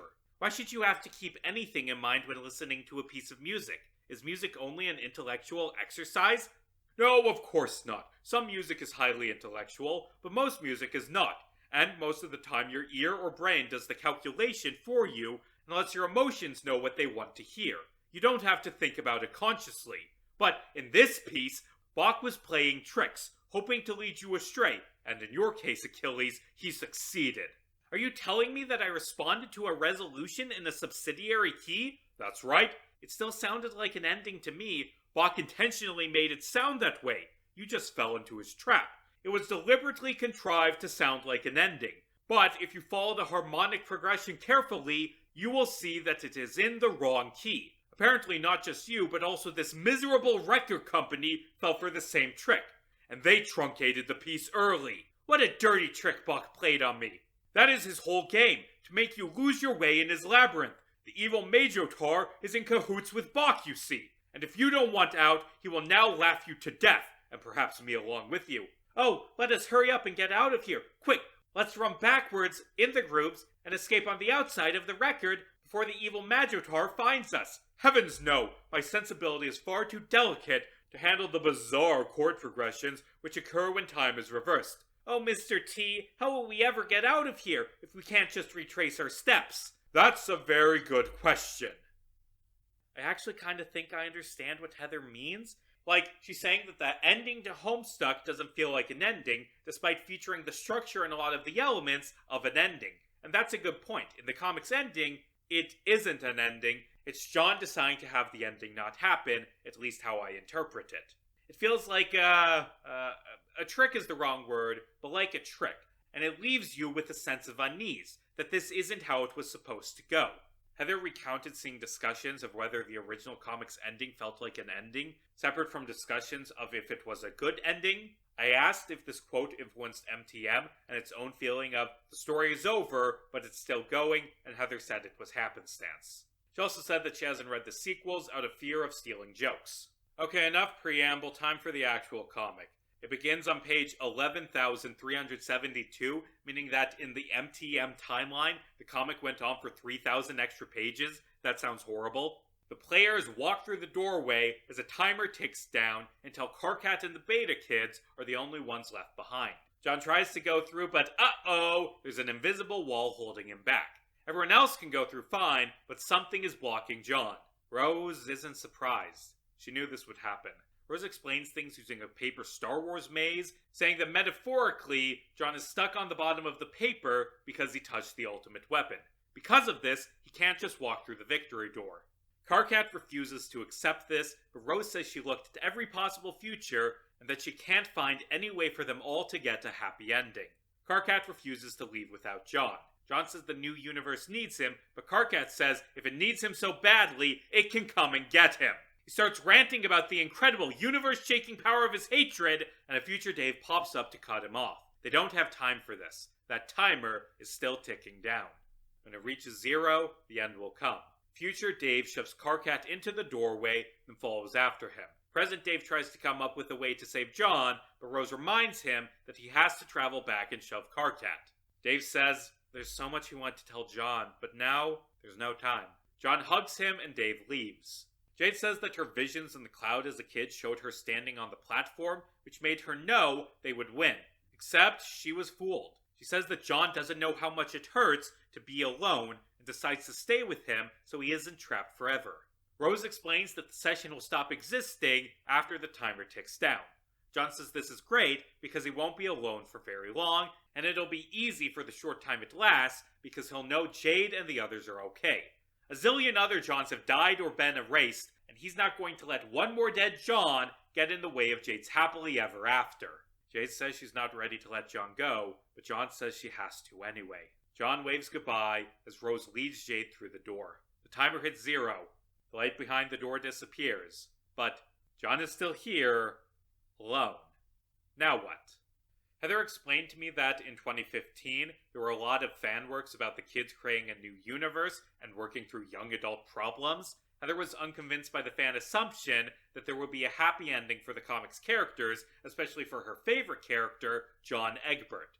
MTM exists because Heather dwelled on the question, what would a satisfying happy ending for John look like, and what is the smallest amount of story that could get there? That remains the goal of the story, to give John a satisfying and happy ending for a certain definition of happy ending. I asked how she defined a happy ending, and she said it's putting him through a journey of character growth such that, at the end, the reader feels he will be okay, even if we're not watching. MTM has a very tight focus on John as a character, which I think works to its advantage. So many of these fan comics, and even the original at times, struggle with the large cast. I think that choosing a specific character to develop was a smart call. Heather stated she did this because otherwise she would have never completed the comic if she allowed for scope creep. Although to be fair, 10 years later she still hasn't finished the comic, so, John wanders across the lily pad, bored out of his mind. The scene goes on for 68 pages before anything happens, which admittedly does get across the feeling of utter boredom. John finally decides to just retcon forward to the end to get things over with. It doesn't work. John realizes Rose was wrong. The world isn't going to stop existing because there's still a player in the session. John realizes, wait a minute, I can go back in time and hang out with people. Once he finally warps away, the game ends, complete with a shitty, "You are a winner" screen. John warps back into the comic to that scene where Nepeta's ghost swapped Jade and Dave's bodies. You remember that scene, right? Yeah, this is part of the coda for a story that hasn't ended thing. Except, this scene began on 10/25/16, the date the original comic's credits came out. I'm going to be honest, I think this is a bit of a misplay. Other scenes in MTM have John traveling to scenes from the original comic, which work better because the reader is familiar with them. Anyway, they talk about the body swap, Karkat rambles about rom-coms and starts making incestuous shipping grids, there's some talk about scars and nightmares, Jade pulls off Dave's sunglasses because she doesn't like them, and wow, this scene just keeps going. Oh look, time for an interpisson. I know the intention is that it's dark after the interpisson because time has passed, but I very stupidly initially thought, wait, did Dave piss so hard the sun exploded? John next visits Dave's final strife with his bro, saving him from getting beat up using his windy powers. Bro responds by giving Dave the game, then wordlessly flying away. Dave asks what the fuck's going on. John acts coy about being from the future. He says that he just wants to talk and that Dave can tell him anything. John, Dave won't figure that out for 3 years. He has no fucking clue what you're talking about. John fist bumps Dave and leaves, monologuing that he'll be fine. He was always going to be fine. By the way, the comic's title, Mr. Tambourine Man, is a reference to a 1965 Bob Dylan song of the same name. It's a dreamy, kind of melancholy song about a lonely man asking another to play his song for him late at night that fits the vibe of the comic. John talks to Karkat during Homestuck and gives him a hug. He tells Karkat he's great, then leaves. He winds up back at the body swap scene. By the way, where does this even take place? Jade says that being Dave is like being on a vacation because of her loneliness thing. Karkat explains that trolls can see shrimp colors. John meets with Rose on Lolar right before she plays the rain after Collide. Rose realizes John is from after he couldn't go through the door and starts laughing maniacally because she was actually strong enough to go through the choice of sacrificing John to permanent exile. This Rose is thrilled because future Rose has already screwed John over, meaning she's off the hook. Rose's laughter turns to tears. She and John sit in silence for a few pages. Eventually, she asks why John is here. She asks if he's there to give her permission or absolution. John says Rose must have known he'd agree she did the right thing. He says he didn't choose to visit this moment specifically, and that it's hard to zap to specific moments. Rose and John have a playful conversation speculating a hypothetical ritual to summon Rose like a horror terror. Rose wonders what's waiting for them past the door. Maybe more battle, maybe Homeslice, maybe they'll simply wake up 13 years old again, the past 3 years blinking away like a stubborn dream. She says she hopes not. After everything they've experienced, she fears the Earth would be too small. She hopes there's something unimaginable waiting for her. They'll meet new people, find new causes and start new journeys, become part of new stories. They'll stay together because they're family. If that's what happily ever looks like, they'll live happily ever after. She tells John she's sorry. He says, me too. John visits Jade's island right after Grandpa Harley got shot. Beck teleports him to space before he can talk to Jade. He teleports back and explains to the dog that humans aren't built to grow up without a family and that he wants to take care of her so she won't be alone. Beck teleports him to Washington. John tries returning a few more times, and the reader has interesting thoughts. John eventually gives up and zaps, God damn it, back to the body swap scene again. John wonders why he keeps getting dragged here, then flies off to talk with Rose. Rose asks if she needs to worry about things spiraling out of control. John explains he's just wandering around talking to his friends. She suggests he goes back to the end. He explains that the game can't end as long as he's part of it. Rose says if she knew this would have happened, she never would have sacrificed John. John says he plans to just go back to Earth and never do anything that matters and never see anyone he cares about again. Lots of people do that. Rose asks if he could live like that forever without being destroyed by it. John suggests that maybe reality will just turn off from lack of input if he keeps doing nothing important. Mina pops up and tries to kill her blue whale. John asks Mina if there's a way out of the dream bubbles. Rose says there isn't. She rants that the only thing in the dream bubbles are dead alternate versions of the players. Mina points out that Orange Guy exists, not Dirk, a guy with pumpkin skin. John says he remembers Vriska mentioning Orange Guy too. The existence of Orange Guy breaks Rose's brain because he should not exist. John decides to go meet with him and find out what his deal is. By the way, the art gets really experimental during this conversation a few times. Like, I recognize the style from pop culture osmosis, but I cannot for the life of me name what this is referencing. John pops into Mina Quest and asks Mina to lead him to Orange Guy, which means we have to play Mina Quest. Yay! Anyway, when they find Orange Guy, he freaks out and hides behind the text box. He begs Mina to kill John before he's noticed. As he runs away off a cliff, John chases after him and ends up in the gray void that is the Microsoft Paint Adventures website. So, to be honest, I think Mr. Tambourine Man has very big swings in terms of quality.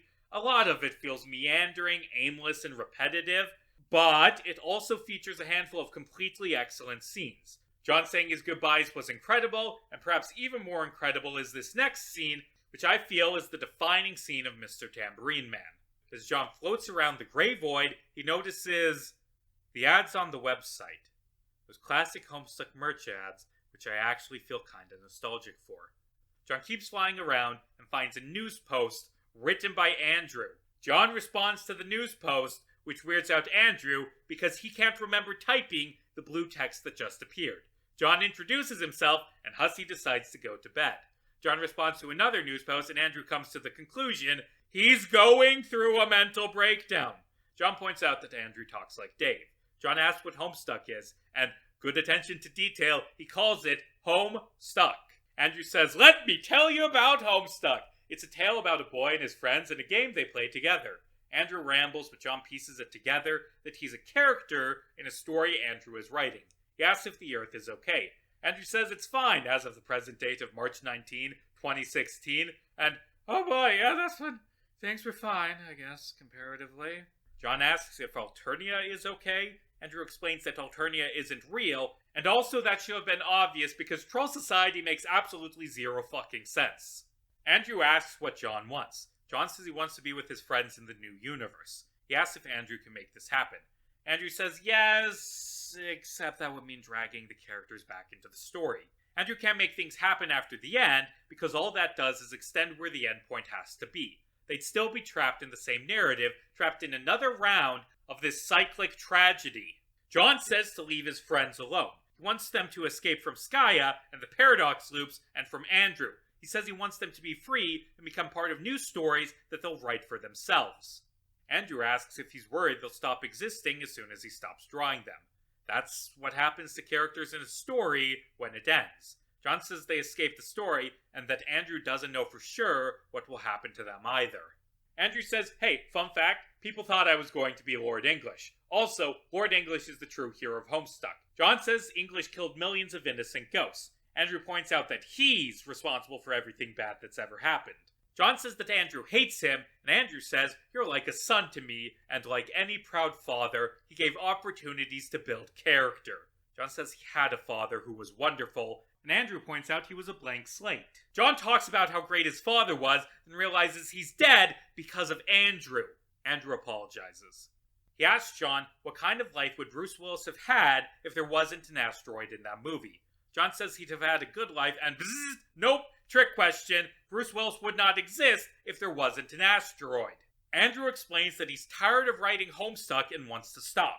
John asks why he's complaining. He's the one in charge of the story. Andrew says that once a narrative builds up enough momentum, the author is strapped in for the ride along with everyone else.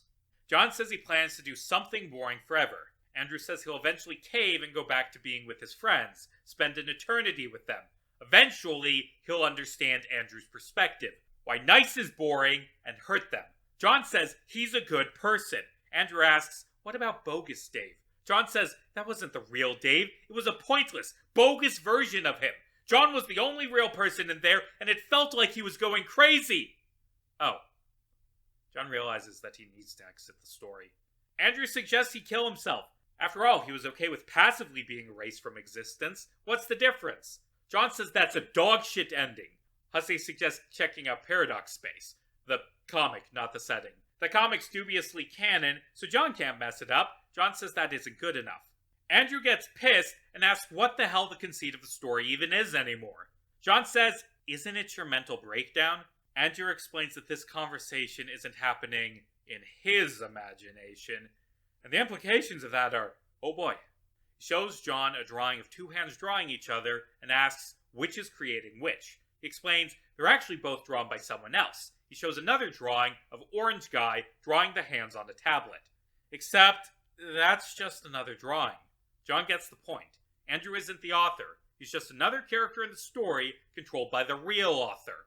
Andrew is even more fake than John is. After all, John's a better developed character. He exists within the brains of countless readers.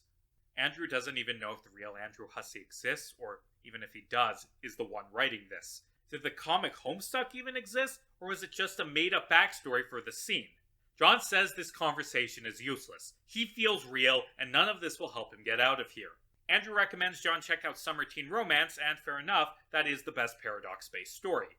Before John leaves, he tells Andrew that he's glad he got to exist. This scene is incredible. It's one of my favorite scenes in any of these fan comics. It captures the metatone of Homestuck perfectly. I'm shocked that this isn't something that happened in the original comic.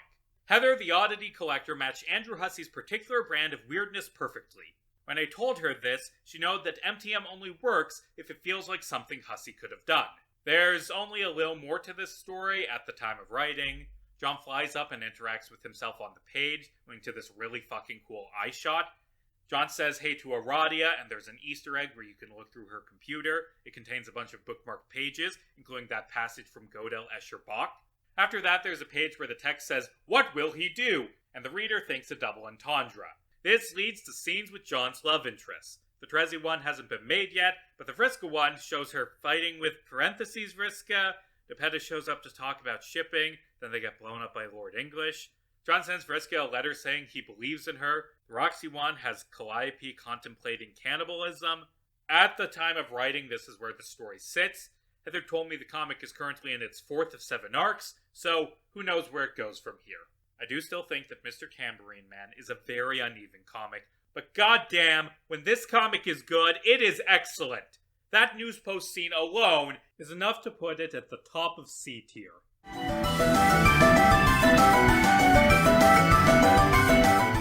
You'll notice that at this point there's still around half of the video remaining. This is because I have a lot to say about these last 3 comics, and also because past Casey fucked over present Casey by writing too much. Like, I have to edit this! This takes time! I have a deadline, why did I write so much? Burning Down the House debuted in 2021, but its author, Victoria LaCroix, first began getting ideas for it in 2016 due to dissatisfaction over the Snapchats. She was interested in seeing her favorite character, Jane Crocker, shirk the circumstances of her birth and be free from her Crocker heiress destiny. She also wanted to know what happened to Vriska after Act 7. She let the ideas simmer while she worked on game development, but kept working on sketches and scene ideas out of fervor and a sense of dedication and correctness to the ideas she was following. In 2019, after the epilogues came out and she became frustrated with game development not going anywhere, she decided to take a hard swing at it. I asked Victoria why she liked Jane so much. She said that in 2016 her reasons were simpler. She's fun, she's funny, she's down to earth and relatable. She's a good straight man. Now her love for Jane has grown to focus on her detective mindset. She brought up the fact that Vriska saved Jane's life, a thing that she doesn't think anyone notices until they read Burning Down the House, and to be honest, I hadn't really thought about the fact that Vriska saved Jane until I read Victoria's comic. She said Jane is easy to not pay attention to, and part of her goal with putting Jane front and center in Burning Down the House was to make paying attention to her in every work she appears rewarding. And you know what? Victoria does a better job writing Jane than any other writer I've ever seen, bar none. Burning Down the House is at its core a story about Jane, and Jane's development in the story is excellent. Burning Down the House made me appreciate Jane in a way I never had before. The comic begins with an animation similar to The Rapture, showing the gang arriving and living happily on Earthsea. Some things of note: the 4 beta lands are shown orbiting the Earth, and there's a scene where Jane and Carcat find a bunch of Crocker Corp drones and smash them. The animation ends with Trezzy flying off to the Dream Bubbles to search for Vriska. She stops by the edge of the pocket before it can pull her in. The story proper begins with some lily pad conversations and slice of life stuff. Rose and Kanaya search the desert for a new home for the mother grub. Jade visits Jake on his Hell Murder Island, where he's staying until he figures out what's wrong with him. Jane helps John and the Nanas clear John's tower. Roxy helps the Capartians set up some alchemiters in Cantown. The mayor, who is still alive because there isn't a millennium-long time skip in this continuity, meets with Dave and Carcat. His office features a gamer chair, which Dave and Carcat argue about. Also, Jack is the mayor's assistant, and he has a cat poster. John finds an old scrapbook and guesses it probably has a bunch of stuff about Vriska in it because he had a crush on her. Jane says she owes Vriska because Vriska saved her from being mind-controlled, and that she still gets headaches and confusion from the tiara top. Trezzy, Rose, and Calliope raid an abandoned 7-Eleven, and Trezzy gets drunk on Slurpees. Rose invites Terezi to stay with her and Kanaya, and Terezi begrudgingly agrees. Jane goes home after cleaning and finds G-Cat next to Tavros' decapitated head. Jane revives Tavros. By the way, the art in this comic is consistently pretty excellent. Like, it's the late Homestuck art style, but there's a lot of attention paid to lighting and layout that makes it stand out. Exhausted, Jane falls asleep, winding up in a bubble falling towards the pocket. She dreams about her introduction from the original comic. She opens a box and finds a lesbian scarf from Roxy and an invite to a boarding school from the Condens. Psst! This is symbolism for sticking with the destiny originally laid out for her versus Jane being true to herself. Mina shows up and says the Condens gave Jane everything, and if Jane doesn't want it, Mina will take it back. They strife. It's a pretty good, even fight that features Jane's house being burned down. Mina ultimately wins after she knocks Jane out the window into a field of sunflowers. Jane wakes up right before the bubble is pulled into the pocket. Some beautiful narration recounts that Jane feels like something is missing from her life. What she thought was her purpose, being an heiress, was torn away. The dense circuits of capital left scars when they were pulled from their place embedded within her. Jane has finally assumed a role of her own volition and is now the only person she could ever be. Herself as she is now. Perhaps that's good enough. The title screen appears. Burning Down the House. I asked Victoria about the title, and she confirmed it was a reference to the Talking Heads song. Burning Down the House is an upbeat, grooving song. According to Talking Heads frontman David Byrne, it's meant to be a metaphor for destroying something safe that entrapped you. It's an expression of liberation, of breaking free from whatever was holding you back. This, I think, fits with the comic being about Jane moving beyond the Condense's influence and trying to figure out who she is. The name Burning Down the House also fits with the house motif found in Homestuck. In the original comic, the house logo symbolizes the game and its control over the cast. That's the real reason the story is called Homestuck, at least how I interpret it. Burning down the house is after they've escaped the game, after they've metaphorically burned it down, about the gang figuring out what to do next. Victoria originally wanted to name it Pyramid, after the Jason Weebly song, which captures the Jane-Vriska haunting dynamic and references a pyramid that's planned to be important to the plot, but Victoria changed the title to be broader and more Homestuck related. For what it's worth, I think she made the right call. When I hear the word pyramid, I don't think about that specific song, even though it's a song that admittedly fits the comic perfectly. I think about the pyramids of Giza, or if in a Homestuck context, Roxy's Land. Burning Down the House makes me think of the Talking Heads song. Well, technically it makes me think of this comic, and then after that JoJo, but the Talking Heads song is at least third. Victoria stated that she sometimes thinks the title comes across as too hostile to the original source material, which doesn't fit with Burning Down the House, and that's fair. I could absolutely see a comic named Burning Down the House begin with an angry rant by the author's stand-in about why the original comic sucks. Back to the comic. Terezi hangs out with Rose and Kanaya. She asks what she's supposed to do now that there's no big cause to fight for. They won, but she doesn't feel like it. She says that she assumed that because they saved Vriska via retcon, Vriska would be there. Kanaya offers to help look for Vriska, but Terezi says there's nothing they can do, assuming Vriska's within the black hole. Terezi considered sending John back into Homestuck to get Vriska, but she can't bring herself to gamble with her friends' lives anymore. Kanaya says that she can sense the ticking of a countdown to the day the gods go back to the story to fight Lord English, maybe to never return. She tries not to think about it. Kanaya says that they can only hope that Paradox Space is kind to them for however much longer it exists, and suggests Terezi search the shards for Vriska. Meanwhile, Jasperos goes to Rose to say goodbye, because she can sense that she'll soon split apart, like G-Cat Avros did. And because Alcoholic Rose was from a doomed timeline, she'll just disappear.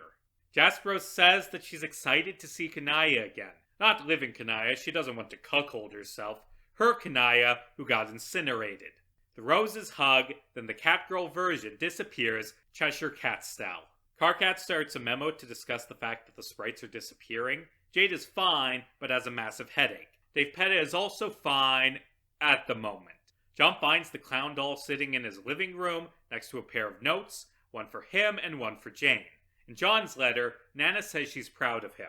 Arqueus is also still alive. Terezi points out that they need him for the final battle, meaning they have to go right fucking now. Karkat asks if Dave is alright. Dave says he's just ready for it to be over. The months they've been waiting for the final battle, he's barely been present. They talk about not knowing how to do agriculture, leading to complaints about Dirk sending deep-fried future memes and a reference to the Epilogues election plotline. John zaps everyone to the void. While they wait, Jane and Dave talk about Problem Sleuth and how, hold on, didn't they fight and kill the Midnight Crew from the webcomic Problem Sleuth, written by Andrew Hussey and hosted on MicrosoftPaintAdventures.com? That was weird. What the fuck? Rose and Kanaya have a heartfelt goodbye, as do Jade and Dave Petta. Arqueus asks Dirk if his fate was always to become evil itself and perish in combat against people he wishes could be his friends. Dirk says he doesn't see another way. Arqueus asks if there's anything to do to save his brain because he's scared of not existing. Dirk says he'll see what he can do. Calliope tells Roxy she wishes she could do more to help and complains about Caliborn being the worst. She tells Roxy to fuck him up. Once everyone's gathered, there's a fun minigame where you can bounce them around in the void. The comic cuts to a Caliborn segment, and oh shit! Caliborn finally learned to draw! This is a great manga-esque style to be used for the retelling of the masterpiece. I mean, on one hand, the whole joke with Caliborn is that he's a shitty artist who never improves because he's immature, but on the other, this looks really cool! Manga cuts to the final battle from the epilogues. Vriska is blinded and falls into the black hole while shouting that she needs to see this happen. Rose is vaporized. Jade gets hit by a shard of reality. And then it pans out, revealing this is just a comic being written by Caliborn. Vriska mind controls Caliborn into scribbling over his drawing and returns the story to the real final battle. Vriska opens the box, leading to the Get This Over With animation, which is set to Let's Get This Over With by They Might Be Giants, which oddly works for a big final battle. The Beta Kids appear and fight Lord English. John gets punted back to low cam, then returns with the Nobles. The fight moves to Washington, where everyone unleashes big combo attacks.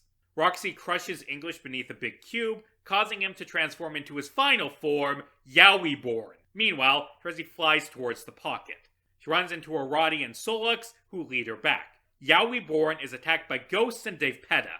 The kids leave, their work done, as the curtains close and are pulled into the black hole.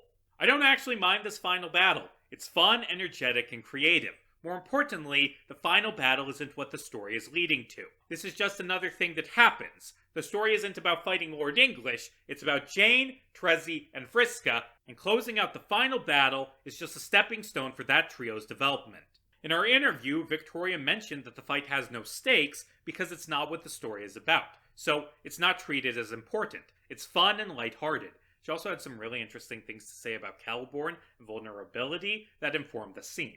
Back in the Void, John and Rose realize they never ran into Vriska, meaning that she probably either died or got sucked into the black hole. Oh well. Rose asks how John will tell Trezzy, and John says it's fine, she already hates him. The gods return home, then split off for lily pad conversations. That sounds derisive, and I don't mean it that way, although I have used lily pad conversations as a negative term in the past. Burning down the house uses lily pad conversations correctly. They're just long enough to be good without dragging, and Victoria is very skilled at capturing the voices of these characters. Jade is sad, even though they've won, because her John and Dave sprite are still gone, as is Dave Petta. Jane asks Calliope if she's enjoying Earth. Calliope says it's overwhelmingly large, compared to the meteor, and that she feels rather nostalgic for her childhood home. She says that, eventually, the fridge must be opened. Jane says that nothing good can come from Gamzee. Calliope reassures her that that won't happen until the far future. Jane says she doesn't care for loose threads, and that things feel incomplete. Jake asks Dirk how he's been. Dirk says he's been wondering where everything went wrong. Jake says he's been taking care of the Luci. Rose and Kanaya are glad to see each other again. Kanaya asks about Vriska and isn't surprised that she's missing. She says that this is a fantastic outcome overall, with her fists balled. Dave has a rambling conversation with Solix and Radia, who are also here now. John tells Trezzy that he thinks Vriska is dead. Trezzy says he's full of shit. John tries to explain where in the timeline Vriska died, and Trezzy says that she never gave a shit about timelines and that the dragon stuff was a prank. Trezzy says shit is wrapping up for an event that spawned all of causality. Everyone is settling into their well-earned happy endings, except for her. It was John's responsibility to get her a happy ending, and he didn't. They keep bickering, and John asks if she's flirting. Trezzy decks him. He Yamcha poses. While unconscious, John has two dreams. In one, he runs into Vriska, but gets skewered by Mina before he can talk. In the other dream, oh cool background. In the other dream, John, dressed like his father, wanders through a jail cell containing an imp, Vriska's laptop, Prospit, and a dream version of Karkat who just says, fuck, fuck, fuck, fuck, fuck, fuck, fuck. John puts Karkat in his wallet. There's a disturbing scene where John rides an elevator, and the reader has to keep pressing a button to keep John's eyes open. When John's eyes are closed, the image starts to change to this disturbing AI filter version with Uzumaki-ass spirals and distorted colors. The song Basket Case by Green Day plays when the button is held, but goes silent when the button is released. And hey, this is fucking terrifying! John tugs on his necktie, which is so tight it's strangling him. He steps out of the elevator into a room containing statues of a white dog, black cat, and black crow. A white bunny appears behind him, hiding the door. John stares at the bunny, then disappears. Late at night, Calliope stares up at the pocket. Roxy finds her. Calliope asks if she ever wonders about other versions, if knowing other versions of herself who are much more capable exist, wreaks havoc on her brain. Roxy says, hey, her Melfsona isn't cooler. Calliope says that Al told her to live, but the refrain of her being has to be more than just living, right? She knew so much about Suburb, but she never even entered the game, and that knowledge is useless now. The comic cuts to Rose and Dirk, who are talking about marriage. Dirk says he doesn't want to create a cultural institution for no good reason. Rose says it's nice to think about being married with a nice ceremony and a reception. Dirk has more complicated feelings about it due to the whole raised in the middle of the ocean and having no connection to a gay community thing. Rose asks for her father's blessing. Dirk asks how she's going to propose. Rose says she'll do it once things settle down and become peaceful. Dirk says maybe things won't be peaceful. There are still things left undone. Rose jokingly calls him homophobic and asks him to make her a ring. Jane goes to talk with Terezi, who's keeping an eye on John's unconscious body. Jane asks what Terezi's motive was. She explains that kiss mestesses are supposed to know when to be nice, and John fucked up. Terezi says that her real Morrail is dead. Jane asks what Vriska was like. Everyone else acts like Vriska was a monster, but she was nice to Jane. She saved her from the Condense's control. Terezi drinks some Faygo and says that Vriska was a lot of things, good and bad. She was complicated. She was a lot better than the Faygo and the things it represents for Terezi. She hands Jane the Faygo and flies off to look for Vriska again. Rose goes home. Kanaya notices pink lint on her arm, left by Jasprose when she hugged Rose. Rose suddenly asks Kanaya to marry her. Kanaya says yes, then, like Goku, asks what marriage is. Rose explains that she wanted the proposal to be at the right moment, something more romantic, but Jasprose spent her whole life waiting for the perfect moment, and it never arrived. Rose says she never thought she would get this far. She thought she would die before she could be happy. We see other Roses from other worlds. Roses that she has seen in her visions, strange echoes of lives not lived. At every moment, it seemed like existence itself was stained on broken glass, pushing them to be their worst selves. Morose, violent, ill-tempered, and miserable, like playthings of a cruel god first and people second. From the day Rose started this game, she's expected to die in some way or another. Often she has met her own eyes in the dream bubbles for just a moment before looking away and hoped that one Rose had found meaning. She can't say for sure that any Rose has, but she's certain she's close. Thus ends the comic's first act. Act 2 is, as you'd expect, about preparing for the wedding. I do think that a strength of Burning Down the House is that its acts have big plot developments that they are building towards, and for the first 2 acts, that big plot point was a spectacular, high production value flash. I think that Burning Down the House handles slice of life stuff better than the other comics, because the slice of life is tied together with actual big plot moments, and also, the comic is willing to have its characters be sad and feel unfulfilled with their lives. It's slice of life, but slice of life that has both a clear understanding and a clear reverence for what the original comic was. It's willing to be calm and introspective, willing to be bold and stunning, willing to be genuinely terrifying, and willing to be sweet and heartfelt. Like some of you might get the wrong impression about me from this video, I'm fine with lengthy dialogue scenes. I'm fine with slice of life. I love a good bit of candy, but it needs to advance the story or the characters, and it needs to be leading to something. You can't just have candy. You need to balance lighthearted, fun conversations with dramatic, depressing ones. You need to balance comedy with action. You need to pair exposition and characters feeling sad with payoff for those scenes. Candy is great, but only when it's paired with a healthy serving of meat, and the meat Burning Down the House serves is delicious. At the start of Act 2, Rose calls Jade to tell her the news. Jade points out that Rose is like 16. She asks if Jade knows what weddings are like. Jade says she's seen movies. Nana talked about her wedding a lot and said that marriage is when you find a man who you don't feel strongly about but isn't super offensive, because that's the best you can hope for in 1920, and he financially supports your quiet life, and you have sex with the lights off and then have a child who was born wearing a hat and a tie, and then your husband dies in an estate fire. And that's that until you're hit by a big meteor carrying your ectoson and die. Being Nana is suffering. Rose says that she doesn't want to do that! And fair enough, no one should want to do that! Meanwhile, Jack is annoyed that Carcat is late for work. Carcat's job at the mayor's office is dealing with petty property problems, which Jade fixes with god powers. Kanaya calls to ask civil servant Carcat about human marriage laws. Carcat doesn't know jack shit about jack shit. John opens his phone, seeing old messages where he and Terezi argued about Wind Waker, and new ones where she apologizes for clocking him. John and Jane share memes about Mr. Crocker doing dishes. Rose asks Dave to be a rabbi.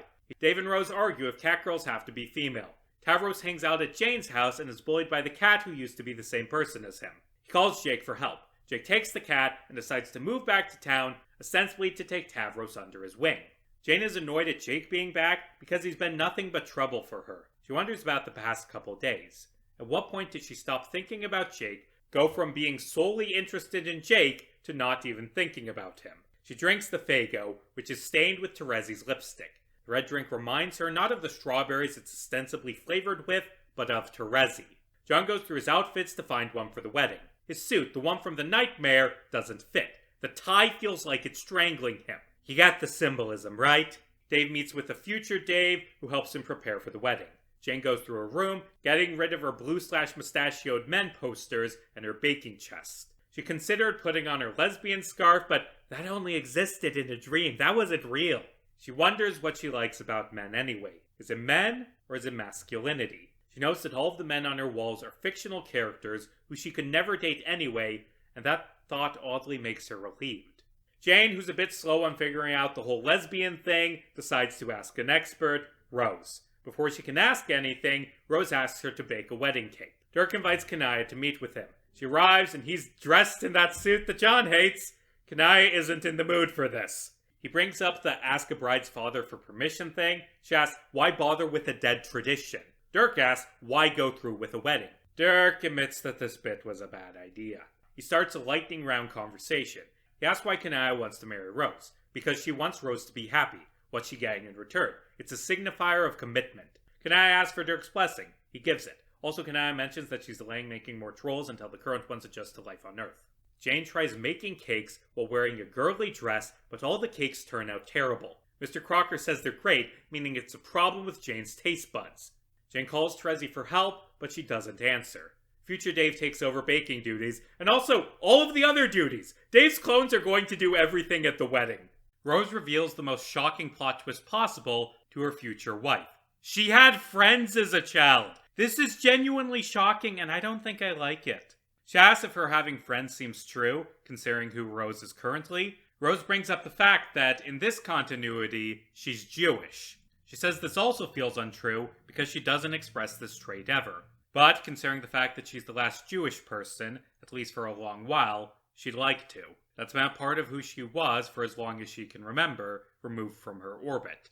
But, do we not consider Phobos and Deimos when we speak of Mars? John tells Jade about his dreams. He does a Rose impression, saying, well, John, it's really obvious you have a lot of issues with your dad. You hate the suit he gave you, but it's the last gift he ever gave you, so you feel kind of obligated to treasure it, like the clown gifts you hate, so it's all a game of trudging through gifts and building resentment for a version of yourself that doesn't exist outside of other people's perceptions of you, even though you've never given them a reason to doubt that image. That's pretty Kafkaesque. I like the implication that John, a character who famously represses a lot of things and doesn't talk about them, can do perfect psychoanalysis of himself, but only when he's doing an impression of Rose. As soon as he's done doing the impression, he says he doesn't understand what he just said. The siblings mess around with alchemy. John goes through his wallet and finds fuck Carcat. Unfortunately, they can't use him for alchemy. Jane shows up and they try making wedding clothes. Jane settles on a suit with suspenders, and John decides to go wearing a dress. John likes the dress more than he expects. He asks if this is normal. Jane says that the first time she wore a skirt, it was super nerve-wracking. It felt like some grand unseen rules were being broken, rules Jade had never bothered to question, but had known her whole life. Putting on a dress made her different in ways that she didn't quite get, made her an outsider to her own existence. Jade says this is a big change. John says he'd rather not go through with this if it'll be a big ordeal. He's just wearing a dress because it's floaty and comfortable. It's normal to not really like what gender you're born into. John says, I'm not stupid. I know about non-binary and trans-space gender and all that stuff. Not everything has to be such a federal fucking issue. John brings up Dave's sprite starting to wear miniskirts and how Jade didn't make a big deal of that. Jade says that her timeline's Dave sprite kept transitioning a secret from John because she was worried about her friendship with him. John says that he wants to do this on his own terms, and if that means doing some things the wrong way, then we'll all just have to live with that. By the way, I'm sticking with what I did in the Epilogues video, where I referred to characters by the name and pronouns they use at that point in the story. This character continues going by John throughout the most recent updates for burning down the house, so I'm calling him John. Carcat starts a journal memo to talk about his life. His job is fine, things are okay with Dave, he doesn't talk to Terezi anymore, and Jack's chill. He wonders what made Jack such a nightmare and why he's back on the rails now. Was it a bug in his code? That's stupid. He's a living person, not some game construct. Then a future Carcat shows up and calls him a dipshit for trying to redeem Gamzee, saying he's doing the same thing with Jack now. He warns that there's a long night ahead. Trezzy messages Vriska while flying near the pocket. She says life on Earthsea is low stakes and meandering. Maybe that's why Vriska won't come back. She reminisces about role-playing as children and wonders if either of them were actually happy. She says she hasn't slept in so long. Every night she's out here looking for Vriska. Maybe there's some combination of rules and magic and science that can let Terezi in, and she just needs to discover the solution to the puzzle. She calls herself pathetic, says she wishes she had gone to the fight with everyone else. Maybe things would be different. But at the same time, this is the only way it could have gone, because Vriska is Vriska, and against all odds, Terezi is Terezi. She was delusional to act like just writing out a goodbye was enough. She can say goodbye all she wants, but she can't make herself loosen her grip on Vriska. She tells Vriska, come home soon. The black hole calls out to Terezi. She reaches out for it, and Jane grabs her arm, pulling her back. They float down to Earth's sea. It's time for a wedding. DJ Dave plays the Michael Guy Bowman cover of How Do I Live from Con Air. Dirk leads Rose down the aisle. Rose and Kanai say they love each other and kiss. Rose throws the bouquet, which no one catches. All in all, it's a great wedding. Act 2 ends with a massive 35,000 word open bound. This is an incredible amount of work that shows Victoria's clear love for Homestuck and willingness to invest as much time as possible for the sake of the story. It's an amazing open bound, and I say that as someone who normally hates open bounds. I normally skip them when I reread Homestuck, but I enjoyed this one. By the way, the reason the Flash games are 480p in this video is because I have a shitty laptop that cannot record higher than that without dropping frames. This Flash looks better on the Burning Down the House website. The open bound begins at the wedding reception, with characters giving speeches about Rose and Kanaya's relationship. Karkav reads out Kanaya's old fawning GameFAQs post about Rose. Rose gives her speech, saying that this wedding is a celebration of their victory as much as her and Kanaya's love. It's freeing to no longer worry about doomed timelines, the most fortuitous path, the endless threat of someone snapping and flying off the handle that at any moment something may go horribly wrong. Rose says that she feels the opposite of grimdark. Terezi gets pissed and storms up to Rose, saying, "This fucking sucks. This wedding is a waste of everyone's fucking time. What's wrong with Rose? Making them go through dead human traditions? They have more pressing shit to do than playing bullshit dress up atop Mount Troll Olympus, being gods for a spoiled people." Every night, Terezi is out there, inches from the event horizon, alone in the moonlight, hoping that she gets somewhere towards not being the only person in the whole fucking universe who didn't have her whole life wrapped up in a neat little bow. Rose says she understands Terezi is hurt, but they're not the ones to blame. No one is to blame for Vriska's death, except for maybe Vriska herself. Terezi tells Rose to shut the fuck up and challenges her to a fight. After the fight, Terezi storms away, leaving a psychic barrier behind to keep people from following her. Rose finishes her speech, abridging it to, "They tried to kill us, we survived, let's eat." She walks up to her room and goes grimdark, causing black goo to appear and lock the door behind her. Kanaya sits outside and waits. The open bound proper begins with you playing as Jane. Your goal is to open Terezi's barrier, which first requires getting 3 glowing orbs. Jane can go around talking to people, helping them with their problems, which unlocks them as playable characters and helps progress the quest. There are a lot of side conversations between characters, like John and Roxy arguing if the Michael Bay Transformers are good movies, or Tavros complaining to Jake about Dexit, but I'm mostly going to focus on the main plotline. Jane dances with Jake. She dreamed of this once, thought she wanted it, but she doesn't. She didn't dream of dancing with Jake, but of being able to say that she had, as just another element in a still, unmoving picture of perfection, a life comprised of photo shoots for nobody that she would drag him along for. As she dances with Jake, she feels like she's going to throw up. She says she's been awful to him. They said they'd talk later, but they never did. She hasn't been okay for a very long time, but hopefully, she's getting there. They end things as friends. By the way, Mamma Mia by ABBA plays during this scene, and it is followed by other dumb songs in Dave's DJ setlist. This dancing scene unlocks Jake, who has a duel with Dirk on the roof, which he easily wins because the fight minigame isn't balanced at all. They hash out their relationship and decide to start things fresh. Dirk tries and fails to talk with Grimdark Rose.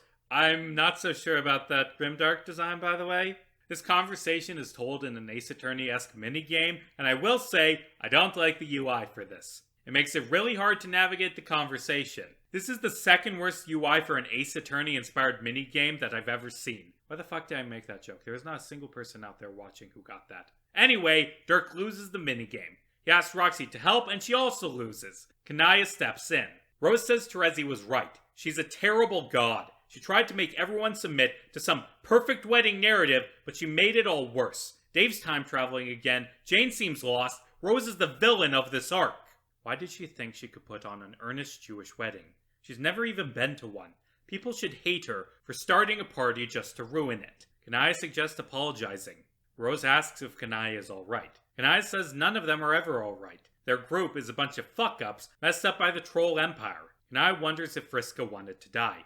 She says she spends so much of her time caring for Vriska, but when she tries to help, it always makes people worse. There's a hole in her abdomen as an eternal reminder that fixing something is not always the same as loving it. She says that she's going to wait outside and love Rose as she always does. This gets Rose to break free of Grimdark and leave her room. Rose, now playable, tells Dave he can stop doing the 10-clone wedding management time loop he's been working on. Dave talks to Dave Sprite, who is still alive but dying. Their conversation ends with one final question. Why are we so fucking awesome? Dave Sprite turns into light. Dave inherits her memories, but is still just Dave. For now, at least. Later in the comic, she goes by Robin and has partially orange text. Dave Sprite's death gives Jane one of the keys to the barrier, and I'm not actually sure how that works diegetically. The other two keys come from minigames. One is from winning a DDR round, and the other from beating Jack at Triple Triad from Final Fantasy. There are a bunch of different cards for a bunch of Homestuck characters to collect, if you want to. I don't know if there's a 100% completion reward, because I didn't. Keys in hand, Jane breaks the barrier. They talk on the balcony. Jane says she drank the rest of that Faygo, and that it permanently messed up her taste buds. Trezzy says she'll try and get out of this funk after tonight. Jane offers to help, and Trezzy calls her gay ass. Jane tells Trezzy she's a lesbian. Trezzy's the first person Jane's told. She rings up Crocker Corp, and says she leaned on it for stability. Look how little she has without it. What can she say about herself now that she isn't an heiress, isn't interested in Jake, can't cook, and can't even appreciate the support of her father? What else is there? What's the point of Jane Crocker? At least the voice in the tiara top told her who she should be. She says, "Can I just be Jane?" She's only ever wanted to just be Jane. Trezzy asks if she's ever hated someone for no reason. Rose and Kanaya got everything they ever wanted. It pisses Trezzy off, even though Kanaya is a delight. Jane mentions she's never seen Trezzy's house. This is because Trezzy doesn't have one. Trezzy says she hasn't slept since arriving. Every night, it's the same thing. Up there by the black hole. Jane says that Faygo isn't half bad. She may never taste properly, but who gives a damn? Crocker Corp is dead. She doesn't have to bake shit. She's also done with men and conservative politics and skirts. They finish the bottle and chuck it off the balcony. Jane and Trezzy kiss. I adore how this comic writes Trezzy and Jane's relationship. It's a relationship between two characters who, as far as I can remember, never interacted in the original comic, and yet, through Victoria's impeccable understanding of these two lonely young women, feels completely genuine. Victoria said this relationship arose naturally out of Jane's driving curiosity towards Vriska. This is a story about Vriska's absence, and that's what Trezzy and Jane bond over. This kiss closes out Act 2. The camera pans up, showing the pocket. The curtains close, and the music becomes quiet and distorted as we see the curtains are floating in the ruins of Lotak. There's a recap hosted by Victoria, dressed like a clown, then a brief intermission showing Aranea crashing down into the dream bubbles. She sees the new Earth in the clouds, seemingly fused with Skaya. John puts his suit on a scarecrow. Aranea pulls out a magic 8-ball and captures the cloud. The dream bubble falls into the pocket. Act 3, or I guess Act 2, because the earlier acts did an Act 1, Act 1, and Act 1, Act 2 thing, begins a few weeks in the past, with Vriska in the dream bubbles. In a flashback, Snowman messages her, and they talk about Vriska's relationship with Tavros. Aradia Bot shows up and makes Vriska pay, then transforms into the real Aradia. She welcomes Vriska to the dream bubbles. Vriska remembers the fight with Lord English, and is pissed that her moment where she killed the great antagonist Lord Shitface was taken away. She rants that she's going to tear the bubble apart and somehow come back from the dead, then collapse into the arms of her wonderful Moirail, then sleeps soundly in the universe she saved. Back on the balcony, Trezzy has fallen asleep on Jane's lap after a sloppy makeout session. Trezzy has her own fucked up nightmare dreams with the rainbow background. I mean, the dream helped John figure some shit out, so I guess the nightmare realm is good, but also, remember the spirals? Trezzy dreams of being in court. Her and Vriska are on trial, standing on giant scales. She jumps over to be with Vriska, and the scales of justice shift. The Legislacerator cuts the rope, and Trezzy grabs Vriska to keep her from falling into the pit. The black hole lies below. The rope snaps, and Vriska falls, but Terezi is saved by vines representing Jane. In the other, not scary dream, she remembers role-playing Mindfang and Red Glare space pirates with Vriska. The dream zooms out, showing that it is actually being remembered by pre-retcon Vriska and Terezi. Living Terezi wakes up and flies off, Jane hugging her as she flies into space. The story jumps ahead 7 years via montage. Jane destroys Crocker Corp, the gang continues rebuilding the world, and John and Jane celebrate their 23rd birthday. We see via scrapbook photos flashbacks of the past 7 years. Dave, having absorbed Dave Sprite's memories, stares at Nepetta's decapitated head. The group discusses if they should revive the other trolls. Terezi is against it. Carcat says they should revive Pfeffrey first because she knows basic civics, although, counterpoint, the civics she knows are bad civics. Jane revives Pfeffrey, who doesn't want to do empressing because she had to deal with the Dancestors, who are all awful and grew up in a world Pfeffrey controlled. She asks if they're going to revive Eridan, and Terezi points out all of the people he killed are alive, so his murders don't really count anymore. Kanaya considers herself and Eridan to be even. Pfeffrey says Eridan enjoys being dead. Also, they revive Nepetta, and Dave gives her all of her shit. In another flashback to the night of the wedding, Terezi says Vriska wasn't a hero. She was the scapegoat, set up to take the fall for the rest of them to succeed. Jane says she had a crush on Roxy, and that she misses her Roxy, the one she murdered. She says it feels like the universe is playing softball with her.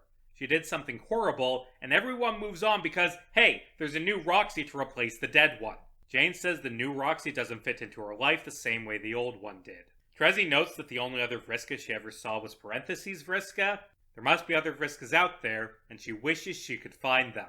Jane asks if Vriska would have liked her, and there's a flashback to Vriska meeting Jane on Lowcalf and reviving Tavros. Present Jane says that Vriska knew Jane was going to do horrible things and make a fool of herself. She wonders if Vriska saw herself in Jane. Terezi says she knows her relationship with Jane is just another rebound, and that she'll never be able to speak to her again if she drops everything to go back to Vriska, but she likes Jane and wants things to be different this time.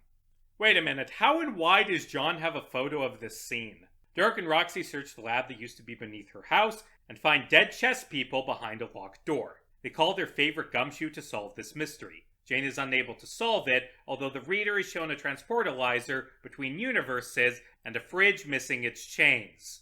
Jade, Terezi, and Jane find an Alternian outpost. As they're searching it, Jade finds Serenity, who leads her to a radio tower on top of the outpost. Jade plugs the tower in, revealing a password screen and a photo of, fuck if I know, Disco Stew? Serenity begins speaking in Morse code and shit, it's Al. That can't be good. Oh look, a pyramid. Al explains that the singularity underlined is upon them. Wait, how did she say that in Morse code? I don't think you can underline things in Morse code. Al says Jade has to repeat after her to bring the party across tangled space. Jade repeats Al's words, saying second star to the right and straight on until morning, which causes her to bleed green blood and die. Slight problem. Turns out the reason the Earth is rotating is because Jade makes it rotate with her space powers. I saw an XKCD What If about this once. It, like most of the posts on that blog, ended with the deaths of billions! Hurricane winds sweep over the world. Terezi saves Jade's corpse, while Jane goes to enter a password. The chapter splits in 3, with the top focusing on Terezi as she uses her mind powers to dodge the outpost's defenses, Jade as she talks to Al, and Jane as she deals with some stuff mentally. Al explains that she lent Jade too much power, accidentally killing her. Al explains the power she lent was given by Echidna as part of the choice. It's a force damaging to the integrity of reality. If handled recklessly, it will nullify the basic ability of intelligent beings to give a shit. It is the authority for the words you speak to be true, even when they are not. Al says that a higher power than herself, a luminous mouthpiece of Skaya, has asked for the barrier around the black hole to become permeable. To traverse the threshold safely, Al needs Jane to agree to it. Al has no desire to impose her will upon Jade. Jade asks why she's being trusted with this power, and Al says she trusts Jade's willingness to help others. Al says that there are many worlds in which she hurts people with this power, not out of malice, but out of love. The kind of love that erodes. A rolling love that turns rock smooth beneath its eternal flow. A love that cannot abide by the beauty of a jagged rock. A sick kind of love that you can only have from this distant vantage point. As they talk, the pile of televisions behind them begins showing images from the candy timeline of Homestuck 2. Al asks if Jade is happy. Jade doesn't know. She still misses Dave Petta and Nana and Casey. It's hard doing the best she can, but even then, she doesn't think she'll ever get over it. But she's working on it. In Jane's third, she is tied up and held hostage by herself. A version of Jane holding a trident, wearing a Crocker Corp red pantsuit. Red Jane, let's call her Crocker, says it's time Jane acknowledged her. Jane says that the tiara top is long gone. Crocker says that the artificiality has been torn away, but the intelligence remains. Jane says she doesn't want to be an heiress, a CEO, a president, and to leave her alone. Crocker says those desires don't go away so easily. Crocker bemoans this dreadful decline in brand integrity. Jane says that she likes what she's become. She feels good and happy about her life for the first time in maybe forever. Crocker decides to beat some habits of a highly effective person into her. Crocker says Jane's body is under new management. Jane says somebody will stop her, and Crocker says they're scared of you. You get everything you want, get to be a degenerate burnout who nothing is asked of because they don't want to end up like Roxy. Jane shouts that Crocker killed Roxy, not her. Crocker asks if her friends can tell the difference, if there ever was a difference to begin with.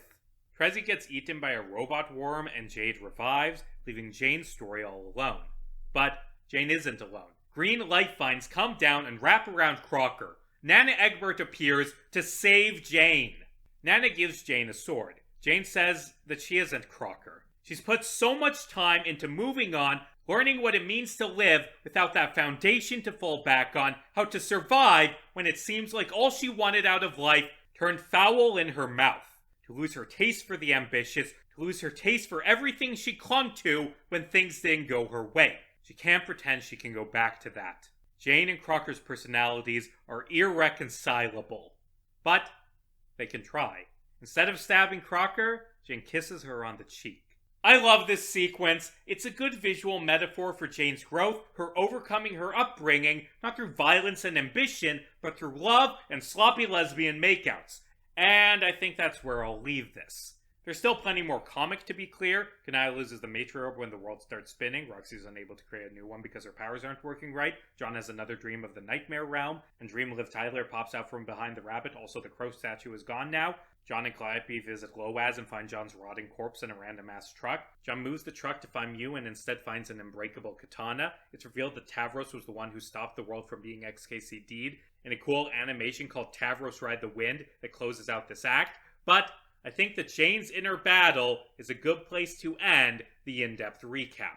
In case it wasn't clear, I, much like an arsonist, adore burning down the house. It is consistently an impeccably written comic with a perfect grasp of its leads. It is my favorite fan ending, landing it easily in A tier, just slightly below the epilogues. By the way, speaking of the epilogues, Victoria actually likes the epilogue's portrayal of Jane, and that surprised me, but it shouldn't. Burning down the house is about Jane being at an impasse and deciding who she wants to be. There being another worse option possible makes this choice more meaningful. This comic is still ongoing, and when I say ongoing, I mean it updated while I was working on this video with the beginning of a new arc centered on the circuits. When I interviewed her a few months ago, Victoria had been on hiatus for a few months while she worked on her vision for Bepharus. She told me that she started liking the Dancestors after getting a fever over 110 degrees.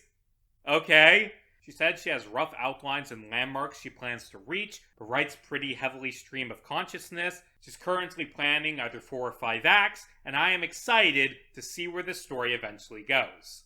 Oh, also, there's a pretty good spin-off for Burning Down the House called Eternal September, about a lesbian programmer working on Suburb in the 90s. You should also read that.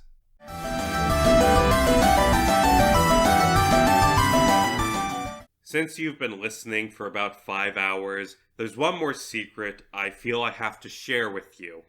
I did not care for Double Death of the author. What? Did not care for Double Death. How can you even say that? Didn't like it. It's so good. It's like the perfect fan comic. This is what everyone always said whenever they say, "Can I am ending Paradox Space, Terezi Pyro Ace Attorney? I mean, you never see S Coda?" Fine scene. Did not like the comic. Why not? Couldn't get into it. Explain yourself. What didn't you like about it? It insists upon itself. What? It insists upon itself. What does that even mean? Because it's giving the fans what they want. It's insisted. It takes forever getting in. You spend like 1,500 pages. You know, I can't get through. I've never even finished the comic. I've never read through the final conversations. You've never played the Open Bounds? How can you say you don't like it if you haven't given it a chance? I agree, it's not really fair. It's outrageous! I have tried on 2 separate occasions to get through it, and I get to the 10th scene where Jade talks about how she was mean when she was mind-controlled. Yeah, it's a great scene. I love that scene. I have no idea why I should give a shit. It's like they're different characters. You know, that's where I lose interest in it. You know what? They're resolving their issues! The characters are concluding their character arcs. It's something you don't understand. I love Altstuck. That's my answer to that statement. Exactly. Well, there you go. Whatever. I like that comic too. This video is not ordered by release. It is not ordered best to worst. It is ordered by failures. The faults that doom one comic are rarely constrained exclusively to that comic. They repeat again and again. Double Death of the Author was always going to be the second last comic I talked about because it couldn't be properly discussed until I had described the failings and triumphs of a dozen other comics. Double Death of the Author makes every mistake, repeats every flaw, and yet it is better than most of the other comics through sheer unending determination to end the story the way the creators saw fit. It is a story that kept going and kept going and kept going until the game was won, and at times it is a story that is genuinely excellent. But yes, to quote Peter Griffin, it insists upon itself. The comic begins in the Purple Land consisting of ships and fans, presumably intended to be the land of fans and music, a reference to a series of fan-made albums. 2 god-tier maid players, writer Cat and artist Gil, explain they're doing the author self-insert thing to introduce the story and that they won't be doing it later because it wore a bit thin in the original comic. By the way, the TLC and TLCStuck stands for Time Life Channel, what these two call their partnership, and honestly the title works better without the TLCStuck bit. I did manage to interview this comic's writer Cat, but didn't hear back from Gil. Work on Double Death of the Author began in 2015, right after the retcon. Cal explained that she and Gil disliked the idea of completely overwriting the pre-retcon versions of these characters with the new post-retcon ones, which they saw as their struggles getting overwritten rather than resolved. She says they were primarily invested in the story for the characters and speculated that wasn't Hesley's priority. Kat described the comic as a preemptive fix-fic, and that's a bold called shot to make, making a comic in response to something being unresolved in a story that's still ongoing. For example, Terezi's character arc from before the retcon was resolved perfectly. But, to be fair, they did correctly predict that some things like Rose's alcoholism and Jade being mind-controlled won't be focused on again in the actual comic. Kat said that she is a planner by nature and planned the story in detail before they began work. She says that she added a few more scenes after making the outline after realizing they needed more scenes of connective tissue or were neglecting certain characters for lengthy periods, and I haven't seen the original outline, but I'm going to take a shot in the dark and say they didn't actually need those extra scenes. I asked Kat if she liked other things besides the retcon in the later chapters. She said that she liked the rooftop conversation, Final Flash, and Terezi Remember. She mentioned that she remembers the later parts of Homestuck being a lot of text dumps, and oh boy, that's a pot in the kettle moment. Except like it's a kettle that's dark blue and the pot is a black hole, and no light can escape from its darkness and its gravitational pull is beginning to spaghettify you, and I think I've lost track of this metaphor. I think the Double Death of the Author is well regarded primarily because of its concept. People dislike the retcon, and this is Homestuck without the retcon. This is what fans wanted. This is what I wanted, or at least what I thought I wanted, back when I made that video in 2023. This is what this has all been leading to. An ending of Homestuck that wasn't cancelled, that isn't a lighthearted AU, that isn't drawn in pencil, that doesn't feature the retcon. Let's begin.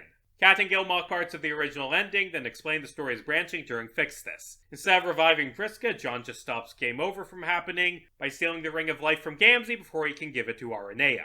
Dave Sprite explains to John that he was acting mean to make people not like him because he knows he's the fake Dave and doesn't want them to be attached to him. John recaps what's going on, and Dave Sprite says he needs to be more careful with time travel. He points out time travel went wrong in his timeline because of Terezi and says John shouldn't treat things like a joke. John says, actually I'm the real hero who saved you. Jade shows up and says that the old Jade was a pathetic whiny loser who let everyone walk all over her. She teleports Gamzee away, then John knocks her out with the telescopic Sassacrusher. John and Dave Sprite go meet with Roxy. Roxy thinks Dave Sprite's cool. Dave Sprite says he isn't real because he's from another timeline. Roxy says that sounds dumb. The more family members, the better. Roxy says that she can use her voidy powers to make everyone remember the Game Over timeline. And I don't know if they work like that, but this needs to happen for the story to exist, so I'm fine with it. John is unsure about making people remember the bad timeline, but Roxy says remembering might help people not make the same mistakes, like replaying a video game level. Essentially, things have now been reset back to how they were during Stardust, except everyone remembers the events of Game Over, and the Stardust is gone. Rose makes a memo, and the group plans to take out the Condents. Rose ends the memo by saying that they've been given a second chance, don't blow it. Jade talks to Calliope in the Yellow Spiral room. Jade tells Calliope that it's her fault people got hurt. Calliope says she has experience with her body being used for awful things, and that none of this was Jade's fault. Jade says that part of her wanted to do bad things, wanted to hit John and Dave and Carcat for being mean to her. She isn't sure how she'll ever be able to face them again. Calliope asks why she kept her feelings quiet for so long, and Jade says that anger isn't a useful feeling to share. It only makes people not like you. She shouldn't get angry, that's not being a good friend. Calliope says if she had been properly angry, she might have defeated Caliborn. Jade says she's better off dead, and Calliope says it'd be better if she'd never been born.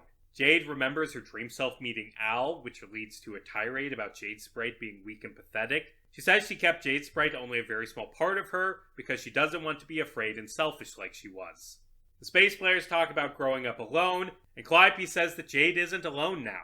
Carcat and Kanai meet with the Condents and tell her that they've captured Jade. They try to barter. The Condents laughs at the idea until Carcat points out that she can't kill them because she needs them to build her new empire. The Condents says she's had enough with meddling trolls, and hold on, she can remember the fight with Aranea? Wait, did Roxy restore the Condents' memories? Why? I mean, actually, now that I think about it, it was probably accidental, but still, why? The Condents says she crushed Last Mutant Uprising. Carcat doesn't give a shit. He's met Concrete, and that guy was a tool. He rants that Mina was cool, that the Condents made Alternia shitty, and that blood color doesn't matter. All this is just a distraction so the other players can rescue Jake and Jane, by the way. While going to rescue Jake, Terezi asks Dave about his black eye, which is not visibly black because of the art style. Dave doesn't want to talk about it. Terezi says Dave always avoids serious conversations, and that now that they have a fresh start, they shouldn't stumble back into previous blunders. Dave admits that he got into a fight with himself. We see a flashback of him and Dave Sprite. Dave says that he's quit using time travel because he's sick of the time loops and of watching himself die and of everyone relying on him to save them. Dave Sprite says he can't believe this, and Dave Classic says look how using time travel turned out for you. Dave Sprite says the important part is he fixed things because that's what time heroes do. Their friends need help, and Dave doing nothing won't help anyone. Dave Sprite says dying doesn't matter, at least Dave's still Dave. Dave complains about Dave Sprite's self-loathing and about him resenting him. Dave Sprite says he was mean to John and Jade for Dave's sake. Dave says that he only exists because he got lucky and that all the other Daves died except for Dave Sprite, who jumped at the opportunity to have a purpose again. He says that if Dave Sprite wasn't wallowing in misery, fewer people would have died. Dave Sprite calls him a moron for dying while playing hero, which accomplished nothing. He could have fixed things with time travel, but he didn't. What would he have done if he was the last survivor instead of John? Dave Sprite says Dave isn't a hero, he's a joke. Dave complains about Dave Sprite trying to hand over his responsibilities so he can kill himself, about how Dave Sprite treated John and Jade, and about how he has to clean up the messes of a shitty knockoff bargain bin Dave who thought he was tough shit. Dave Sprite decks him. Dave Sprite says he's a copy and a failure who wants to die, and that Dave's the only one that matters. He says every Dave is fucked up, and he shouldn't have expected Alpha Dave to have his shit together. He says he thought saving everyone then dying would make him happy, but there was never a good moment to die. He says Bro was shitty and that Dave has to move past him. He doesn't have to be the big damn hero, he's just asking for Dave to not have made him come all this way for nothing. He says Dave will be fine because the Alpha's always right. Dead Daves are the enemy. There is no point in spending time with a dead end. As John and Rose go to rescue Jane, Rose apologizes for not being well behaved when she was grimdark. Rose, that was 3 years ago. John's moved past this, Rose. She says she owes John for giving the kiss of life and that trying to fight Jack was foolish. It was too late to be a devoted daughter. She says she wanted to take back control from the game, and fighting Jack gave her that. John says she's being hard on herself. She cared about her mom, even when she pretended she didn't. Rose says that the Green Sun plan and trying to fight the Condents were also mistakes. John says that it all turned out okay, and that she had to do what she did. Rose compares this to an Ouroboros noose. John says Rose wouldn't be Rose if she didn't try to take things into her own hands. G-Cat appears and John distracts him by summoning Dave Sprite. Jane shows up. John tries to distract her with a bucket of water because trolls are weird around buckets and she's being controlled by a troll. He trips over his windsock and chucks the bucket to Jane, frying her tiara top and killing her. Jade and Calliope meet with Al, who says she's been waiting for so long that time has ceased to have meaning. Calliope says they need her help, and Al says she is already helping. She explains that she has watched their story and gave her blessing, in doing so, creating a battlefield for soldiers to rise up against Lord English. She says that both he and her are locked into an Ouroboros, bound to a path from creation to destruction that will only end when they pass through the final door. She says that she cannot fight and that only they can bring peace. Jade asks if they're pawns. Al says they're tools. She hopes they'll be successful but doesn't really feel any empathy and just views them as characters in a tale she wishes to end justly. Jade points out that Al's behind the game that ruined their lives. Al says blood always spills to birth new life. That is the balance that her race understands, creation and destruction intertwined in a perfect order that Caliborn tipped into disarray. If the scales fall, all will crumble into light. Sacrifices will have to be made to get the balance right and constrain the reach of his destructive power. Jade says she knows about sacrifice, but that they should have had a choice, and that she doesn't like hearing that the lives of the people she cares about are meaningless to Al. Al says her sacrifices are not over, and that they will soon enough have to turn their back on the light Al represents. Friendship, love, mercy, these are things Al cannot feel. But Calliope can. Calliope says she's weak and not a proper cherub, which is why they need Al. Al says Calliope will never be a proper muse, but she is still the one who must defeat Lord English. Dave asks if Terezi still wants to kill Gamzee. Terezi says there's no point because he's immortal, and that she should have used her head to outwit Gamzee instead of fighting him directly. She never used her head with Gamzee. She explains she dated him because she thought she deserved to be punished. After all, everything in the Alpha timeline happens for a reason. Dave says it doesn't work that way. Skaya doesn't think in terms of good or bad. Terezi says she's realized she's afraid of being alone. She doesn't know who she is on her own. Dave suggests being Terezi because she's pretty cool.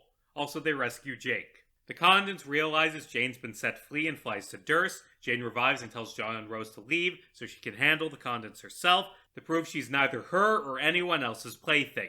Meanwhile, the ghost of post-retcon Roxy wanders into Al's lair. This large gathering attracts Lord English. Al tells Roxy, Jade, and Calliope to run, but stays behind, saying her purpose has passed, but their stories are not over. She thanks them for knowing her name. As the girls run, puppet strings wrap around them. Jade manages to save herself and Callie, but Roxy is vaporized alongside Al. This happens right as Rose sneaks into post-retcon Roxy's cell to rescue her and causes her body to turn to dust. John explains that Roxy is fine and that this Roxy dying was part of Nyx's deal. Rose is furious and demands to be taken to Roxy. Jane fights the Condens, who says she only let Jade live this long because she wanted to see what she could do. She says Jane could have had everything. The Empire, Jake. Jane says, not like this. The Condens says the Crocketeer Jane wasn't just mind control, and that Jane always had the potential for it. Jane defeats the Condens by lifing her arm, causing it to age and shrivel up. There is a definite spectrum in these comics of how easy it is to defeat the Condens, ranging from difficult in the original and Pro Strider, to impossible in Act Omega, to trivial in this comic and in Altstuck. Jane picks up the Condens' 2x3 dent. The Condens tells her to kill her and get it over with, because she's sick of serving Lord English. Jane snaps the trident on her knee and says it's over. She takes the Condens prisoner instead of killing her. Calliope cries over losing Roxy and Al, and excellent visual touch, her tears wash away her makeup. Jade assures her that Roxy is fine. She says Jade should leave because Lord English still wants her obliterated. Jade says she's giving up too soon. Al did say Calliope could beat her brother. Calliope says that Al was wrong. She was so much stronger, but she couldn't beat him. Jade says she thought her own strength would make her a better person, but she just ended up hurting people, and that she's still dead even though she was strong. She says that paradox space works in funny ways, and that it's not just about being strong. Something about Calliope is special just because she's her. Calliope whispers something to Jade, then Jade wakes up. That ends the first act, and now that we've finished the first act of Double Death of the Author, let's talk about the elephant in the room. Holy fuck, this comic is long! That was 250 pages! And this comic is more than 1,500. And these are long pages featuring lengthy conversations. Double Death's most defining characteristic is its length. Something that should be kinda obvious given the fact that me recapping this comic is going to take the better part of 2 hours. Let's give some numbers. Kat mentioned in our interview that the comic was around 300,000 words. Fix This and She's Back, the chapters that are replaced, are 22,735 words and 88,187 words respectively. This comic triples the amount of dialogue after game over. Let me frame this in a different way. Act 5, both halves, was 240 words. Part 3, which covers the Noble session and the Act 6 intermissions, right up until Caliborn takes over the story, was 288,944 words. This comic is so fucking long, and that could be fine. Homestuck was very long, and clearly I like Homestuck. Being long is fine if you have the writing skills needed to make something really long bearable. But writing something this long without the ability to write, oh boy, that'd be unbearable. The thing about this comic's length is that it isn't long because it has a lot of big plot moments. It does have a couple big plot moments, but not twice as many big plot moments as he is already here. It is long because it is endless lily pad conversations. Time for a Caliborn chapter. This one is told via, I don't even fucking know, is that a sculpture? This might be too shitty even for Caliborn. He explains that he'll be fused together with the souls of Gamzee and Lil Seb? I mean, you're still getting that Dirk influence, I guess, but where is his sweaty, gross, racist guy influence? Caliborn gives some misogynistic self-help bullshit, then says goodbye. On to the equivalent of She's Back, which doesn't seem to have a name. None of the Double Death acts do, as far as I can tell. Like, maybe they got mentioned in a Tumblr post somewhere, but they aren't in the actual comic. Rose is pissed that Roxy kept a secret from her about there being another Roxy. Roxy says that she didn't want Rose to be sad. Rose says she can't trust Roxy because she hurt her. Just like Doc Scratch? What? This scene is dumb. Roxy apologizes. They say they missed each other, if it makes any sense to miss someone you've never met. They hug and Jade recaps what happened while she was asleep. Roxy asks John to give her the Ring of Life. Dirk arrives on Lotac. Arqueus recaps what happened, casually mentioning that he could have turned off the tiara top, but didn't because it was necessary for the timeline. Dirk rips out Equius' soul because whoever he is, he deserves better than being fused with Hal. And not really, to be honest. Dirk tells Hal to stay away from him and the others, threatening to kill him if he disobeys. Hal immediately messages Roxy, who tells Dirk Hal isn't that bad. Everyone meets on Durst, and what the fuck are those? Where are Dirk's pantaloons? You got rid of the pantaloons? Terrible decision. Put this comic in F tier. I do think this is a consistent theme in Double Death of the Author. The comic's creators seem, to me at least, to have disliked a lot of the sillier elements of the comic, what with their animosity towards Dave Petta and Jess Bros, unceremoniously getting rid of Arqueus, and changing Dirk's design. There isn't much whimsy or stupid shit in this comic. Double Death is a comic that desperately wants to be seen as serious, and as a result, it misses a lot of the charm of the original comic. Trezzy puts the Condens on trial with Dirk and Karkat advocating for execution, and Jane advocating for mercy. Trezzy decides to troll Condi by leaving it up to chance. Coin comes up scratch, but Trezzy is still blindfolded, so she doesn't see any coin. They spare the Condens on the condition she helps them fight Lord English, and have her do a blood oath handshake with Karkat. The Condens warns about Jack English. Dave and Dirk are sent to fight him. Dave doesn't want to spend time with Dirk because his bro was an asshole. We got the equivalent of the rooftop conversation. Kat claims she might have planned this out before seeing the version in the original comic, but wasn't sure. That said, that scene came out over a year before this one.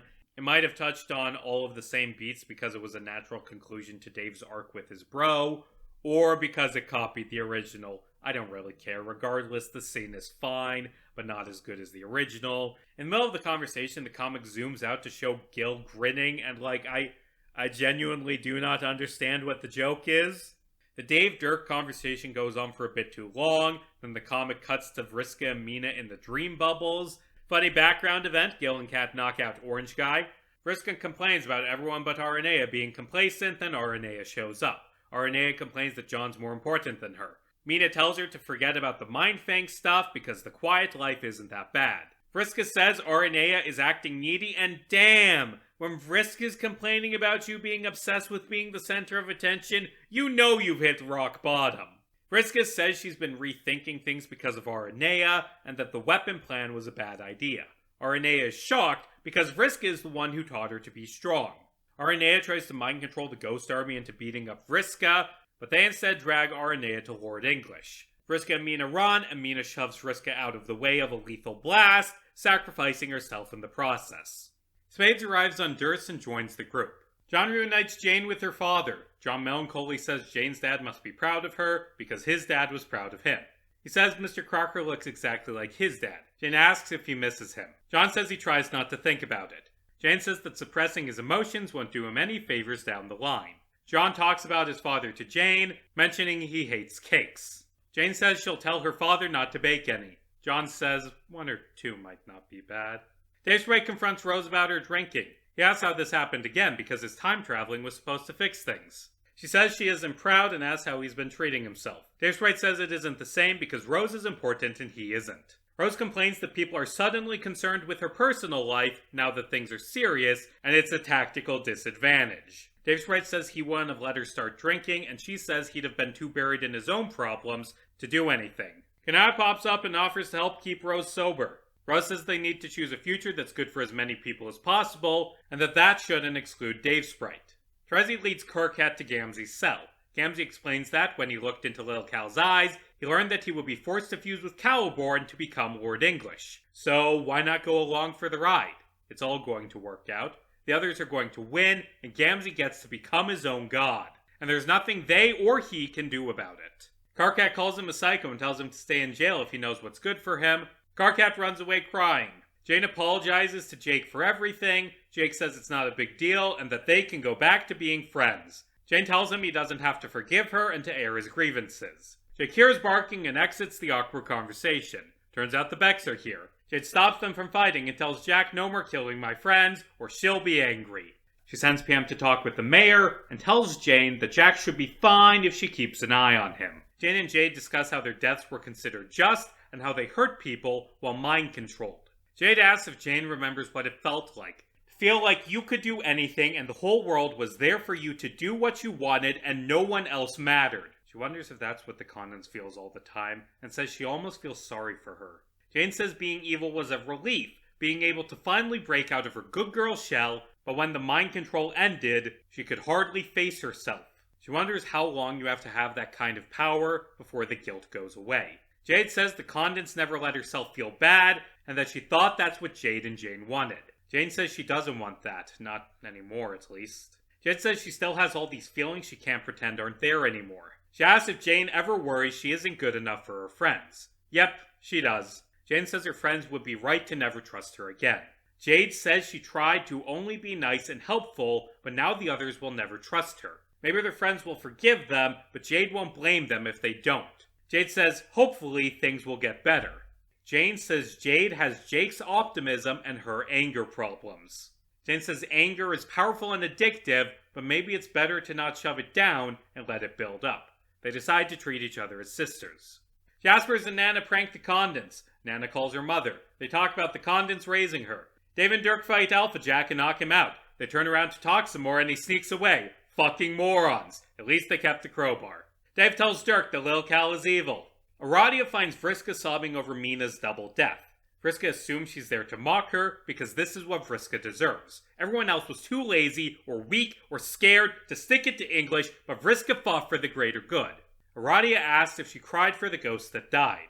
Vriska says they were different. Their deaths were important to the mission. Vriska gets pissed at Aradia just standing there and tells her to shout at her. She says the dream bubbles trap you in the same stupid cycles of vapid team bullshit that she had to break out of, that she had to keep going or she'd really be dead. Vriska asks what it's like to be double dead. Aradia doesn't know, but she thinks there's somewhere else out there. The dream bubbles aren't supposed to be where souls go. It's a fiction of stitched together memories breathed to life by the dark gods, and soon it will fade, and everyone who has lingered there will move on. Vriska asks if the real afterlife is better. Aradia says she hopes so. She wants to believe that there's nothing to be afraid of. She tries to look at terrible things from a different angle. Spread the word that there's nothing to fear because it gives her and other people hope. This second life is impermanent for everyone. Only a few make it mean something. They were lucky to have that much. Aradia asks if Vriska really wants to do something to help. Vriska says there's nothing left to do. Aradia says she knows an opportunity to do something against Lord English and that there are other people fighting for good. The pirate ship arrives, captained by Tavros. Hey look, there's an author insert. Quick, kill her before she does something metatextual! Vriska asks why they would follow a weenie like him. Tavros says they follow him because he's nice. Vriska asks to join, but Tavros is unsure because of, all of the abuse. Vriska says that English killed people she cared about, and she wants to see that motherfucker burn. Tavros explains they're kiting Lord English around the furthest ring to keep him from destroying everything and buy time for the others. Vriska says they need her because she's the thief of light. No one else in all of reality could be better bait. John goes to catch up with Karkat. They talk about not doing enough training, being friend leaders, and the differences between Earth and Alternia. John asks if Karkat still has a crush on him, and Karkat panics. Jade pops up and apologizes for being evil. Karkat says it wasn't her fault. Jade says it wasn't hard to control her because she was already angry at John. John is bothered that Jade didn't tell him she was upset, and that she lied by saying she was fine. John complains about Jade ignoring him. They argue about the fight they had on John's birthday. Jade says in the future she'll tell John when she's angry. Karkat is shocked John couldn't tell when Jade was angry because she was always blatantly angry with him. Jade says it's because he wasn't her friend. Jade says an unconscious part of her was still hurt by Karkat being mean 3 years ago. Karkat tells Jade to let her anger out more often, and hey, Jade already learned this! Jade asks if that'll make people think she's a bad person. Karkat says at least they'll actually know who they're dealing with. Jade apologizes again, and Karkat forgives her. So we're about a third of the way through this very long comic, and I think this is a good point to explain what I think is this comic's biggest problem. I do not think Double Death of the Author, for the most part, features good dialogue, which is a problem when it features 300,000 words of dialogue.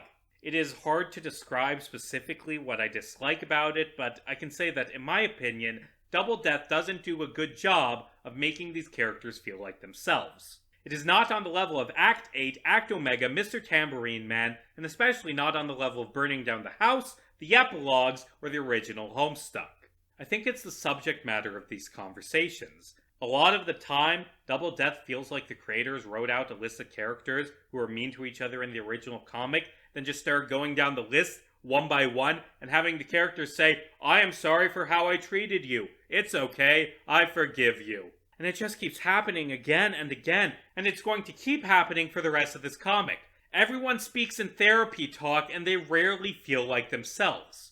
Homestuck was a comic featuring a lot of characters who weren't very emotionally mature, who acted kinda mean, and having them constantly stop to apologize for every little thing they ever did doesn't feel in character. So many of these conversations drag on, and the way the comic is paced just makes them bleed together into this boring monotony. I like the idea of Jade having an arc about her guilt for the things she did while mind-controlled. That's an excellent idea for something to focus on. But the execution just feels repetitive, with her talking to Calliope about how she needs to apologize, then talking to Jade about how she needs to apologize, then apologizing to John, then apologizing to Karkat, then apologizing to Dave Sprite, then talking to Jake about how she needs to apologize to everyone, And speaking of Jake, God, there are so many fucking conversations in this where Jake talks to other people about how he isn't ready to talk to his friends that just say the same shit again and again and again and again. To be clear, there are conversations in this comic that work. Vriska's conversation with Arati is excellent. Dave Sprite's conversation with Dave is pretty good. A few of the conversations we have coming up, like the masterful conversation between Dave Sprite and Terezi on the way to Hephaestus' lair, and Rose's final conversation with Kanaya, are really, really good. But so much of this comic drags on and feels out of character. Like, Rose's conversation with Roxy about the other Roxy, or John complaining that Jade wasn't more open about her emotions, which is something she has to apologize to him over. Like, I like conversations. I like characters talking. But those conversations need to be well written, and they need to be balanced with plot progression. Meat and candy, people. You need both. We still have another 1,000 pages left to go, and I mean, to be fair, the best parts of the comic are coming up, but also, so are the worst. Still, the best parts of this comic are genuinely great and justify the existence of Double Death of the Author. PM teleports to the battlefield. The narration states she spent so long chasing Jack that she'd almost forgot her life contained anything else. She reunites with the wayward vagabond in a heartwarming scene. Now she remembers walls decorated with bright chalk, and meals around a campfire, and friends. He asks her to take off the ring because she isn't who she was. She says she wants to go back to a simple life, but can't take the ring off. Not yet. Not while there is someone left to fight. The mayor hugs her anyway. We have Vriskagram equivalent, except it's Tumblr themed. The Flash is called Bubbler Vriskagram, and that doesn't work. Either it's Instagram or it's Tumblr. It shows Vriska and the other ghosts hanging out and being friends. And if this was actually Tumblr, half of the images wouldn't load because the website is shit, and the other half would be removed for having been posted by trans people. Vriska taunts Lord English, luring him around the furthest ring. Karkat and Kanaya meet with Echidna. Kanaya says to let her take the lead, pointing out that the frog breeding went poorly last time. Kanaya says she's glad for a second chance. She tells Karkat there's no benefit in blaming himself, and the cancer thing had to happen for them to get here. Karkat says inevitability is bullshit. Karkat asks if Kanaya is still looking to bring back the Matriorb. Kanaya says it's a duty she wishes to perform. Karkat says he felt better when he gave up on trying to live up to his ancestors' ideals because he wasn't him. Kanaya says she accepts the duty of Auxiliatrix. Karkat says he never knew what his role was for, and questions why he deserved to survive. Kanaya says he's their friend. Kanaya asks if this is a blood color thing, and Karkat says he's proud of being a mutant. He says knowing the hemospectrum is bullshit makes it worse, because that means he is naturally deficient, and thus all of his fuck-ups are his fault. What he turns into is up to him. Kanaya says let's make sure he turns into someone good, although she thinks he already is. After meeting with Echidna, Kanaya memos everyone to tell them that they have to do the world quests. Yay! This'll be interesting. Roxy messages Hal. He recaps what happened with Dirk. Roxy suggests apologizing and calls the Striders drama queens. Roxy recaps that conversation with Rose that sucked and apologizes for not telling Hal personal details about Calliope. Which is bad because Roxy not telling him other people's secrets after promising to keep them secret is her being dishonest. I guess. Roxy says that all the nobles' problems could have been avoided if they were more honest with each other. Roxy tells Hal to apologize to Jane so she can trust him again. She reflects that she treated Hal and Dirk poorly. She apologizes for using Hal as a fake Dirk. Rose goes to meet with Cetus. Kanaya says that sometimes you have to swallow your pride. Rose has a tremendous strength of will, but sometimes it's paired with a reluctance to take good advice. As Rose reaches Cetus, she says that there were things left unsaid in the game over timeline, but she's lost her nerve now that she's no longer dying. Terezi tries to recruit Dave Sprite to help her convince Hephaestus to fix the battlefield. Dave Sprite says no because Terezi murdered his friends and ruined his life. Terezi apologizes. Dave Sprite asks if he's just another piece for her to play with. Terezi says she's done making other people's decisions for them. Dave Sprite agrees to help. Roxy goes to Calliope. Oh yeah, more of this bullshit where Roxy apologizes for not immediately telling every single other person about how this timeline's version of Roxy was going to die. Better come clean to Calliope because she wasn't honest even though they haven't fucking talked. Like, you can't keep a secret from a person you haven't interacted with. Like, I've been bitching about this plot element, and the thing that gets me is that this is Roxy's primary character flaw in Double Death. That she kept the fact that alternate Roxy would die a secret But that's not a flaw that existed in the original comic. She didn't keep it secret in the original comic because her counterpart was already dead by the time she showed up, and there's no indication in the original that Roxy will have lied to everyone to protect their feelings. But Double Death features 5 different conversations dedicated to solving this character flaw that feels completely arbitrary and out of nowhere. And as a result, Roxy's reuniting with Rose, instead of being this incredible heartwarming moment like it is in the original, is this angry fight where Rose feels like an asshole because, it's been 10 minutes. There's been shit going on. When did Roxy even have the time to explain her deal with Nyx? Now, Roxy feeling guilt over the other Roxy's death, wondering why she's the one that gets to survive, like in Crow Strider or Act Omega, that works. Those scenes in those comics were great. But this comic doesn't even approach this from the angle of Roxy was forced to doom another version of herself by still being alive. It approaches it from the perspective of Roxy kept a secret about her deal with Nyx to keep other people from being sad, because not telling friends about bad things that are going to happen is a character flaw that Roxy had in Homestuck. She's introduced as being really insistent about being honest with Jane, even though Jane doesn't believe anything she says. But actually, Roxy's main character trait is that she keeps secrets. This comic frames it like her deal with Nyx wasn't bad because post-retcon Roxy died. No, it was bad because Roxy didn't tell Calliope about it. Except she fucking did the moment they were reunited. Ugh.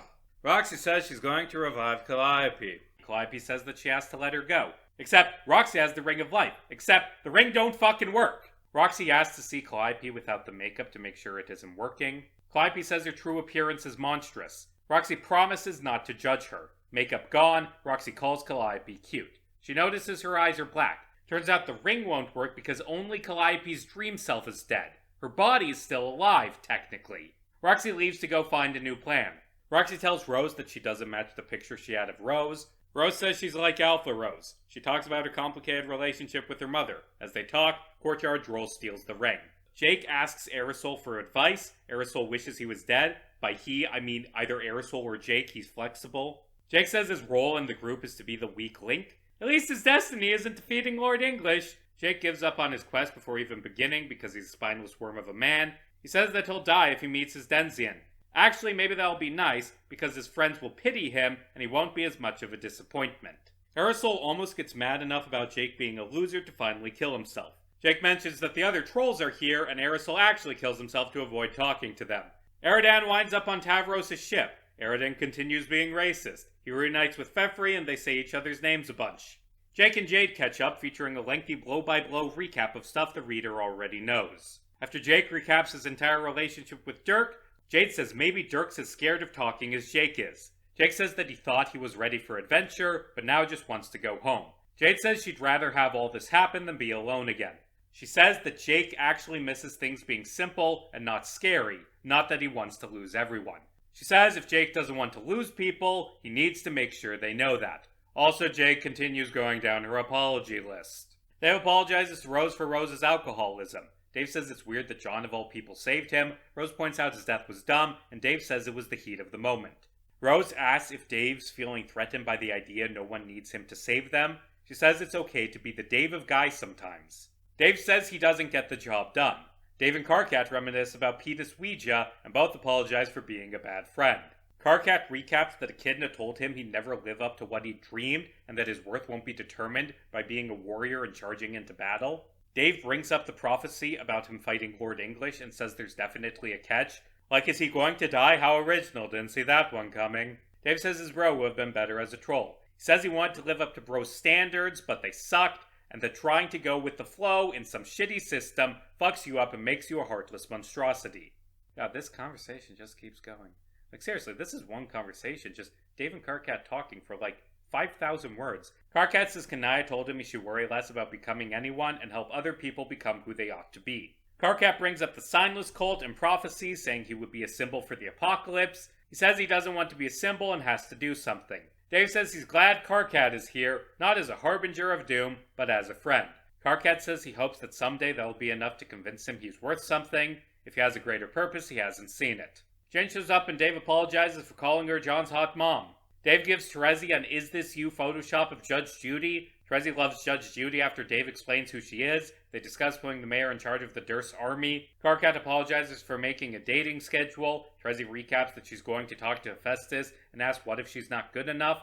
Karkat says she never used to think this way. Doesn't she love challenges? Trezzy says she misused her skills and things aren't fun anymore. Karkat says Vriska would have wanted Trezzy to have fun and play games. He says that Trezzy was important to Vriska, and Vriska would want her to be okay. Trezzy says Vriska didn't have a problem with making games out of people's lives, and that this isn't a game anymore. This is reality. How can she use her powers she used to kill Vriska again when the stakes are so high? Dave says her powers are like a sword and only stab who the person holding it chooses, and Trezzy knows what she's doing. Karkat says he trusts Trezzy with his life because she saved him more times than he can count. Jane says she's nervous about being in charge. She and Trezzy talk for way too long about god-tier outfits. Jane says she's done with the red outfit. She says she doesn't want to be a dictator. Trezzy says it's intriguing that the Condens kept Jane around, perhaps because she was less of a threat or easier to control. Trezzy points out that the Condens was holding back when she fought Jane. Dave Sprite apologizes to Jade, and hey, this Michelle Obama reference is anachronistic. Let's Move was introduced in 2010, 9 months after Michelle Obama was killed by meteors. Jade says he's making the apology all about himself and using it as another reason to feel bad about himself. Jade says she's sorry for what happened to him, but he was bad to her. Dave Sprite asks if he even knows Jade because she's been lying about her true feelings, and God, I'm so sick of this plot point. They keep arguing for a while, and I don't care. I just don't care. The fight goes on for multiple pages and thousands of words, and I just don't care. I'm going to be honest, I think I prefer how the original comic ended this relationship, and that was a kind of shitty rushed way to end it, but at least it wasn't agonizing to read. God, this comic so rarely feels like Homestuck, and the characters so rarely feel like themselves. It advertises itself as giving endings to the character arcs of the characters killed in Game Over, except if they're unrecognizable as themselves, and the ending is a boring slog, then quite frankly, I prefer these characters being retconned away. Homestuck was a fun, weird, wacky comic, and this comic is just miserable. Every fucking conversation is miserable. It's just facsimiles of these characters standing around talking about the same issues again and again and again and again and again and again in a comic that is a Moby Dick and a half long. Crush Rider had characters that didn't feel like themselves, well, at least it had some interesting conversations. Act A was just characters standing around talking, but at least they felt like themselves. Ugh. In my interview, Kat said her and Gil wanted to save the island children, with Kat being a big fan of Jade and Gil being a big fan of Jake, and I hate to say it, but this comic's versions of them are unbearable. Jake does the thing he seems to do in so many of these fan comics, talk about how much of a loser and a coward he is ad nauseum. The Jerry Smith comparisons are becoming clearer to me the longer I write this video. And Jade, Jesus Christ, I cannot stand how Jade is written in this comic. There's this idea that because Jade didn't talk about her rough childhood much and bottled up her emotions in the original comic, that is a character flaw, specifically because it was rude to other people, and it's a thing that she needs to apologize for. Like, this comic is obsessed with characters keeping secrets, which is apparently the worst thing they can do, and I guess Jade's complicated inner feelings that she isn't fully aware of are a secret, and that means she needs to apologize for it? God, I hate this plot point. I hate most of the conversations with Jade in this comic, and most of the conversations with Jake, and a lot of the conversations with Dave Sprite, although at least he has a handful of decent moments to balance out the unbearable ones. There's a good monologue for Jade about being Jade Sprite at the end of the conversation that made me start ranting, but by that point, I was already checked out from the conversation. The scene ends with the Gold Ship trio deciding to be more honest with each other. Yay. Jade asks John to send her to the Green Sun so she can shut it off and make Jack and Lord English weaker. Jack is waiting for her there, and I'm not sure how. Jade pulls the Green Sun out of existence, which is actually shown in a pretty cool way, with it leaving behind a hole in the cracked glass of the shattered sky.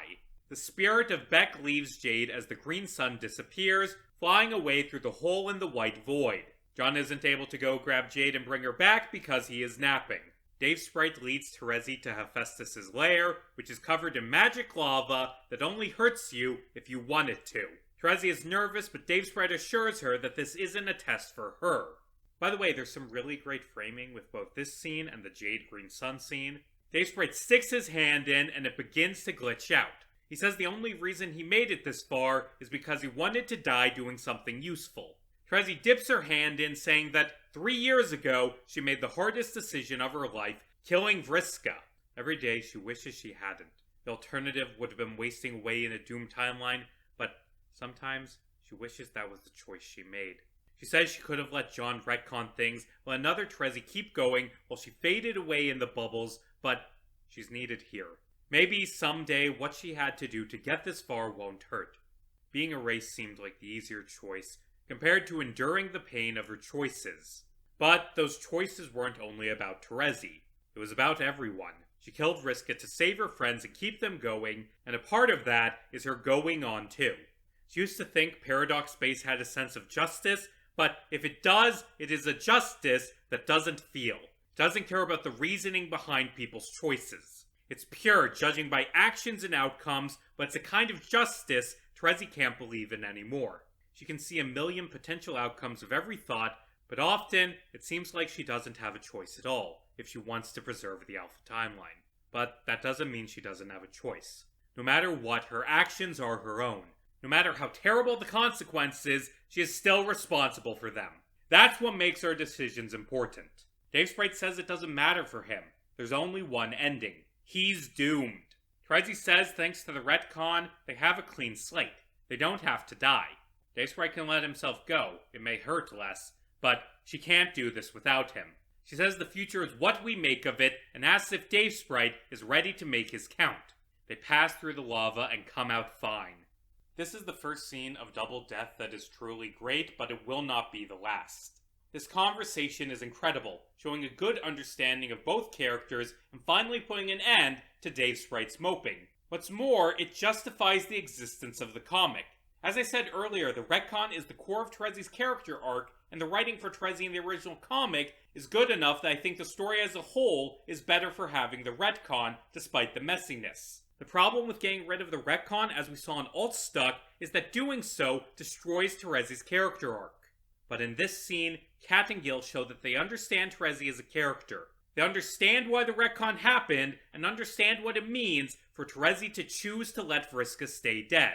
Trezzy is my favorite character, and thankfully, she remains an excellent character in Double Death of the Author, despite the changes. Sleeping John runs into Vriska in the dream bubbles. They recap things for each other. John has a breakdown when he thinks about all the bad stuff that happened when he met Vriska. Vriska half-heartedly apologizes and says she's heroic now. John says you need to talk to people you've hurt and say you're sorry, and wow, we're back to therapy talk. Vriska says there's one person she wants to clear the air with. John says he doesn't want to fight anymore. He just wants to go home. Vriska thanks him for making her a better person. Vriska calls him a dork, but in a nice way. John says they can watch Nick Cage movies after everything's over, but Vriska says she's probably going to double die before that happens. Back at the hole where the green sun was, Jack, now no longer Beck-powered, attacks Jade. John wakes up and saves her. BGD pesters Jake as he descends into the Xenon Canyon. Jake tells him to fuck off. He encounters a wall of fire, which transforms into the burning visage of his grandmother. Grandma English extends a hand for Jake. He takes it and is burned. He breaks down crying. This is a really cool moment, both artistically and from a character perspective, that quickly deteriorates into meaningless, repetitive tripe about Jake's issues. BGD pops up and they talk about Jake's issues with being afraid to talk to his friends for a few pages. And I originally recapped it, but what even is the point? You already understand Jake's problems with cowardice and self-loathing. Like, me spending 5 whole minutes talking about Jake's problems isn't going to enhance your knowledge of the character, so what even is the fucking point in recapping it? Anyway, BGD says the real self-confidence was inside you all along, Jake, and Jake fights through some monsters. He runs into Fire Grandma again and finally finds the confidence to not run away, allowing him to walk through fire without being burned. Like, this is the type of scene that encapsulates Double Death of the Author. There's this kernel of a good idea, with Jake moving past his cowardice. The idea of him overcoming the nightmares of his grandmother is excellent. But the conversation just goes on, and on, and on, and so little of it is engaging. Like I said, this comic's a fucking slog. After reaching the end of the canyon, Jake finally calls Dirk. You know, this video is so long that by the time I had to start editing it, I didn't have the script finished. As I'm writing this part, I am currently editing the Crow Strider segment, and I'm wondering if I did that comic a disservice by skipping over so many different scenes. Like, Crow Shredder had a lot of short scenes, and it was very clear from moment one that its version of these characters didn't feel like themselves. So I didn't see a point in recapping every single little moment. But in Act 8, and especially Double Death of the Author, there's an attempt to have these characters feel like themselves, an attempt to complete the character arcs from the original comic, which makes me feel like I have to discuss them, but also so many conversations and so many of these comics feel like filler that doesn't go anywhere. In Act 8, it was because the comic flat out did not go anywhere, and in Double Death of the Author, it's because they hammer the same ideas in again and again and again. Jake is a coward who's afraid of talking to his friends. We already knew that in the original comic, but here's a conversation with Jade about how he's a coward who's afraid of talking to his friends. And here's a conversation with Aerosol about how he's a coward who's afraid of talking to his friends. And then here's a conversation with Brain Ghosturk about how he's a coward who's afraid of talking to his friends. And I guess that one made him get over his issues even though the other one didn't. So hey, that plot point's done, except it isn't because Jake still has to have multiple conversations with Dirk that touch on the same plot points repeatedly before his issues are going to be solved. Very frequently, this comic is not enjoyable to read. But in its defense, every time I feel like quitting, it gives me just a little nugget of a good idea that's enough to keep me reading. Speaking of which, Terezi and Dave Sprite reach Hephaestus' lair, which has a layout that reminds me of a certain video game. Dave Sprite translates as Hephaestus asks if Terezi's there to atone for her mistakes. Hephaestus says he can't wash the blood off her hands, can't turn back time enough to make the change she really wants. Terezi missed her chance. Terezi says they can't undo the past, but can do better in the future. Hephaestus says there will be a heavy price tag to restore the battlefield, like the life of Dave Sprite. Terezi says that no one has to die. There has to be another option beyond death or failure. She refuses to believe otherwise. She asks if Dave Sprite wants to die. He says no. Hephaestus asks Terezi to prove this isn't just a game for her. Terezi's response? But it is a game, and she plays to win. S. Terezi, be the Ace Attorney. What a cool idea for a scene. This feels like the wackiness of Homestuck. I, ironically, have no objections to this scene. Terezi argues that Suburb sucks because it's the same thing again and again, kill or be killed. Terezi chooses neither. Deaths without purpose are a waste of time. Spilling blood doesn't mean anything important on its own, only what lies beyond it. She's spent too long believing everything has to be weighed on those scales. The choice means the death of a self, the abandoning of a possibility. Looking at all the potential outcomes in her mind's eye and acting to make one reality instead of letting herself fragment into pasts and futures, would-haves and could-haves and should-haves. Terezi chooses this timeline, for better or for worse. She accepts her lot and will seek no other, nor let herself die in the hope someone else will take her place. She will pay any price that comes with it. She asks Hephaestus, after looking at the choices she could have made, to tell her she hasn't paid.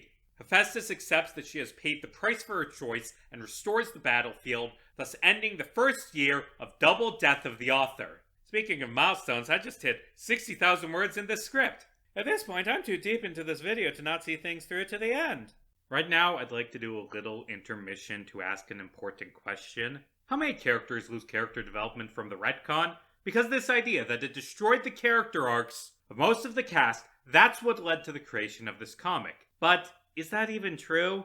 Kind of, but not really. Like, let's figure out a number. How many characters were negatively affected by the retcon? John and Roxy weren't replaced by the retcon, so they're off the table, as is Terezi, who keeps her memories. And given the fact that these characters are at the center of that storyline, I'd argue the retcon gives them more character development and makes them better characters. Dave Sprite also doesn't lose anything, but isn't really developed by the storyline, although its consequences do lead to development via Dave Petta, which is better than nothing, I suppose. There are a lot of side characters like PM, Calliope, Mr. Crocker, Arquist, etc. who aren't really affected by the retcon at all, so let's ignore them. The characters the retcon actually changed include Rose, Dave, Jade, Karkat, Kanaya, Vriska, Jane, Jake, and Dirk, which is a lot of characters, yes, but let's go more in depth. What did they actually lose? And I don't consider dying in Game Over to be a very significant character development because, I mean, they've all died multiple times before that. Vriska being changed is the whole point of the story arc, and pre-retcon Vriska continues appearing, so Vriska changing doesn't feel like wasted character development. Like, Vriska does become a less complex character, but that's deliberate. There is this dark irony at the heart of the retcon storyline that Trezzy gives up everything to bring Vriska back, but in doing so, she brings back the version of Vriska she had to kill. A version of Vriska who's too obsessed with being the hero to ever love Terezi back. Jane is mind-controlled and forced to kill people in both timelines. Hell, I'd argue killing Roxy is a bigger character moment than killing Karkat. I mean, the original comic doesn't do anything with it, but that's because Jane is out of focus in the later pages, not because of the retcon. Burning down the house for what it's worth did some great writing for Jane based on this plot point, so if anything, the retcon made Jane better. Karkat is a bit closer to Dave and a bit less close with Terezi in the new timeline, but like Jane, he isn't a disappointing character towards the end of the story because of the retcon, he's disappointing because there isn't a really good end to his arc. Dave loses trying and failing to save Jade, and for what it's worth, Double Death does get some good writing out of that, but Dave dying to save a friend isn't that big of a thing to lose. He already did that with Rose, and the original comic actually gave Dave a really good end to his character arc, so the retcon doesn't hurt as much. Dirk's in a similar boat. Him allowing the Stardust to consume him is a great scene, but the blow is softened by him having that great scene with Dave at the end. Jade loses out on being mind-controlled into being evil, and Double Death does get a lot of writing out of that. I wish it didn't. I hate how this comic writes Jade, but she did lose a big piece of character development. On the other hand, she got new character development via The Lonely Journey, which Act 8 and Mr. Tambourine Man got some great writing out of, so I'd call it a wash. Jake is actually one of the characters that loses the most development, and people don't really talk about that. But his disturbing treatment at the hands of Aranea and being forced to rise up were big moments of character development that continued the themes of having his agency and consent stripped away that are the core of Jake as a character. But again, the retcon isn't the reason Jake's arc sucks. It sucks because it doesn't have an ending, and having him mind-raped in the middle of his arc isn't an ending. Kanaya loses out on some important scenes, but that's mostly as a consequence of her relationship with the big loser of the retcon, Rose. Rose loses her alcoholism. We get some great stuff with her and Roxy from the retcon, but Rose's alcoholism plotline is abandoned. I mean, alcoholic Rose does survive via Jaspros, but that isn't the same. And, to be fair, in a few minutes, Double Death of the Author is going to continue that story arc and give some really good development for Rose that is centered on her alcoholism. So that's 2 characters that lose a lot of development, and 4 characters that lose a little development. The question is, are Rose losing her alcoholism and Jake losing being turned into a bomb by Aranea worthy trades for the excellent conclusions to John, Roxy, and Terezi's arcs? And yeah, I think they are. I wish the story was structured in a way that those trades didn't have to happen, but removing the retcon isn't simple. Double Death does give some decent stuff to Terezi later on, but it doesn't really have any good development for John as a character, and Roxy is a lot worse of a character. The point of all of this is, the retcon isn't the reason there are some unsatisfying arcs in the original comic. The reason for the unsatisfying arcs is because, for better or for worse, Andrew Hussie decided to prioritize a few specific character arcs and give good endings to those characters. There's only so much time a story can spend on each character, especially when the cast is this large. Decisions have to be made, because otherwise you get Double Death of the Author, a story that adamantly refuses to cut a single scene, a story that drags on in a way that is absolutely miserable, a story that is often a slog to read. This is the worst paced comic I have ever read. This comic is like pulling teeth sometimes because the writers were terrified of any moment not being shown, of any pair of characters not having a final couple conversations to the detriment of the story. So, editing Casey coming in here, I wrote that line a few weeks ago, and then as I was editing this segment, I had to get my wisdom teeth taken out. So, just reflecting on that line, I would say, admittedly, the getting teeth pulled is a little bit worse than Double Death of the Author, but it's not that much worse. The point is, Double Death of the Author is Homestuck without the retcon, but more importantly, it's Homestuck written by a writer who would never do a big plot shakeup like the retcon. Double Death holds on to a few character moments, but it loses so much more. Anyway, back to the comic. Rose gives Jade a haircut and they talk about the usefulness of psychic visions. Rose reveals that Cetus told her she has to relinquish control, something that's not easy for Rose. She says her alcoholism let her shirk responsibility and that the abdication of responsibility was more intoxicating than the alcohol. Rose heads to Lolar and dumps out her mother's wine stash. She tells Jasper she's ready to do her quest now. Jasper says it's okay she waited because everything you do is part of how you end up becoming who you are going to be. Jasper says playing the rain will be easy, but Rose says there are too many unknowns. He asks if she knew he would catch her when she jumped off the waterfall.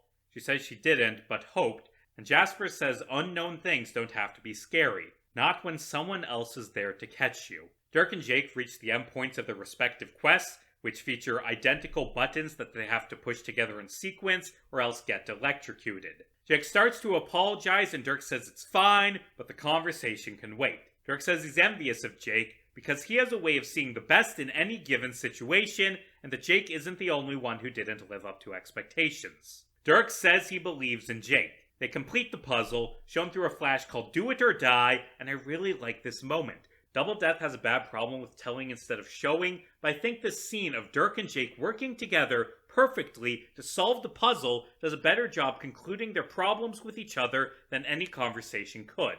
It perfectly gets across the idea that they have forgiven and now trust each other again. Jane pops up on Lolar because her and Rose's quests are connected. She explains Hemera told her she couldn't complete her world quest until Rose completed hers. Jane says Hemera gave her a choice of giving up her heritage to live in peace or holding on to it and facing the consequences. She thought Hemera meant being a legendary hero, and Jane said no because she couldn't abandon her friends. Actually, Hemera was talking about being an heiress. No shit. Jane says she liked being an heiress. She wanted power. Now, she doesn't know if she's fit to lead. Rose says that there's nothing wrong with wanting power or knowledge or notice. We all have darkness in us. Back in her session, she tore her land apart and she doesn't regret doing so.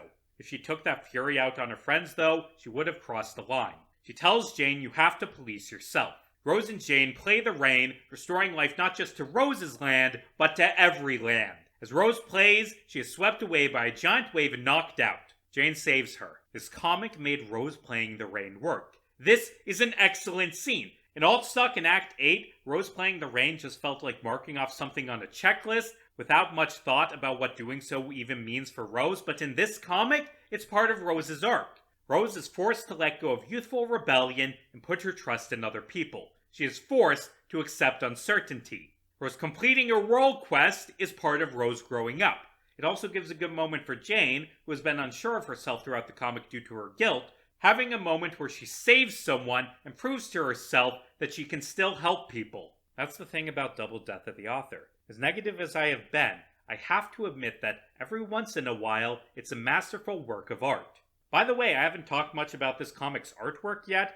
Put simply, it was very mediocre when the comic began, but Gil's art, while still hit or miss, improves immensely throughout the comic. Gil's art during the scene where Jane saves Rose is excellent. That said, the artwork during this flash was created by a different artist named Avonmage, who did an amazing job. After Rose is resuscitated, Jane says she prefers the big life-changing quest to the alternative because anything more subtle would be lost on them, and I agree that big meaty moments of character development through action are better than standing around talking endlessly. Rose says the uncertainty of her quest unnerved her, and that in the past, times where she lost control weren't pretty. But at least this time it was for building something up instead of tearing things apart. Jane agrees that unleashing everything like a hurricane is cathartic, but causes more destruction. Rose says addiction is powerful. She was addicted to destruction because it helped other feelings go away. Dave and Karkat reunite with the mayor. Karkat convinces the Capartians to fight alongside them against Jack. The mayor thinks his own ideas were stupid and led men to their deaths, but they sound good when Karkat says them. The mayor appoints Karkat as his knight. Hal and Dave Sprite bond over donuts and Sprite comics. Hal says Dirk attacked him because he feels guilty about his lack of agency. Hal asks if Dave Sprite thinks this is all his fault because he didn't ask for this. He didn't enjoy knowing people got hurt when he did Dirk's dirty work. He cares about his friends as much as Dirk does. He asks if Dave Sprite has any idea what it feels like to have the only people you care about think of you as a replacement, because Hal clearly doesn't understand Dave Sprite as a character. Hal says the difference between them is that Dave Sprite chose to become a double. Hal didn't ask for this. He would have killed to be in Dave Sprite's shoes, to have a body, and wreck his friendships on his own terms. Hal says that he's the superior Dirk, that he never did something as horrible as what Dirk did to him, so why do people keep picking Dirk over him? He says he's sick of not being Dirk. He isn't Dirk, he's Hal. Blah blah blah, this keeps going on for a while. Dave Sprite tells Hal to be a better person. Like every time I read one of these conversations, my eyes glaze over halfway through and I just start hearing this high-pitched droning noise, and that doesn't happen with any of the other comics on this list. Karkat tells Kanaya about using his aspect powers to make the army follow him. She asks if he feels fulfilled. He says it's a start and asks how she's so self-assured all the time. She says she wishes she had someone to be a supportive friend for her. Karkat says he will be and apologizes for throwing so much drama at her. John thanks Terezi for saving everyone during Fix This. He mentions that he saw Vriska, and Terezi recaps killing Vriska. She says she misses Vriska and sometimes wishes she was dead with her. Terezi says she doesn't know what to say to Vriska. John says he felt like an idiot for trusting Vriska when he learned she was an asshole, but that she's doing better now. John and Dave are sent to go kick the shit out of Caliborn and save Calliope. Rose and Terezi talk about being seers. John and Roxy talk about movies. Roxy says she's into romance because of her lonely upbringing, and John says finding someone to date won't answer her problems. And man, this is an awkward way to end that relationship. Jade talks to Dave about the thing she's talked to like 5 different people about at this point. Jade reminds him to use the legendary piece of shit. Dave says he doesn't care about the sword being his mythic destiny. It doesn't feel right using it. Jade says she hasn't used guns since she shot Dave. She apologizes and Dave also apologizes. John shows up and hugs Dave. He talks about feeling guilty for how he treated Dave Sprite. Dave explains he understands why Dave Sprite acted the way he did. Dave Sprite pops up and warns that when they mess with Lord English's Alpha timeline, they'll create a tear in the fabric of time that English will be able to follow back to them. John says there isn't anything else he can do to save Calliope, and Dave Sprite says that sometimes there aren't any good choices, and you have to figure out whichever one is the least terrible and go with it. Dave says he's sorry Dave Sprite got the shit end of the timeline stick, and that he can't be the idealized version of himself Dave Sprite wants him to be. Dave Sprite says he'll figure things out, not because he's the alpha, but because that's what Daves do. So, to pause the video for a moment, I want to share some behind-the-scenes details. While I was working on this video, the main Homestuck website went down, and as of me recording this on March 25th, the website is still down. And when I say the website is down, I mean the website has been in various states of not working for several months now, which is just shocking. Obviously, that could have been bad for this video. Fortunately, I have a copy of the unofficial Homestuck collection saved, which I took images from. Anyway, as I was writing about that Dave Sprite conversation I just described and finishing up editing the Act 8 segment, Microsoft Paint Fan Adventures went down. Specifically, File Garden, which hosts the images for most of the comics on that website, got blocked by GoDaddy without warning or explanation for reasons that are still unclear. Most of the comics on the fan site, including Double Death of the Author, were like Taking Back Canon. Text but no panels. And this was obviously a big problem for this video. I delayed editing Subscript for a while, and fortunately Altstuck, Mr. Tambourine Man, and Burning Down the House are all stored on separate websites, so it didn't impact the editing process too much, but this affected the writing process because I couldn't finish writing my analysis of Double Death.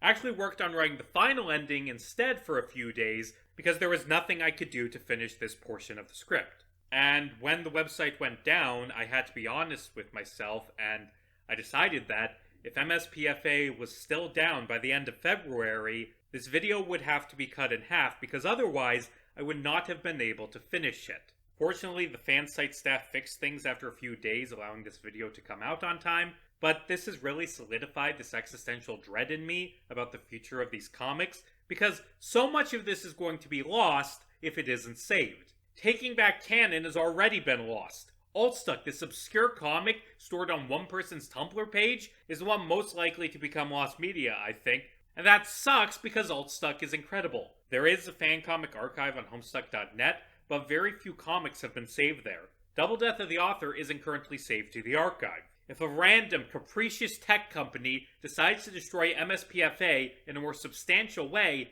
it's gone. Forever. And that is really, really sad.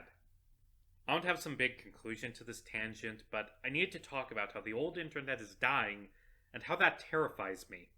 Anyway, Roxy deals with her world quest, which has her sneak into a pyramid and blow out a lantern representing Dave, which hides him from Lord English so he can fight Caliborn. As Roxy does this, she tells Rose that Nyx warned her that someone would disappear forever and be forgotten. Roxy assumes Nyx means her. She completes the quest anyway. We get an act break, which means we moved on to Act 666. This was Collide in the original, but in this comic, it's the exact same things that were happening a second ago, making the act change seem arbitrary. I mean, the next 200 pages are spent on a series of events that mirror each other, but there's no big moment of delineation. Maybe it's because the act break comes on page 1000, but that feels kinda arbitrary. Also, if you're going to end on a number, go like 25 more pages. Joel gives Gamzee the Ring of Void, allowing him to sneak out of jail. Wait, hold on, didn't he steal the Ring of Life? I mean, I guess maybe Roxy had the Ring of Void in her pocket, even though she lost it during the Trickster arc, and he grabbed that one by mistake, and the Ring of Life is never going to have plot impact again, or maybe Cat and Gil got things mixed up, I don't know. Gamzee sends an unread message to Karkat saying he's going to become a god, and that he's hurting Karkat because he has to lose to win, and that someone has to be the bad guy. Trezzy and Kanaya go to sleep and end up in the dream bubbles. Kanaya says they haven't talked in a while, and Trezzy says she was jealous of Kanaya because Kanaya had a good relationship. Kanaya says they were worried about her, and Trezzy says she needs closure with Vriska. Oh look! Closure with Vriska! Jake tells Roxy that his Denzian told him he would awaken his page powers, but that something bad would happen to him. Jake complains about people yanking his chain. Roxy recaps what happened to post-rec on Roxy, and God, I am so sick of characters recapping things to each other. Like, I already know that this happened because it happened in this comic. Roxy says she was selfish to take Nyx's choice. Maybe the other Roxy is better off double dead than all alone in the dream bubbles. She must have been so scared.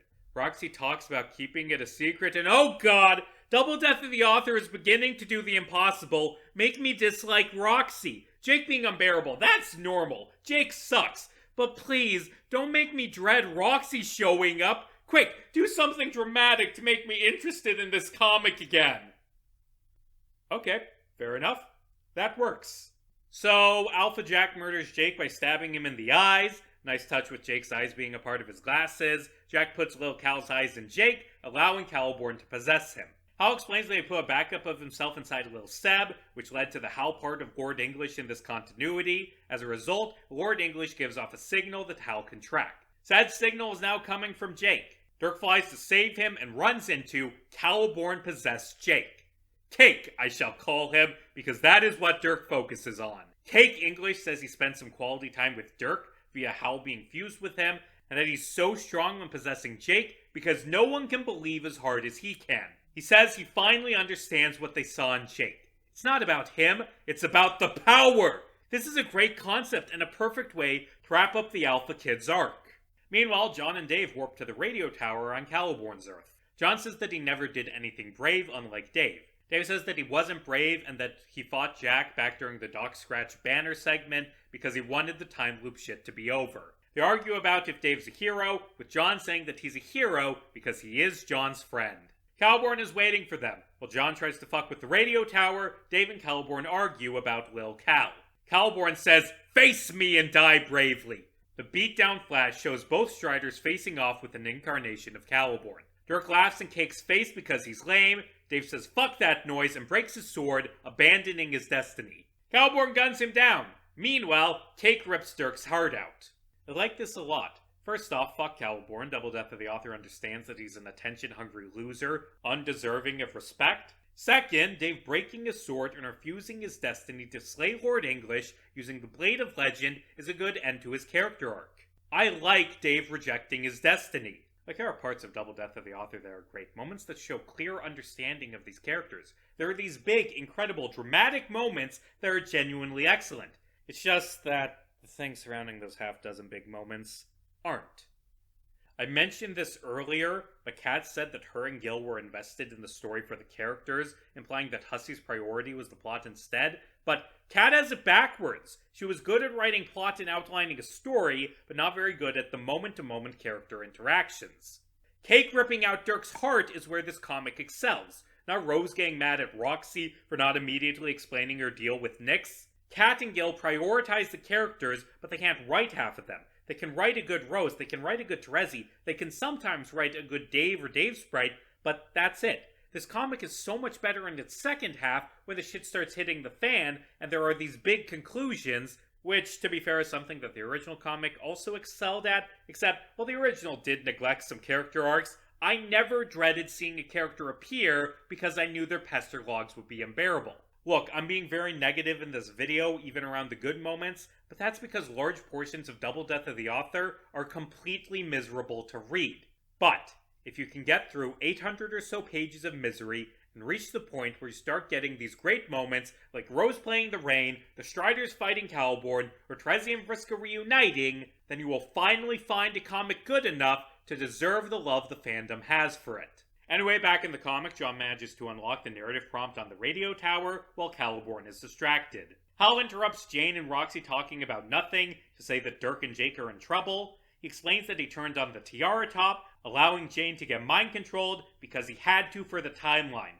Jane keeps her cool and tells Hal that they can talk about it later because their friends are in danger. Dave Sprite says that Dave's going to die because his sword is named after Caliborn, and I don't see how that makes sense. Jade freaks out, saying it's her fault. Dave Sprite says they'll be fine. They're gods. They'll revive. Dirk revives, uses his soul lightning to steal Jake's soul from Cake, then runs away with it. Vriska is surprised that Trezzy let Aranea fix her blindness, because Trezzy was always proud of being blind. It's part of what made her badass. Vriska says, "You're welcome." Trezzy says she made a mistake. She felt broken inside and thought it would help. Vriska says that Trezzy was always so certain about everything. What happened to that? Kanata walks off because she is third-wheeling the most anyone has ever third-wheeled. Trezzy says she couldn't face what she did to Vriska. It was an integral part of getting them where they are, but that doesn't make her happy about it. Vriska says it's okay. The afterlife isn't too shabby, and she's been dead longer than she's been alive. It's given her some perspective. She says she didn't know Trezzy cared.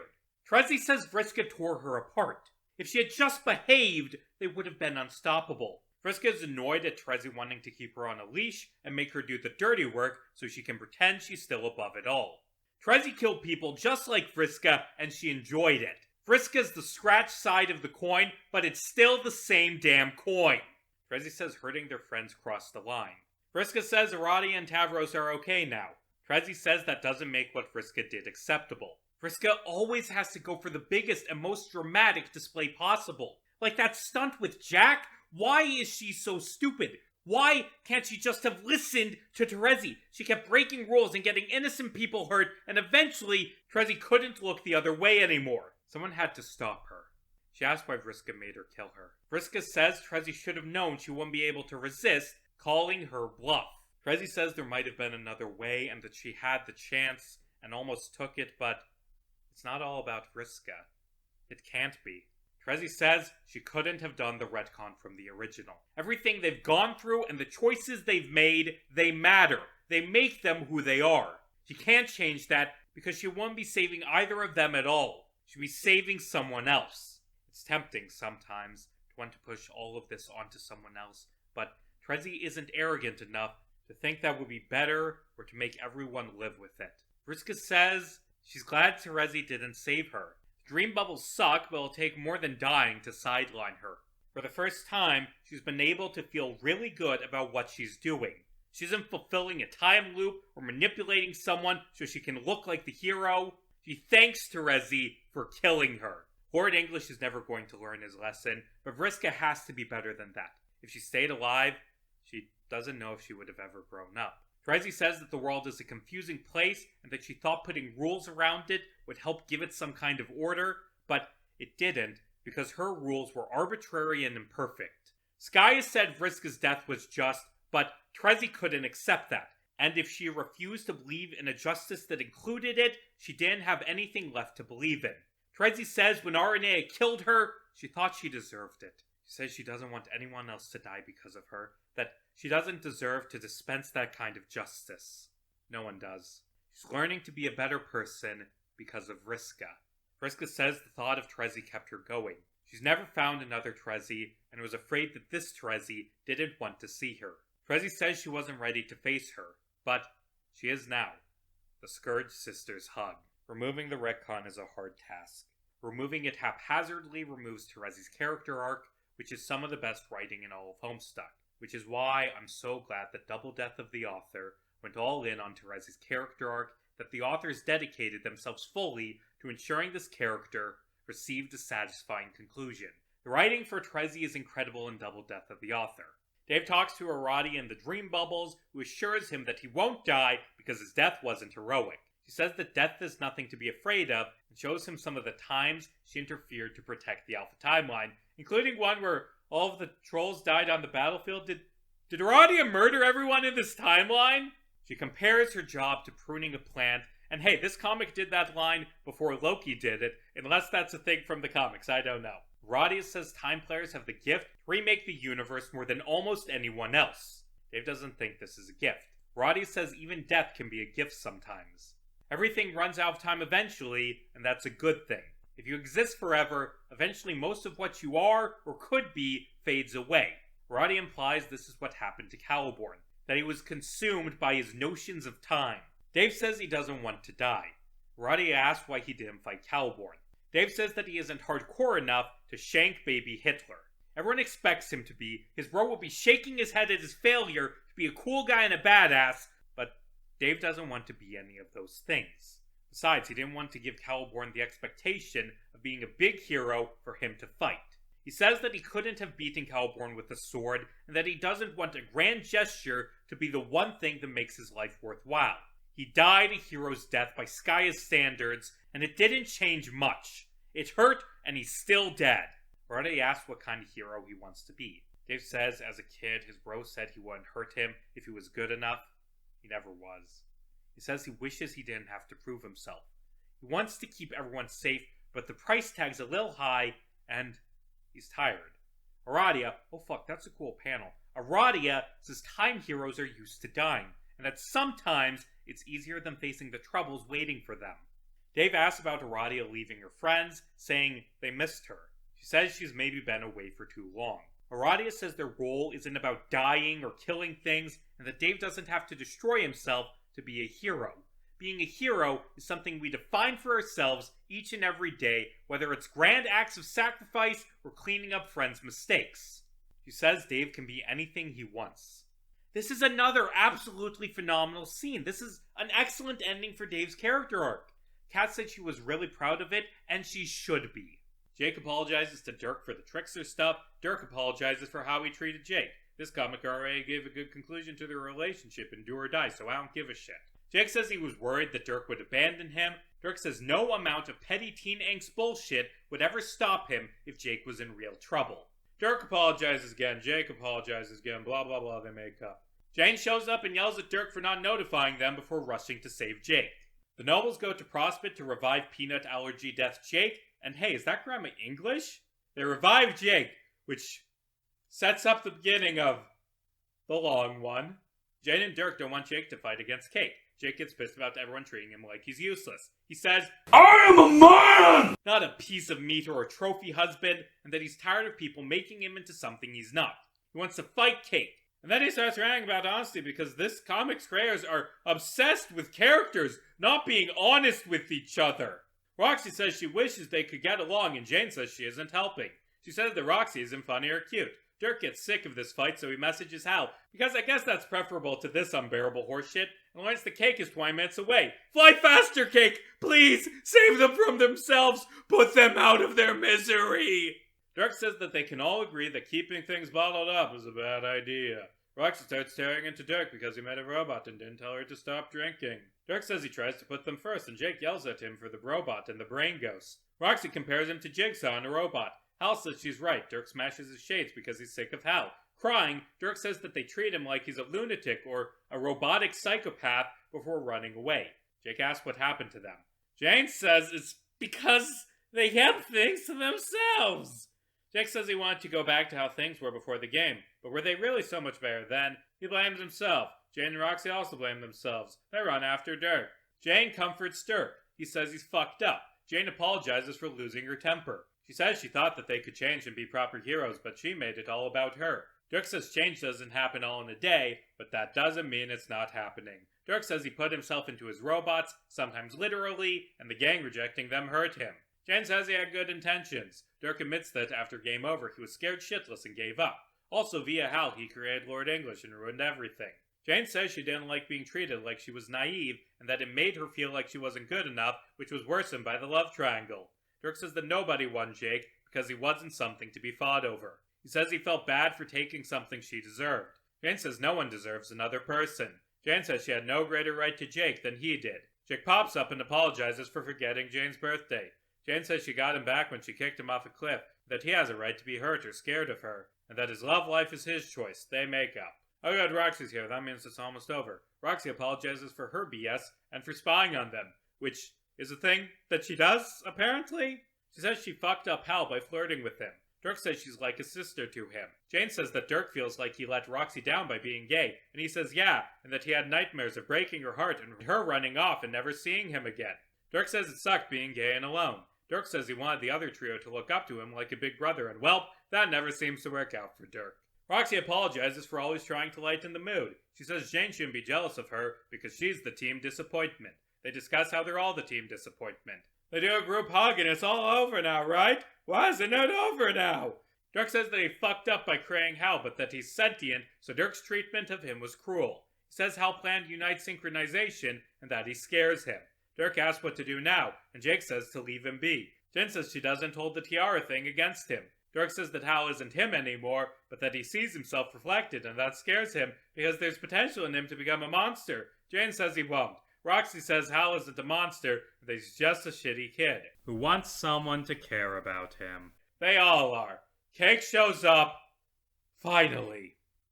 There are entire fan comics shorter than this scene. Like I did a word count.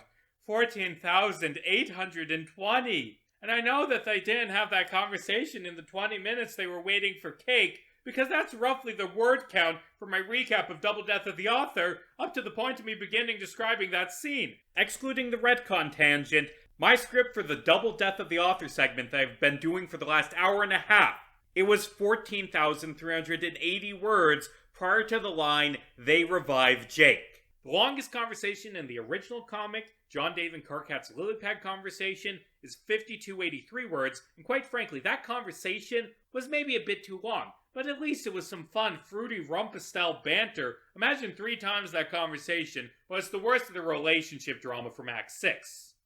It's just, this comic never knows when to end a scene. Like this comic's version of the rooftop conversation, remember how I said it went on for too long and glossed past it? It featured 6440 words on a single page that was able to skip over without affecting the plot even slightly. And that's after the 1,474 words that I did discuss for the Gil joke that I still don't get.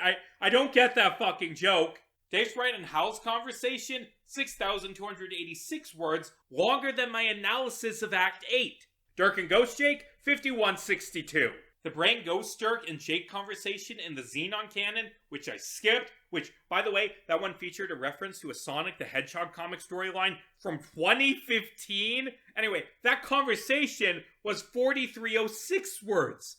That Jade and Dave Sprite conversation that broke me, 4,687 words, longer if you count the Green Sun conversation it transitions into. This video contains a lot of summarizing or brushing past things because that's the only way to discuss 300,000 words in a 20,000 word segment. So many of these conversations just keep going and going and going and going and going and going and going and going and going and going and going. Like that Family Guy bit where I said the comic insists upon itself. That was a joke. Peter's supposed to be the idiot in that scene. And yet, that's the only way I can describe this comic. It simply insists upon itself. Cake shows up, ready to kill the nobles. He makes fun of Jake for being a loser and says Yumi and Dirk could have fused and been cool. He also says that he used Jake's hope powers to make Lord English buff, replacing the much simpler because he's Equius from the original, which is fine, I guess. Cake says he needs a new name. Jake suggests Lord English, and Cake decides to steal it using time travel, which he can do because he'll always be stronger than Jake. Meanwhile, Kanaya talks about her relationship with Vriska, and how it's also her fault Vriska died, I guess. She says they need to wake up and help the others. Trezzy asks if she'll see Vriska again. Vriska says she wishes they had more time, but that just isn't an option. She won't be able to stick around much longer with English around. Trezzy says she doesn't want Vriska to die. Vriska says it's not that big of a deal. She had a long run. Besides, she thinks there's another afterlife, a whole new world to explore. She promises to save Terezi a seat. For now, her business is about finished. Terezi says she doesn't know if she can do it without Vriska. Vriska says she's Terezi Pyrope. She doesn't need anyone to be awesome. Vriska says goodbye and shit, Lord English. Vriska uses her last moments to wake Terezi and Kanaya, saying that she might have been a bad person once, and maybe she'll never get to see if she can be a good one, but she can do this. She blows a kiss as Lord English double kills her. Terezi wakes up with bleeding eyes. She's blind again, and thrilled about it. Vriska's clock ticks to heroic before exploding. Dave stays neutral. Dave knocks out Caliborn with the crowbar. John uses the terminal to find Caliborn dead on his quest bed. Hope flows from the nobles between universes to their friend. The cherub revives as Calliope, the muse of space. Meanwhile, the nobles fight Cake. He summons a big blast of hope energy to kill Dirk, Jane, and Roxy. Jake matches it with his own blast. He forces Cake back and lifts him up. Jake mocks Caliborn for being an entitled bully who was handed power that wasn't rightfully his. Jake says he can't believe in himself like Caliborn does because Caliborn's a moron without any self-awareness. He says Caliborn can't grow up because he isn't willing to acknowledge any flaws and that, unlike him, Jake has friends who believe in him. He punches Cake so hard his eyes pop out. John zaps Callie back, but she's scared to see the others because Skullface. Everyone joins up on Durst and no one minds how Callie looks. The Alpha Gang group hug. Everyone prepares for the final set of fights. Hal coordinates things as a supercomputer. Karkat and WV lead a chess army. Karkat points out that Gamzee is free. Roxy tells Calliope to hide on Lopan, and Calliope says no. She's claiming a place in the story and fighting by her friend's sides. The Beta Kids and PM wait for Beta Jack on the final boss platform, while the others deal with generic enemies. Jack arrives, leading to the checkmate, not Flash. This battle and another one coming up are told through a series of panels. Something Kat mentioned was something she wishes she did differently, but it was a lot for one person to do, and honestly, this is fine. This is more than acceptable. Kat also mentioned that she wasn't fond of the Terezi and Condon scene, wanted to weave in a storyline with alt timeline Caliborn, which sounds interesting, and that she feels like she rushed character development because everything happened in a day. And no, you didn't! You did not rush anything! Kat was smart enough to say she doesn't wish she'd taken longer due to the production problems that would have caused, and that setting more reasonable expectations with the Flashes would have been nice. Anyway, big ass fight against Jack. He loses easily. He isn't a First Guardian anymore. What did you expect? The kids do a cool frame motif combo laser attack and PM cuts his arm off. Other highlights? Dirk gets decapitated again. Dave and Jade stop meteors from hitting the Earth, and Viceroy Bubbles von Salamancer commands a skeleton army. Thus ends the second year of the comic. You know, I've had a bit of a love-hate relationship with Double Death of the Author for the past close to 2 hours at this point, but one thing I can praise is the sheer amount of effort that went into this comic in such a short amount of time. Kat writes as fast as Hussey, and that fact is absurd to say aloud. After the battle, they talk about Calitfolk. Rose explains the cue ball was the weakness of Lord English, not Caliborn. Spade shows his revolver. Jade shrinks the cue ball down and gives the revolver to Calliope. Also, they throw Jack in jail. Condon's asked to be let out to fight Lord English. Jane and Nana talk. Calliope praises Jake for defeating Cake and says she hopes to be as courageous as he was. She says the nobles were bright spots in her life, giving her hope to keep going, and that was the greatest help she could have had. Jake offers to help fight English, and she says some battles have to be fought by ourselves. She can't let him continue to believe he owns this world and everything in it. He does not own her. Because Calliope's friends rescued her, anything now seems possible. She brings up Al, saying she could never be the best muse because she lost sight of being a real cherub. She says that's a price she's willing to pay. Calliope would rather be herself with her friends, the one good thing in her life. She couldn't give them up even for strength. Calliope talks about wanting to be a girl. She points out that Caliborn and Al never grew up and wonders if she can physically grow up. She says that she is scared of facing Caliborn again, but must, if only so she can live the rest of her life without waiting for him to come back. Also, while they talk, the others forge weapons and armor. Dirk chucks Cake's body in the forged volcano. Hal suggests he kiss the corpse. They argue for a bit. Dirk acknowledges that Hal's situation wasn't fair and apologizes because he wants to be done with this never-ending rat fuck Ouroboros of self-loathing. Dirk says the Tal needs to own up for the things he said to Jake and be his own man. Dirk's sorry, but he's also done taking responsibility for shit he shouldn't. From now on, Hal's behavior is on his own.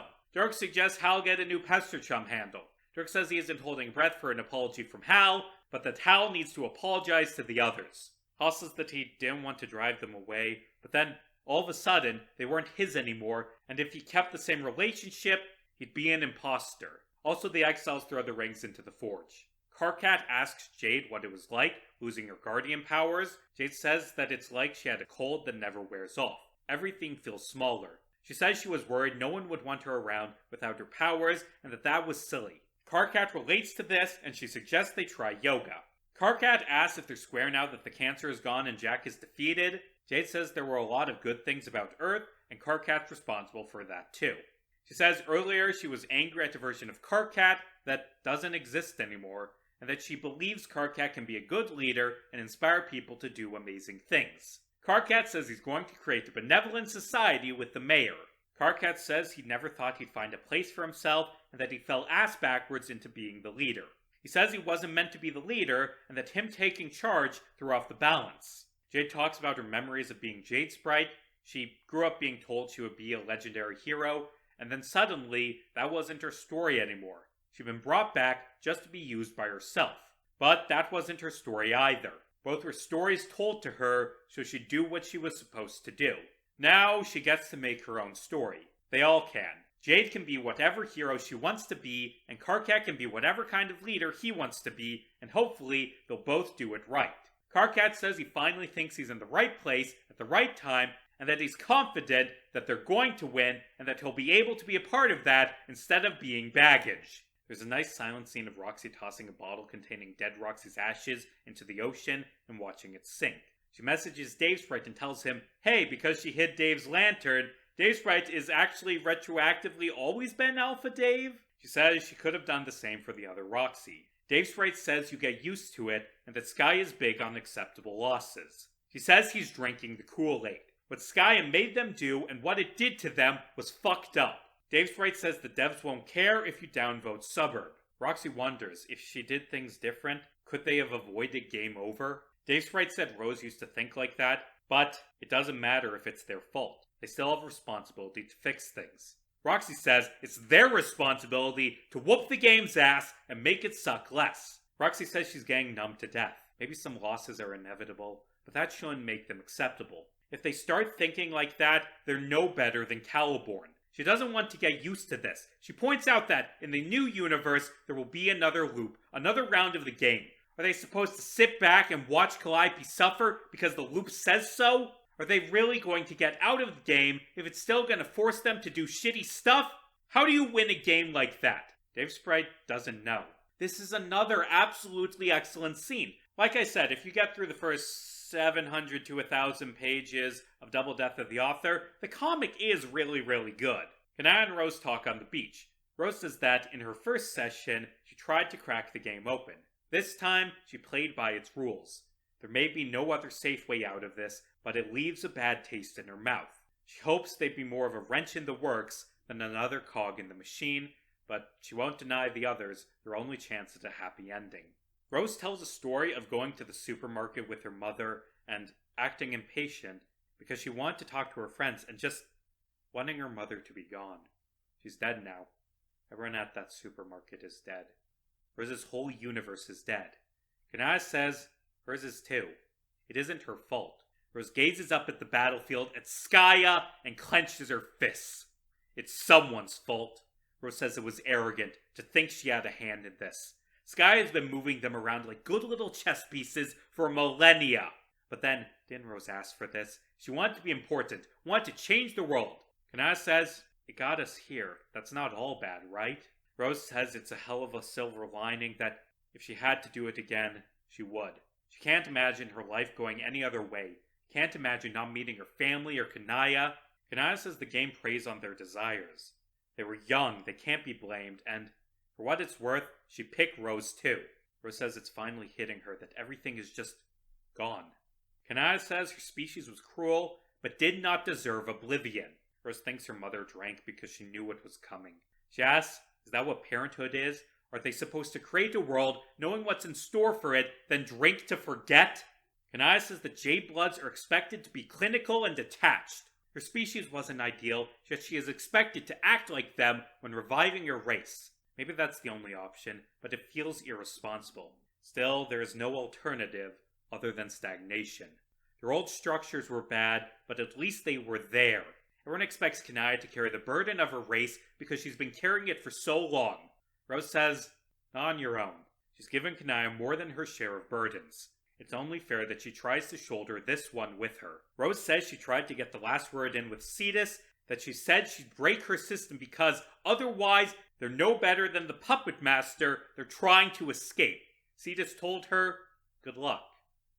God damn it, why did this story have to get really good at the end? Roxy shows up and makes the matriarch. Rose gives Kanaya a bottle of Cetus's DNA juice to help create trolls. Rose says that she hasn't been a good girlfriend and gives Kanaya permission to dump her. Kanaya says the lack of trust in their relationship and the fact that, god fucking damn it, the fact that Rose lied to her was worst of all. Rose apologizes. Kanaya says she shouldn't apologize for an illness and that she doesn't want to leave Rose. Just because something's damaged does not mean it is not repairable. You can't fix people, but you can help each other, and she'd like to try. Echidna releases the tadpole, and they watch the new universe be born. This is told through S Creata, an absolutely gorgeous animation showing scenes of the comic Flyby, showing just how far these characters have come as the tadpole flies towards the battlefield. Fuck me, this is so fucking good. After creating the new universe, the dead trolls show up in a dream bubble. Kanaya explains that this is possible because Jade stealing the green sun fucked up space-time. Tavros explains they are there to help them fight Lord English. John, Dave, Kanaya, and Aradia go to the ectobiology lab and send the new Mother Grub to Earth. As they leave, Gamzee emerges from the shadows and transportalizes himself to Earth. Lord English approaches, leading to the Converge, not a Flash. This one is significantly less polished than the Checkmate Flash. In it, the Felt betrays Slick. The fight moves to the Felt Mansion, where Kanaya is killed by Stitch. Jane offers to revive her, but Kanaya's ghost, who is there because of the dream bubble, says, hey, what if instead we did some dubiously possible stuff to make me be a god, and also we treated the scene as this tragic emergency where I need to be revived immediately, even though we established a few pages ago that there is absolutely no urgency whatsoever, because I had a way to come back from the dead that still exists, but turned it down. John flies her corpse to Echidna and begs her to revive Kanaya. Echidna asks if Kanaya died a hero. John says, I guess. The important thing is she was one when she was alive, and the more important thing is that she was their friend. Echidna shows John a memory of her telling Kanaya her riddle to mend a tear in reality that is yet to come. Either that or kill her. Kanaya didn't want to do either, but killed Echidna because she had to. John travels through the memory to troll Prospit and puts Kanaya on her slab. In the Ascend, not a Flash, Kanaya revives as a god. It's written on the sketches that someday this will be the God tier ascension Gil's always wanted to make, and that's kinda sad that she didn't. Lord English finally arrives and is immediately shot by Calliope, which splits him apart into Caliborn, Gamzee, and Lil Seb. That was admittedly a bit of an anticlimax. Like, the original gets away with not having a big final dramatic fight against English, because abandoning the fight and leaving Caliborn waiting works thematically. Burning down the house had a big fight, but didn't treat it seriously, because that wasn't what the story was building on. But this, it builds up the fight, treats it as important, and then has it end instantly by having the character who was given the gun that instantly beats Lord English fire the gun that instantly beats Lord English. Altstuck also has Calliope winning by firing her gun, but that comic featured this dramatic, epic final battle, had her dodge through the battlefield, have the mayor sacrifice himself to save her, have this incredible final moment where she shoots the pin through Jack's portal and Vriska dives to catch it, but this is anticlimactic. Now, to be fair, according to the notes on the panels, there was supposed to be shenanigans to keep this from being an anticlimax, but I can't judge a story on the quality of the scenes that were not included. Calliope aims her gun at her brother, then lowers it because he isn't worth killing. Also, he's already dead and she's out of ammo, so it isn't like she could kill him anyway. Kanaya looks up at the massive crack in reality that Lord English left. She, in a beautiful set of panels, sows space, restoring the green sun and undoing English's damage. Jade's ears grow back. I don't know where to put Double Death of the Author on the tier list. I've moved it back and forth constantly, and quite frankly, it doesn't actually matter. The tier list is an oversimplified way to express my feelings on these comics, and my feelings on Double Death is that when it's bad, it's the worst comic on this list, and when it's good, it's the best. I'll put it at the top of C tier, I guess, but there are moments in this comic that, in a vacuum, could find a place in S tier. This is the only one of these comics that matches the original in terms of scale, as well as in terms of how great some of the great moments are. But also, I'm gonna be honest, no comic has caused me more displeasure than the bad parts of Double Death. Speaking of which, there is an open bound titled John Wrap Up, where the Beta Kids talk and wrap things up. This is followed by similar open bounds for the Trolls, Alpha Kids, and then everyone else. According to the Tumblr credits, the John Walkabout is 28,000 words! There aren't credits for the other three. They seem to be the same length. 1/3 of this comic is spent on last-minute lily pad conversations. More than 100,000 words of lily pad conversations. This video that won't fucking end is 85,000 words. That's more than 8 goddamn hours of lily pad conversations right at the end. This is the pacing equivalent of the KT Extinction event. And you know, when I first read this comic months ago, I gave up after reading John's wrap-up because so many of the conversations were bland and a waste of time. Like, after 200,000 words, after endless conversations that go on forever, what could this comic possibly have left to say? What hasn't been said already? And I know I don't talk about art generally, but God, these talk sprites! They worked with a bunch of other artists, and it is so jarring to see, for instance, John talking to Terezi because they aren't even trying to be in the same art style. This is, and I cannot believe I'm saying this is worse than Mina Quest. 1/3 of this comic is Mina Quest, but worse. You know what? Fuck it. I'm going to read these conversations, but I'm not going to recap them, because while I demonstrably do not respect any of your time, I don't disrespect it enough to waste another entire hour of it on something so worthless. I'm going to read them personally, and I'll fucking film it to prove I'm not full of shit, and then I'll finish writing this script. 3 hours later. Oh god, that was terrible.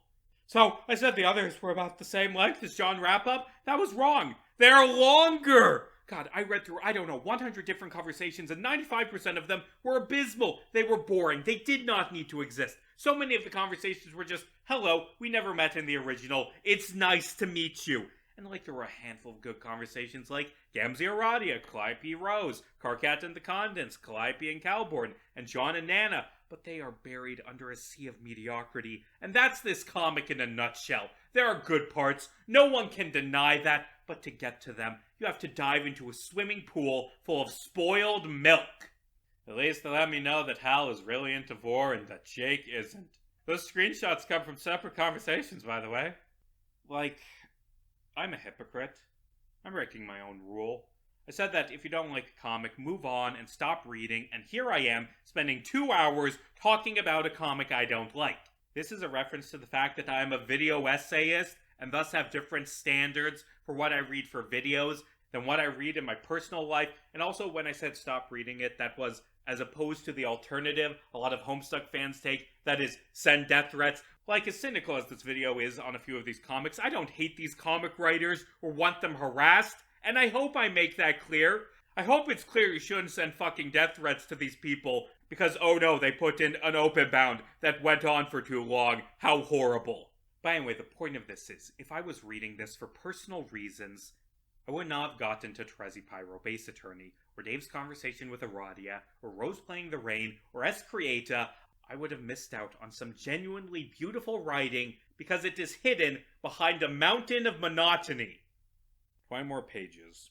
You can deal with 20 more pages, and hey, it'll probably be good, and more importantly, then I can end this segment.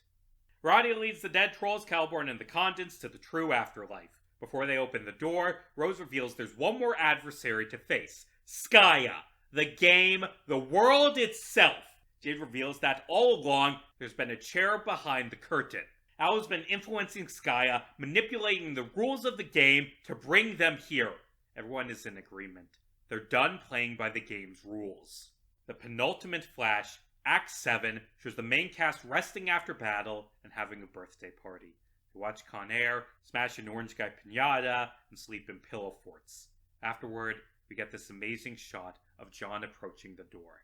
The final flash, S Coda, shows a screen with a low battery warning flashing. It zooms in past the furthest ring, past the dream bubbles, past Kanaya's repairs, as the clouds of sky transform into a pair of snakes, biting each other's tails. Calliope, dressed as a conductor, plays a symphony impossible to play, rewriting all of reality to free it from Al's influence. The snakes, Al and Lord English, break through the screen, then turn to dust. John reaches for the door as the low battery warning returns. The screen glitches out and goes black. Whatever comes next, it is up to these characters. They are free from Skaya, free from the game, free from this story. They are no longer Homestuck. And, fittingly, the final page of this comic shows no image. Thal is broken because the main characters have escaped from the story. I went out of my way to tell Kat how much I love this ending, how it was such a fitting ending for Homestuck. Yeah, it turns out that was an accident. The page broke. Here's the actual ending. What am I even doing here? I mean, Jesus, I've spent hundreds of hours of my own time, more than 7 of your time, on this video, on this question. What is the best ending for Homestuck? What ending should I recommend to people unsatisfied with the original? And the answer is, none of these. They all have heavy structural flaws. A few of them have a moment or two of genuinely good writing, but also, they're just as flawed as the original, if not more so. Why are there so many ending rewrites? This isn't a normal thing for a fandom to do. Something has to be wrong for this to be so common. What is wrong with Homestuck that makes so many fans go out of their way to rewrite it? Am I an idiot? Have I spent years of my life putting a shitty ending on a pedestal, blinded by nostalgia? Or maybe it's something wrong with the fandom. Maybe there are so many different fan endings because of the deep, unrelenting toxicity in the Homestuck fandom. Homestuck fans are never satisfied. Homestuck fans treat a story being mediocre as a personal wronging, write Unabomber manifestos, and send death threats. Maybe that's why there's so many different endings. Oh, and by the way, the toxicity that makes these fan comics exist, it also extends towards the creators of these fan comics because the Homestuck fandom is an endless circle jerk of spite and vitriol. I've already talked about Miraki Sunset getting harassed for her depiction of June, but I haven't mentioned that Kat and Gil got harassed for not including Dave Petta because fans of Homestuck are incapable of chilling out for a single fucking moment. There's another fan comic creator who I spoke to whose conversation with me has not been shown in this video and will never be shown in any video. This person begged me to not mention their name or that they contributed to a Homestuck fan comic because they were ashamed of the artistic decisions they made when they were younger, and because some people didn't like their comic and responded by repeatedly telling this person to kill themselves. They didn't want their name to be mentioned because they were terrified years later of their harassment beginning again. This is not okay. This is not how the fans of a fucking webcomic should act. What the fuck is wrong with the Homestuck fandom? God, what am I even doing with my life? I'm so tired of talking about Homestuck. This video was supposed to be a little longer than my epilogues video, 4 hours maximum, and it's been so much longer than that. I have dedicated hundreds of hours to this, and for what? I've been looking for something flawless, and all I have found is flaws.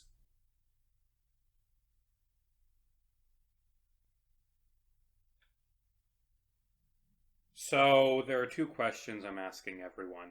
First off, how did you get into Homestuck? It's a funny story, but it was shown to me by my now best friend. To put it simply, I left high school without any friends. Sometimes high school is hard. But as soon as I finished, I started studying at an animation school. On the first day of school, I couldn't find my classroom, and I ended up in a dark hallway, and the door to the classroom at the end of the hallway was locked, and waiting for someone to open it was another girl in the dark. Not having previous experience on what to do, I said hello, told her my name and age, and held my hand awkwardly for a handshake.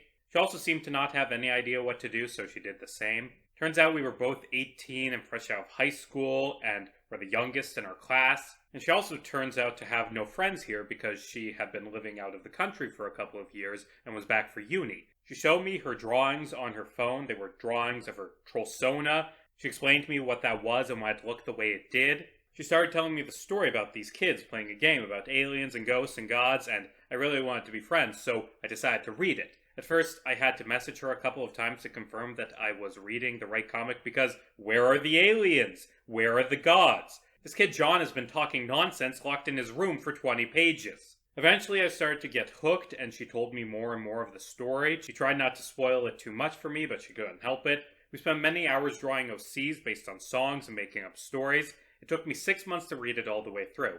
In the process, I showed it to my sister, and we became closer reading it together. You know how when you're teenagers, you fight over everything? Well, a weird comic we had to decipher together seemed to be the cure for that. So Homestuck gave me a friend and gave me back my sister, and from there I got into creating content and consuming other series and games. It was like an introduction to a broader side of the internet, not to mention that it forced me to practice English, which I can now speak fluently. Now I feel that it is one of my most beloved fandoms and one that I inevitably always end up returning to because, as someone who loves theorizing about series and solving puzzles, the tangle of data and theories that it brings will always attract me.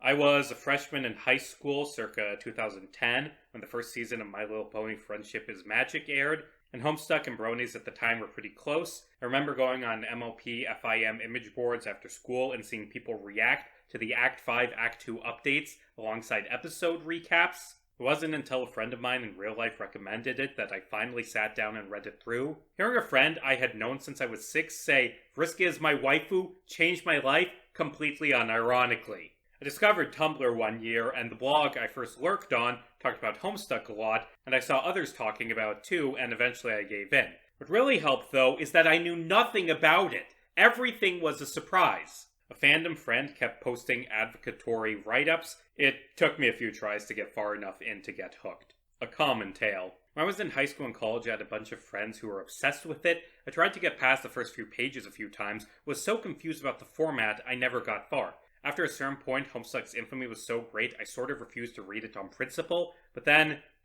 my younger sister started reading it in like 2015, and she begged me to read it too, so she could have someone to talk to about it. Begged on hands and knees, and I love my little sister, so I did it. Finished reading during the Omega pause, a few weeks before the update started up again, and the ending dropped, LMFAO. I was in middle school, and I was only able to view Tumblr posts through Pinterest, but I stumbled onto it and binge read it. I was super obsessed about it for 7th to maybe 10th grade. I think I just one day decided to search up Homestuck, having remembered its name from a Toby Fox related video. I am a big fan of Undertale, and I saw that there was a Homestuck 2, post-canon, which looked really cool, so I started reading Homestuck 1. The flashes in the music really pulled me in, to be honest, especially WV Ascend. When I was 14, I went to a film camp in New York, and someone was showing it to my roommate. I think this was like early Act 6 maybe, before all the pauses and before the momentum stalled. We both got kinda sucked in, although I didn't actually catch up myself until a few months later. It was Spanish class, my freshman year of high school. My friend Travis goes, "Hey, you should read Homestuck." I go, "Oh, I tried reading it at some point in the past, but gave up." He goes, "How far did you get?" I go, "Until Dave," I think that's his name. There was also Rose and Egg. I went home and read it. If I'm remembering the chain of events correctly, a friend from an online forum mentioned it, I looked it up, saw some stills from Cascade, went, "Oh, that's pretty," read the Wikipedia page for Cascade, thinking it was an independent thing, then realized it was part of a comic, tried to read it, and thought Act 1 was ugly, so I stopped. Then I became a senior in the International Baccalaureate program, had to prep for a whole bunch of intimidating tests, and distracted myself by trying again and reading the whole thing. Yes, this means I started this comic after having read the wiki page for Cascade. All I remember retaining was that Dave died, which I quickly learned was not so much a spoiler as a universal law. And what does Homestuck mean to you after all of these years? It's still really special to me, although it is not my main interest as of right now. I do want to reread it sometime. It's honestly the first fandom I pretty actively participated in and found most of my longtime friends in. I think it was really a turning point in my life, the first ever big project I was a part of, and honestly just a really memorable time overall. I remember watching the first big S page, end of Act 1, and going, oh wow, this is going to be something. I didn't know you could do things like this. Later I started getting invested in the characters, and that's a big part of what held me there, but also, so much media is predictable. I'm not going to pretend I can guess every plot twist and all stories are boring to me, but it was really fun to be on a ride where you could theorize all you wanted. You still had no idea what was coming next a lot of the time. I had a lot of fun with the community that sprang up around the comic. The fandom experience was a blast, even if it could be a lot sometimes. The characters, the humor, the drama, the emotion, the art styles, the narrative format, the impossibly intricate plot, the rising action, the animations, the soundtrack, all of it blew me away. To this day, no other story has impressed me like Homestuck has. Homestuck is very dear to me. It opened the doors to a new language, to establishing friendships, and to how vast the creation of a story can be. Reading it, I learned many things about all the ways a story can be told. The videos, GIFs, text, video games, how extensive the repertoire used to tell an adventure can be. The range of personalities that a cast of characters can have. But above all, I learned a lot about the mistakes that teenagers make, which brought me back to the mistakes I made myself, and all the ways in which one can do the wrong things in search of doing the right thing, and how anyone's morality can be called into question, how you can sell speech that seems transcendental and end it in a joke that invalidates everything that came before. It taught me the beauty of the deeply ridiculous that circles back into something epic, and then ridiculous again in a constant loop, I suppose. For a long time after it ended, it didn't mean much of anything to me, just a weird artifact I used to look into from adolescence. Back when it had more significance as my first experience for actively participating in a fandom and getting involved with fan work creation, which, despite my immaturity and no small amount of petty drama, was a really positive experience in its own right and crucial to my development as a creative. But this year I actually went back and reread it for the first time in full since it ended. The 10th anniversary got a lot of people talking about it on YouTube the past couple years, like you and your specific video on what went wrong and why, along with another video by Ray of Spades, was what finally inspired me to download the unofficial collection, and I was genuinely quite surprised to find that I still liked it. Mostly, there's hella slurs, and the Dancester portion was physically painful to get through, and as much as I like the Meteor Cruise stuff, the fact that it all got retconned and the General Vriska wasn't exactly something I loved. But the first half was surprisingly funny even now. I think Homestuck was one of the first things I read that had a huge and semi-active community that was accessible to me. It was also the first queer thing I ever read, which I know is a common thing amongst a lot of people, but it definitely played a part in me realizing my own identity. I think it was definitely my gateway onto the social media and fandom side of the internet, Tumblr, Twitter, Reddit, etc. Made up a really great period of my life, but also probably the darkest part of growing up as well. But if that isn't the Homestuck experience, then what is? I have my, oh god no, not Homestuck moments for sure. The other night, my brother bet his kid that he could set me off with a single text that was just honk, and it worked, LMFAO. I think it was one of the things that most expanded my understanding of what stories could even be. Metafiction, I think, has always been pretty huge for me, but Homestuck is like one of the metafictions. It literally expanded my mind a bit, and also gave me a creative outlet that let me learn and use a bunch of skills that are still useful for me as a professional today. I think Homestuck is also very connected to a lot of people's, including me, adolescent weird phase. I hope that continues to happen with the next generation stumbling upon it and having their own time in the Grace Nazaroo. Whenever I do see Homestuck cosplayers at cons, I always make a point to acknowledge them. I am seeing less and less of them though, which makes me sad.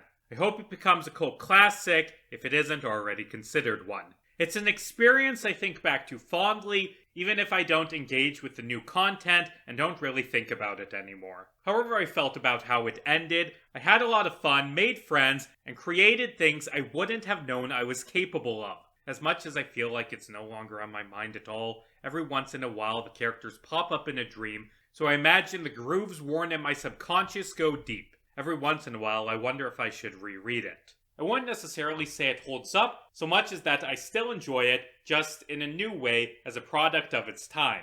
It'll probably be something I go back to every few years now, at least rereading up to Cascade, if nothing else. But in terms of significance, I think what still resonates most is collaborating with all these amazing, passionate people to create something new using something we liked. I think Homestuck to me is a path forward in a lot of ways for myself as an artist, since burning down the house has been great for my own growth, but also for comics as a medium. There are many times where I've read a bad comic that has me begging for the author to lay off the speech bubbles and write a pester log. For storytelling with the internet as a whole, there are entire genres of posts that are just people longing for the S-page, for the walkabout, for fandom to engage with characters. The first trans headcanons I ever saw were for Dave Strider. There are so many new ideas in Homestuck even now that it's impossible to tell what someone means when they say inspired by Homestuck. And that's proven by how many shapes that sentiment has taken over the last decade and will take over the decades to come. As someone who studied and makes a living drawing and creating content, it taught me lots of things that are useful to me today when it comes to bringing my own ideas to life. Homestuck is what got me into fandoms, theories, all the terminologies and internet lingo, and turned a lot of prejudices I had towards myself upside down, because I saw myself reflected in these imperfect characters who were so similar to me in many ways, who looked and acted like a mess, each in a different way, but collectively, each a mess of their own, and yet they kept pushing forwards, so maybe so could I. I was in a deep, deep depression when I found Homestuck, and it saved my life. I'm never going to stop loving it. It may sound ridiculous, but it's deeply tied to the moment my life began to improve. It's almost like a foundation that I always go back to. The true Homestuck was the friends we made along the way. Like but non-ironically. Homestuck fandom for roughly 2010 to 2013 was an amazing creative hub for people to learn and experiment with all kinds of art forms and storytelling methods. Homestuck as a self-contained story does not so far seem to be holding up its own legacy, but there is a generation of amazing creative people out there who graduated together from John Catt University, and that has a deeply cool effect for a story to have to the world. And it is still a sandbox with a lot of cool toys to play with. I see all these old school authors who are bewildered or outright hostile to fanfiction, and while I get not wanting to read it yourself out of fear you'll copy something and open yourself up to legal challenges, I think it's just such a misguided outlook. It's the writing version of remix culture. With Homestuck, it's the writing and animating and game development and music version of remix culture all at once. I wrote fanfiction mostly on my own or with one beta reader, but with Homestuck, I had multiple servers of different sets of music teams, artists, animators, writers, and it was so amazing to be a part of it. Homestuck's legacy and its disciples are almost as exciting as Homestuck itself to me. There was this PBS-run YouTube channel called The Idea Channel, and I used to watch their videos a lot, and back in 2012, they released a video titled, "Is Homestuck the Ulysses of the Internet?" And I didn't know what Ulysses was, and I didn't know what Homestuck was, but it looked interesting, so I watched that video, and for the first time, I learned about this really, really weird webcomic. In hindsight, that video was kind of shitty, as were a lot of the Idea Channel's videos, but anyway, I checked out the comic, and I read through Act 1, and thought it was weird but amusing. Then Act 2 got a little bit better, and it just kept getting better and better until mid-Act 4, I realized I was reading something truly special. By the way, the first time I read Homestuck, I read it on an Amazon Kindle Fire.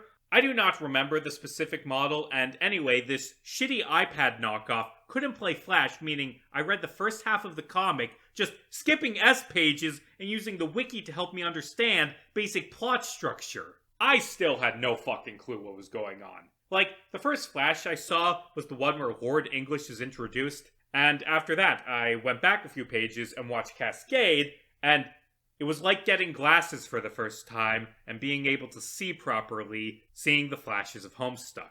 I went back and watched all the flashes, then I read through the rest of Act 6, until I got to the page where Caliborn says, "There is no Disc 3!" And then there were no more pages until Homestuck began. Homestuck began on June 12th, 2013. So that's the absolute latest I could have first read the comic. I've been a fan of Homestuck for at least 12 years now. That's longer than I thought. Next year, this comic will have been important to me for half of my life. Anyway, I read through the rest of the comic as it came out and reread it a few times while waiting for it to end. Then in 2016, the comic ended, and it was beautiful, and I actually got halfway through writing a Tumblr post about why I loved it so much that would have ended with the words, "They are no longer Homestuck," but I got lazy and never finished it. Then in 2022, as I was getting ready to graduate from college, I decided, hey, why don't I make that Tumblr post that's been rattling around in my head for 6 years into a video essay? It's been 3 years since then. I've made a dozen hours of Homestuck video essays. These essays have been the most popular essays I've ever made, but even if no one watched them, I would still make them because I love doing what I do. And making so many videos on Homestuck, rereading it, analyzing it, Homestuck changed me as a writer for better or for worse. It redefined within me what stories I wanted to tell. Day of Apotheosis, that RPG Maker game I released last year, it would not exist without Homestuck. I don't think Miss Valley Middle School would, or at least wouldn't exist in the way it does. I think there will be echoes of Homestuck in my work for the rest of my life because Homestuck, more than any other piece of art, changed my life. When I made that first Homestuck video, I was ashamed of being a Homestuck fan. I made fun of myself for being cringe, and that was bullshit, because Homestuck is a well-written comic that absolutely no one should be ashamed to have read. Hell, no one should be ashamed to have made fan trolls or painted their skin gray or any of the other cringe things associated with the fandom. I've stopped couching my fandom in apologies. I am an unabashed Homestuck fan, and as a result, I've become kind of defensive of this comic that is so unjustly reviled. And after making last year's video on the epilogues, that's also extended to the epilogues and, to a lesser extent, Homestuck 2. When I edited the early parts of this video, I hadn't written the later parts. I started this video with analyzing Homestuck 2 and taking back Canon, and that kind of steered how I thought this video would end.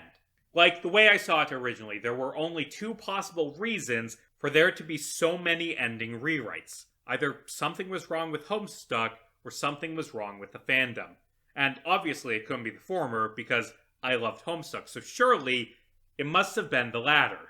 Homestuck has so many ending rewrites because of the same toxicity that leads fans to send death threats. That was my big smart conclusion. And I kept waiting as I did those interviews to be proven right. For one of these authors to be an asshole, but they were all fine.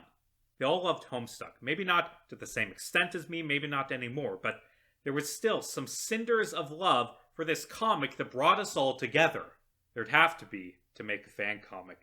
Sending death threats, hating something, that's easy. Making something, that takes love, and loving something is hard. You want to know the real reason there are so many ending rewrites? Because Homestuck is good. Because it touched so many spectacular, brilliant, creative people, and those people went on to make amazing pieces of art. So, when people were disappointed by an ending that was, like the rest of Homestuck, flawed, even if I hate to admit it, do you know what those amazing fans did? They didn't send death threats, they made art. They put a piece of themselves into the story of Homestuck, and that is beautiful. Meriki said that the people who hate AUs assume the creators must hate the original, and that she thinks that's nonsense, and I agree. Making something like these comics, it takes love. I didn't love all of these fan comics, but the people who made them do, and every single one of them has fans out there who found something meaningful in them. There aren't so many different fan endings because Homestuck is bad or because the fans are terrible, although there are definitely some terrible fans out there. There are so many different endings because Homestuck was great and because it drew in the most creative, passionate, amazing fan base I have ever seen. Now then, there's one more fan ending to discuss.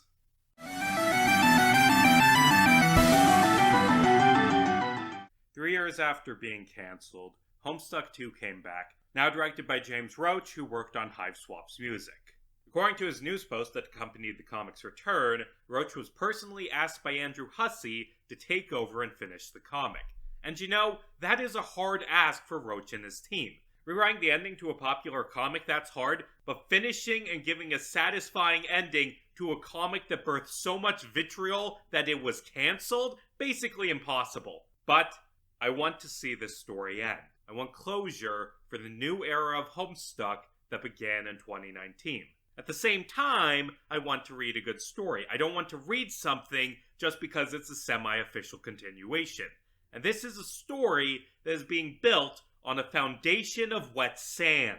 By the way, the relaunched comic isn't called Homestuck Exponent 2: Beyond Canon anymore. The 2 has been dropped, and now it's just called Homestuck: Beyond Canon. Because that was the problem with the original Homestuck 2. I said that sarcastically just now, but actually, yes, that was the problem for a lot of fans. That was called Homestuck 2, and they were confused about whether or not it was canon. That was the big issue for a lot of people, and I still think that's dumb as hell. It doesn't fucking matter if this comic is the canon continuation. What matters is if it's a good comic. Who the fuck gives a shit about what's canon? The relaunch begins with the Law and Order parody starring Terezi arguing against Terezi, which is a fun scene, but also a pretty bad way to start the comic. Remember the chief complaints I had about Homestuck 2? That it was endless characters standing around monologuing about their emotions with little plot advancement, beginning with a funny courtroom scene that transitions to Terezi lying on the ground, giving a tell-don't-show monologue about how she feels like she's in a rut. It's just doing the same shit the old comic did. Dirk messages her about her new outfit. By the way, half the cast got outfit redesigns for some fucking reason. And oh look, a Berries and Cream reference. That isn't dated. Terezi asks how Dave's doing. Dirk starts monologuing, and she cuts it off with a pester log, something she considers to be a victory. She says no one writes her story but her, and this time she'll get it right while looking at the wallet containing John's corpse. John leaves the meteor base to go rescue Vriska, passing by Solix as he goes. Apparently, Solix lives in Roxy's basement and plays Donkey Kong Country all day. They have a fun conversation about John's shitty love life, giving us the immortal line, "I was the bitches?" Solix complains about John distracting him from his game, saying words don't mean much, only actions, and Christ, that's on the nose. Cut to the Vriskas in jail. We get a short jailbreak homage, and Vriska escapes the cell by mind-controlling a guard. Vriska casually mentions that this is a shoddy fake knockoff universe. Vriska gets annoyed and goes her separate way, escaping on her own.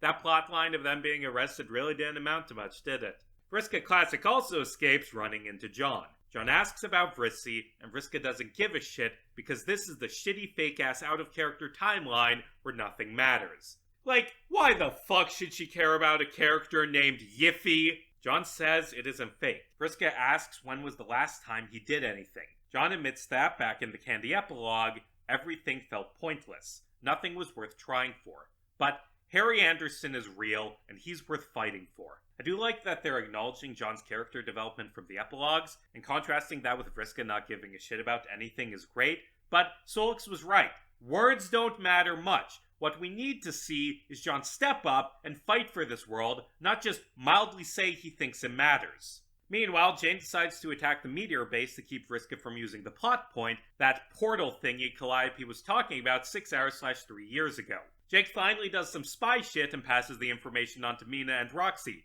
Hey, who let her use fish puns again? Karkat banned that back in the epilogues. Meanwhile, Al is still unable to control her corpse puppet because of the Reese's incident. Not to be confused with the Reese's Pieces incident, where I hurt my back. Al ends up running into herself in the vast expanse of space, resulting in narration being doubled up. She meditates, and by the way, this is page 509. The comic relaunched on page 408, meaning we've had 101 pages to prove that the new team knows what they're doing and have moved past the failures of Homestuck 2, and unfortunately, they haven't yet. The dialogue's improved a bit, but at this point, it's still suffering from the exact same flaws. Davebot and Aradia take selfies with their boss's corpse. Davebot talks about how he experiences every moment of his timeline simultaneously, and it all kind of blurs together. They talk about leaving Solix and Jade. Davebot says Candy Dave was just going through the motions, and that he sucked and was lame and needed to be less lame, kinda like his whole timeline, which was lame and didn't mean shit. Davebot says the Meet Dave was miserable, so he chose to become Ultimate Dave. They talk about time travel, and Aradia ponders who even decides what timelines are unimportant or wrong. After all, some of those doomed timeline missteps end up serving a grander purpose. And this is a neat monologue, but also, don't we already know what makes doomed timelines doomed? It's Lord English. The original comic heavily implied that Lord English passively makes timelines that don't result in him existing, and with everyone dying, to guarantee he exists. Except he's dead now, so I don't even know if Doom timelines exist anymore. Like, Meat is arguably the alpha because it resulted in Lord English existing, although that won't be true for long. Also, Al repossesses Jade's corpse. Harry Anderson goes to his room and finds a stuffed rabbit his dad gave him. Please let this rabbit get time traveled and turned into a cool cyborg later on. He sneaks out to the park. Oh cool, there's a Wayward Vagabond statue. And messages Vrissy, awkwardly saying he likes her. She brags about breaking out of prison. They argue about whether Vriska sucks. You know, pseudo-incest aside, I do not really care for this relationship. An hour earlier, Jade is really loving and affectionate towards her daughter, something Yiffy hates, and this is a cute dynamic. Speaking of hatred, Kanaya looks a little bit less happy than she did back in Homestuck 2. The kids are sent out of the room. Tav tries to talk to his... Hold on, let me consult the family tree. Tav tries to talk to his niece, and she just flips him off. I don't know if she isn't talking because she's nonverbal or because she doesn't respect Tavros enough to talk to him, but the point is, we continue to stan Yiffany. Look at her. She's venting. Sus. Among Us. Internet meme reference. Kanaya, Rose, and Jade finally hash out their issues. Jade thanks Kanaya for saving Yiffy and says she has the right to be angry. She says Kanaya isn't obligated to ever forgive her, but that she doesn't want to lose Kanaya because she's her family. Kanaya's response is terse. You fucked my wife. As she says this, she covers her rose purple lipstick with dark green lipstick, and oh fuck, she's pissed. She reframes the weird-ass Yiffany conversation from the original where Jade started sobbing and Kanaya was okay with everything as being a theatrical facade. They were all lying about their feelings to keep up appearances, and now it's time to be honest about how fucking mad Kanaya is. And Kanaya's main concern is that not only did Rose keep a secret from her, Rose shared that secret with Jane, the genocidal monster that they are fighting against. Kanaya asks why Rose would go along with this. Is it because Jade was too familiar, evasive, pushy, lacking in proper coping mechanisms, carrying an air of unspeakable sadness? That poor kid. Rose is annoyed that Kanaya would bring up her dead mother. Kanaya responds, as if you ever bothered to bury her. Kanaya says she doesn't want to pacify the situation or even be a little nice. She just wants Rose to be honest with her. Rose explains that she objected to involving Jane, but it was Jade's decision. Rose says she did so because it felt inevitable. Besides, it didn't matter. Whatever hurt they caused, it was never that serious. She knows that Kanaya will forgive her, Rose says, using her seer powers. Oh fuck, Rose has lost it. Attempting to end an argument by using your psychic abilities to see the future and learn that your wife will get over her anger, then trying to skip the fight? That's ruthless! I also like that this is, in a twisted way, a continuation of Rose's arc from Candy. Near the end of Candy, there was a great scene where Rose tells John that she's aware nothing on Earthsea matters, and is thrilled about it because for the first time in her life, she feels free. Turns out Rose thinking that nothing has consequences is a really bad thing. Kanaya asks when Rose stopped trying. Jade criticizes Rose for devaluing Kanaya's feelings, and Kanaya grabs her, saying she's pissing her off. She demands Jade be honest for once. Jade says it doesn't matter. Kanaya was wronged, and the truth can't change that. She rambles about how it's weird dating regular people who think of you as a god. She says that this one guy randomly apologized to her because they cooked their hamster in a microwave and then the other hamster killed itself out of loneliness. Kanaya yells at her to get to the point. Jade explains that millions of people told her they loved her, but that she was never a real person to them. She wanted Yiffy to grow up as a normal kid, and Jane's resources and control of the media allowed Yiffy's existence to stay a secret. Kanaya says that she could have asked her for help. Jade says that Kanaya could have said no, or worse, she could have helped because she felt sorry for Jade, just like Dave did. Jade says that living on Earthsea is hard because everything is fucked, but Yiffy turned out good. She's Jade's. She exists because Jade needed her to. She's the only future Jade has left. Kanaya asked, why perpetuate the lie for so long? Then Tav falls through the air vent on Jade, ending the conversation prematurely. Wait, did Jade taxidermy Dave's corpse? This scene is really good. This is what Homestuck 2 needed, to not be afraid of its own plot. When the comic relaunched, I saw a bunch of people begging, pleading, demanding that this plotline be ignored completely and Yiffy never be mentioned again, and I think if they did that, Beyond Canon would be just as bad as Homestuck 2. It would be a fearful story that tossed away unpopular plot elements immediately to satisfy the worst parts of the fandom. But no, the Beyond Canon team put their feet down and said, we didn't create this plotline, we understand this plotline kinda sucks, and we're going to do everything we can to make it good.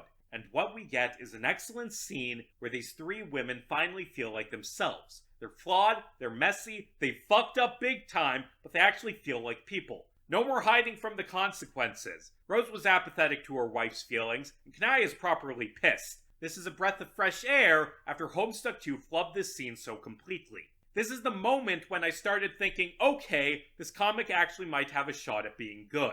I'd also like to note this comic's art style, which has evolved into something that doesn't match the original Homestuck, but fits for the story this comic's trying to tell. I cannot explain it, I don't know art, but look at Kanaya choking Jade. The art style does shift from scene to scene due to different artists, but they use this style in a few of the key scenes, and I really like it. Meanwhile, on the green ship, Roxy knocks out Kanaya and Jade with sleep dust. They all wind up in a special dream bubble Calliope set up. Kanaya points out that the dream bubbles were destroyed. Calliope says they're back and seem to be emanating from detritus. Calliope's Homestuck door is there and, uh-oh, looks like they forgot to prune it for a few years. Calliope explains that this is a visual representation of Canon, which they believe is fucked up because of Dirk. They discuss their plans, and Kanaya says she's still planning to cut Dirk to pieces. Calliope says they need to fix things before Al returns, and uh-oh, she's right behind me, isn't she? Al explains that Dirk has exacerbated the damage to Canon, but wasn't the origin of the damage. It exists due to the beliefs and desires of outsiders far beyond even Al's gasp. So, the fans? I think she means the fans. She says that the green door, proper name The Home, has become an abominable eyesore, representative of what outsiders think they should be. It's ever expanding, full of self-indulgent new installations, thoughtlessly tacked on. She says it cannot be restored to its original state, but the growth can be curbed. Al is, as always, vague as fuck, but I think what she means is Homestuck is being altered by fan creations. And this is altering the very nature of canon away from the official sequel. Like, maybe I'm interpreting things wrong, because the idea of fan comics is in my head because, 7 hours of talking about them! But I think what Al's implying is that because everything is dubiously canon, there isn't this consistent, ironclad through line of what the story is supposed to be. There are numerous worlds out there, just as real as this one, created by fans that are influencing it. This is an idea that Joy and Victoria also touched on in their own comics. Al explains that she is going to move the story to its conclusion without further complications. It is her duty to tell the truth to those she protects. Jay says they don't want her protection, and Al says her duty grants her authority that surpasses the need for their consent. Roxy says she's just like Dirk. So I feel like thematically how this is going to go is Al trying to end the comic quickly before more fanfic shit happens and restore it to its original ending, because only the canon original story matters. But of course, Al's an asshole! She's wrong! The point of the epilogues is that fanfiction and non-canon stories have meaning. Al and Dirk are wrong because they're trying to control the story, say what it has to be, when ultimately, Homestuck ended. It was given over to the fans. There's no canonical ending the story could ever reach because we've all moved beyond canon. Or maybe I'm interpreting things wrong, I don't know. The meta stuff has always been kinda messy thematically in Homestuck.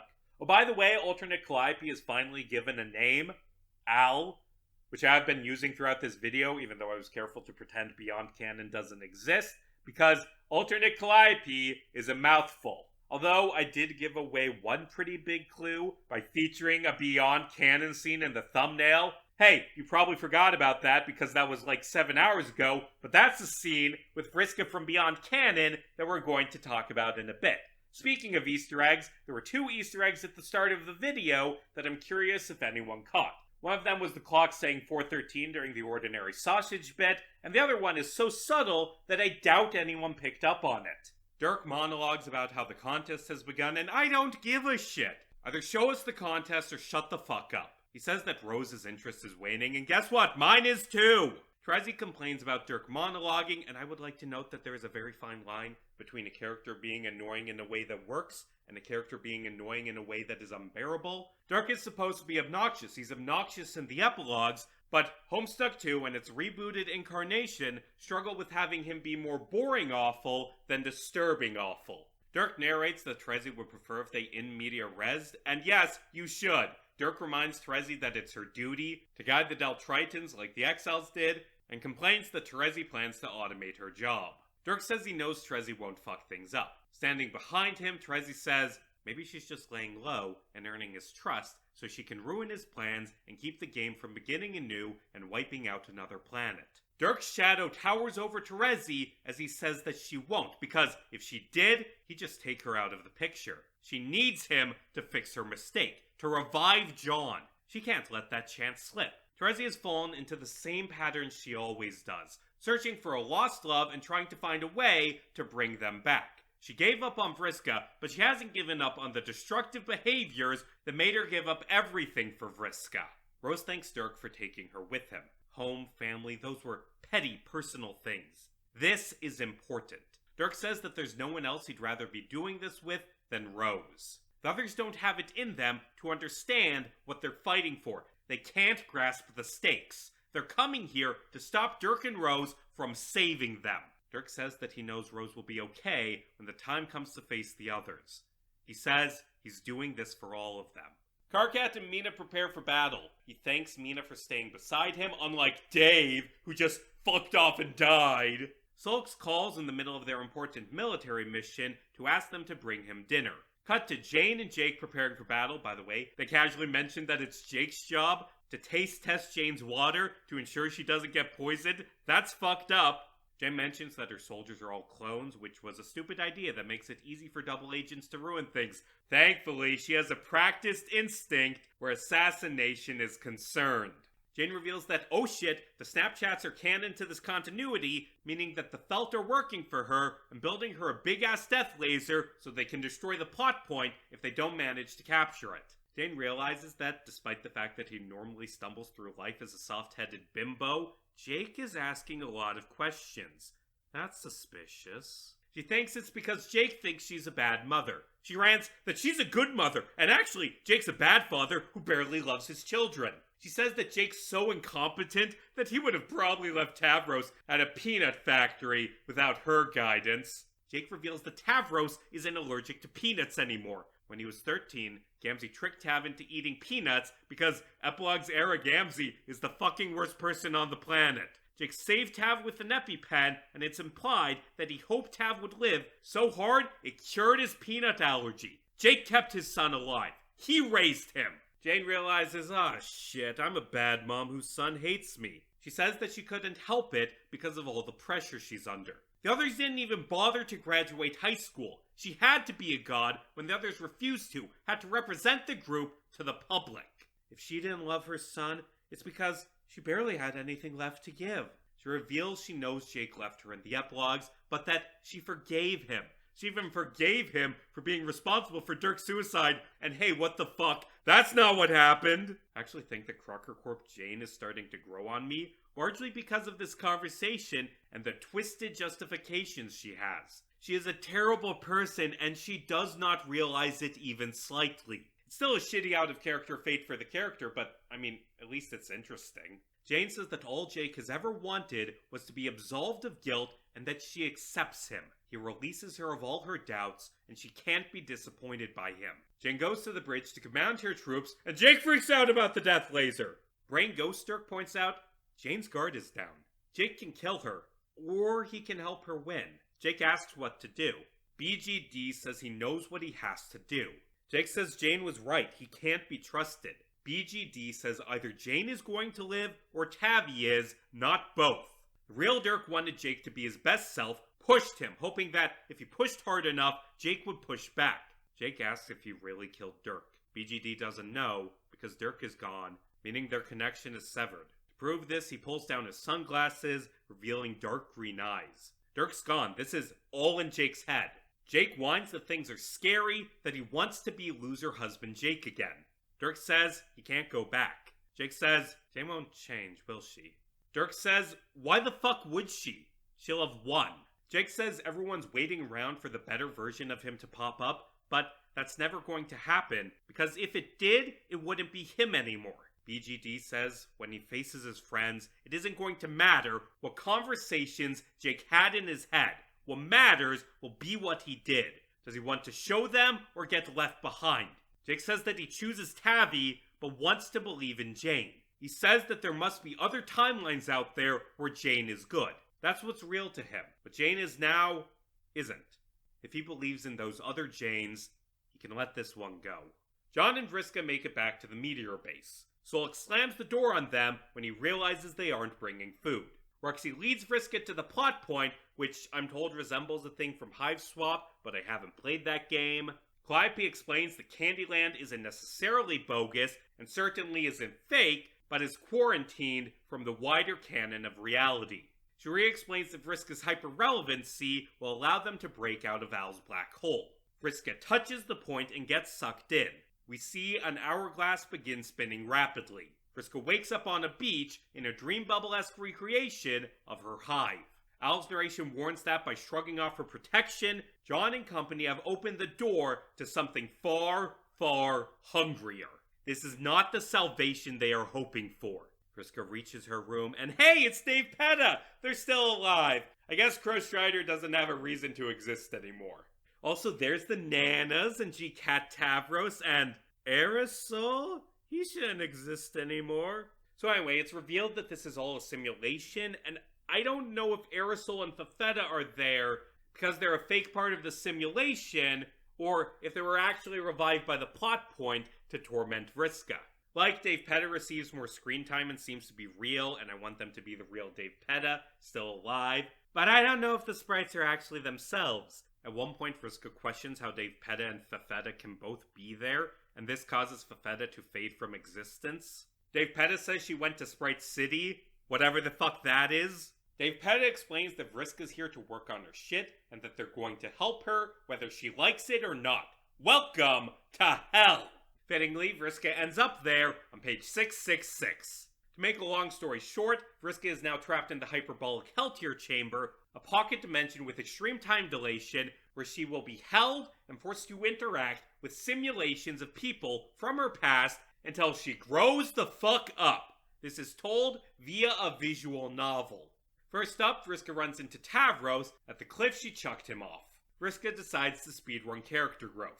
She says she's sorry for killing him. That doesn't work, so she insincerely apologizes for all the other horrible things she did to him. This takes several hours and doesn't work. Vriska next concludes that she doesn't owe Tavros apologies, she owes him revenge. If he throws Vriska off the cliff, then they'll be square. He says that he doesn't want to and that this sounds like an unhealthy coping mechanism. She gets pissed that he won't kill her, so she mind controls him into stabbing her to death. Vriska wakes up on the beach again. So like, the problem with Vriska and Tavros' relationship in the original comic isn't simply that she mistreats him, it's that she constantly strips away his agency, and that's all she's doing now. Vriska at this point in her life has matured enough to understand that what she did to Tavros was wrong, but also she still views the world through the cycle of revenge lens and doesn't actually care about what he wants. Cut to 2 years later. Vriska still hasn't solved anything. She tries the Tavros level again for the umpteenth time after exhausting every other idea she has. She gives up and asks Tavros what he wants to do. They flirt. Vriska wins. Tavros says it's fine because he doesn't care that much about losing. He just wants to play, and in that way, it's like they're both winners. This angers Vriska. She says it bothers him, right? Always being too weak for a fight, always getting dealt a bad hand. Tavros says losing is fine and a normal thing to happen. Vriska remembers why she hated him, and that he should have at least had the decency to hate himself and live in constant fear. Tavros does a pogger's face and points at Vriska as he realizes she's projecting. He reminds her that her worst fears and bad thoughts are real. Vriska begrudgingly agrees to play a game for girls with him. A Radia bot pops up and the pseudo-bubble warps to the site of her make-her-pay beating. Radibot says she isn't here to kill Vriska. She says the point of this isn't punishment. They did that already and it didn't work. Vriska says killing her must have made Aradia feel better, and Aradia says she's a robot. She doesn't feel anything. It might have been satisfying for Vriska being exonerated. Vriska snaps that she never once asked to be forgiven for free. She always paid the price. Aradia asks if it even matters. Who can afford to care about Vriska when they know she's going to hurt them again? Vriska asks what she's supposed to do then. Get beaten and bruised and mutilated and hate herself forever, knowing none of it will ever be enough?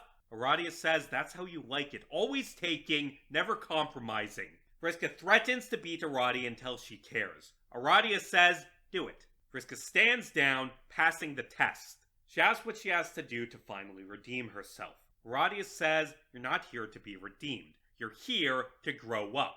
She points out that Vriska's good at saying sorry because she keeps creating situations where she has to apologize. Vriska says she has to keep everyone on track.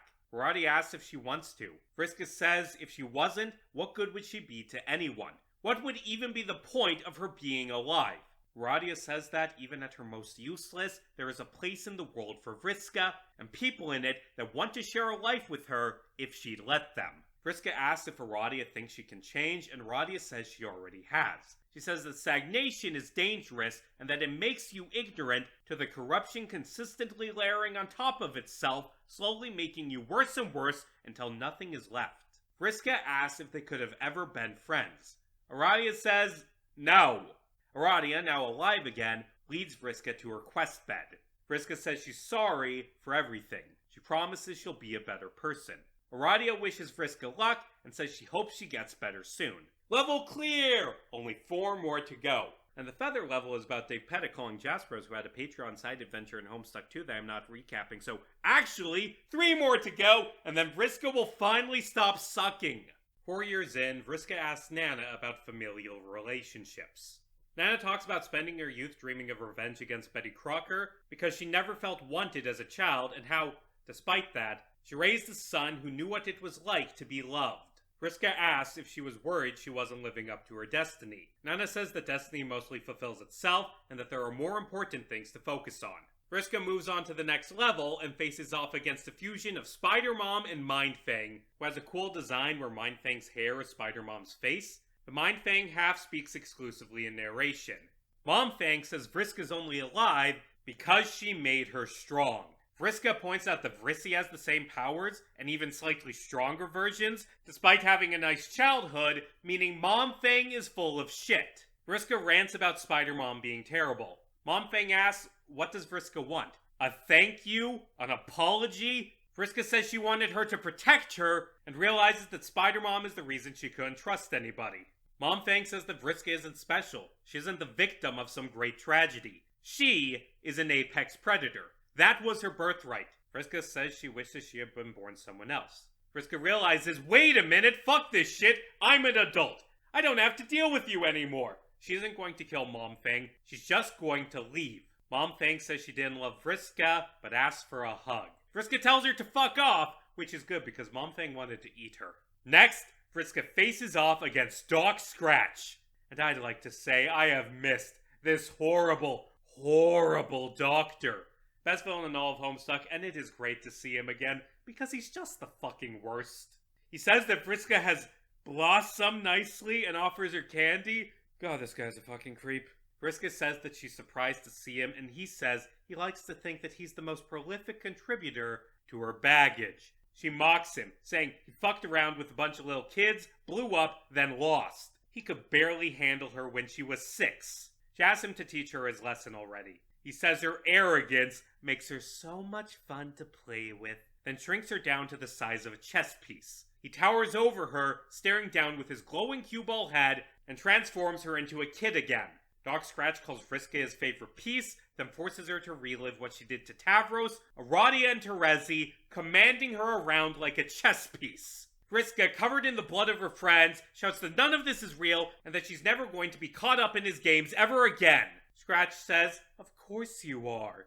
He asks if she thinks she's better than him. Better than fate? He's going to put her in situations where she has the potential to do terrible things. He's going to corner her. He's going to pressure her. No matter how much better she claims to be, all he has to do is catch her at the wrong moment. She's one bad turn from burning all her quaint little progress to the ground. One lapse away from being his again. She asks to restart the level, calling it a do-over, and he says she doesn't get do-overs. The real world doesn't work that way. He says that light is a borrowed, fleeting blessing, and that if she continues to spit in its face, it will abandon her once again, perhaps for good. He asks if she remembers who she was before it chose her. She was such a delectable little victim. So much was out of her hands. How could she help but be his lovely assistant? She says he doesn't fucking own her. He glitches out the screen, replying, exactly. But he might as well have. She let herself believe she had no other option than to take him up on his hard bargains again and again. For all her talk of independence, she barely bothered to resist his suggestions. She took the easy way out, swearing all the while it was her move. What a waste of her talents. He calls Vriska a trump card and her potency a double-edged sword, one she's gotten far too comfortable swinging around. He asks what she intends to fix. What will she break?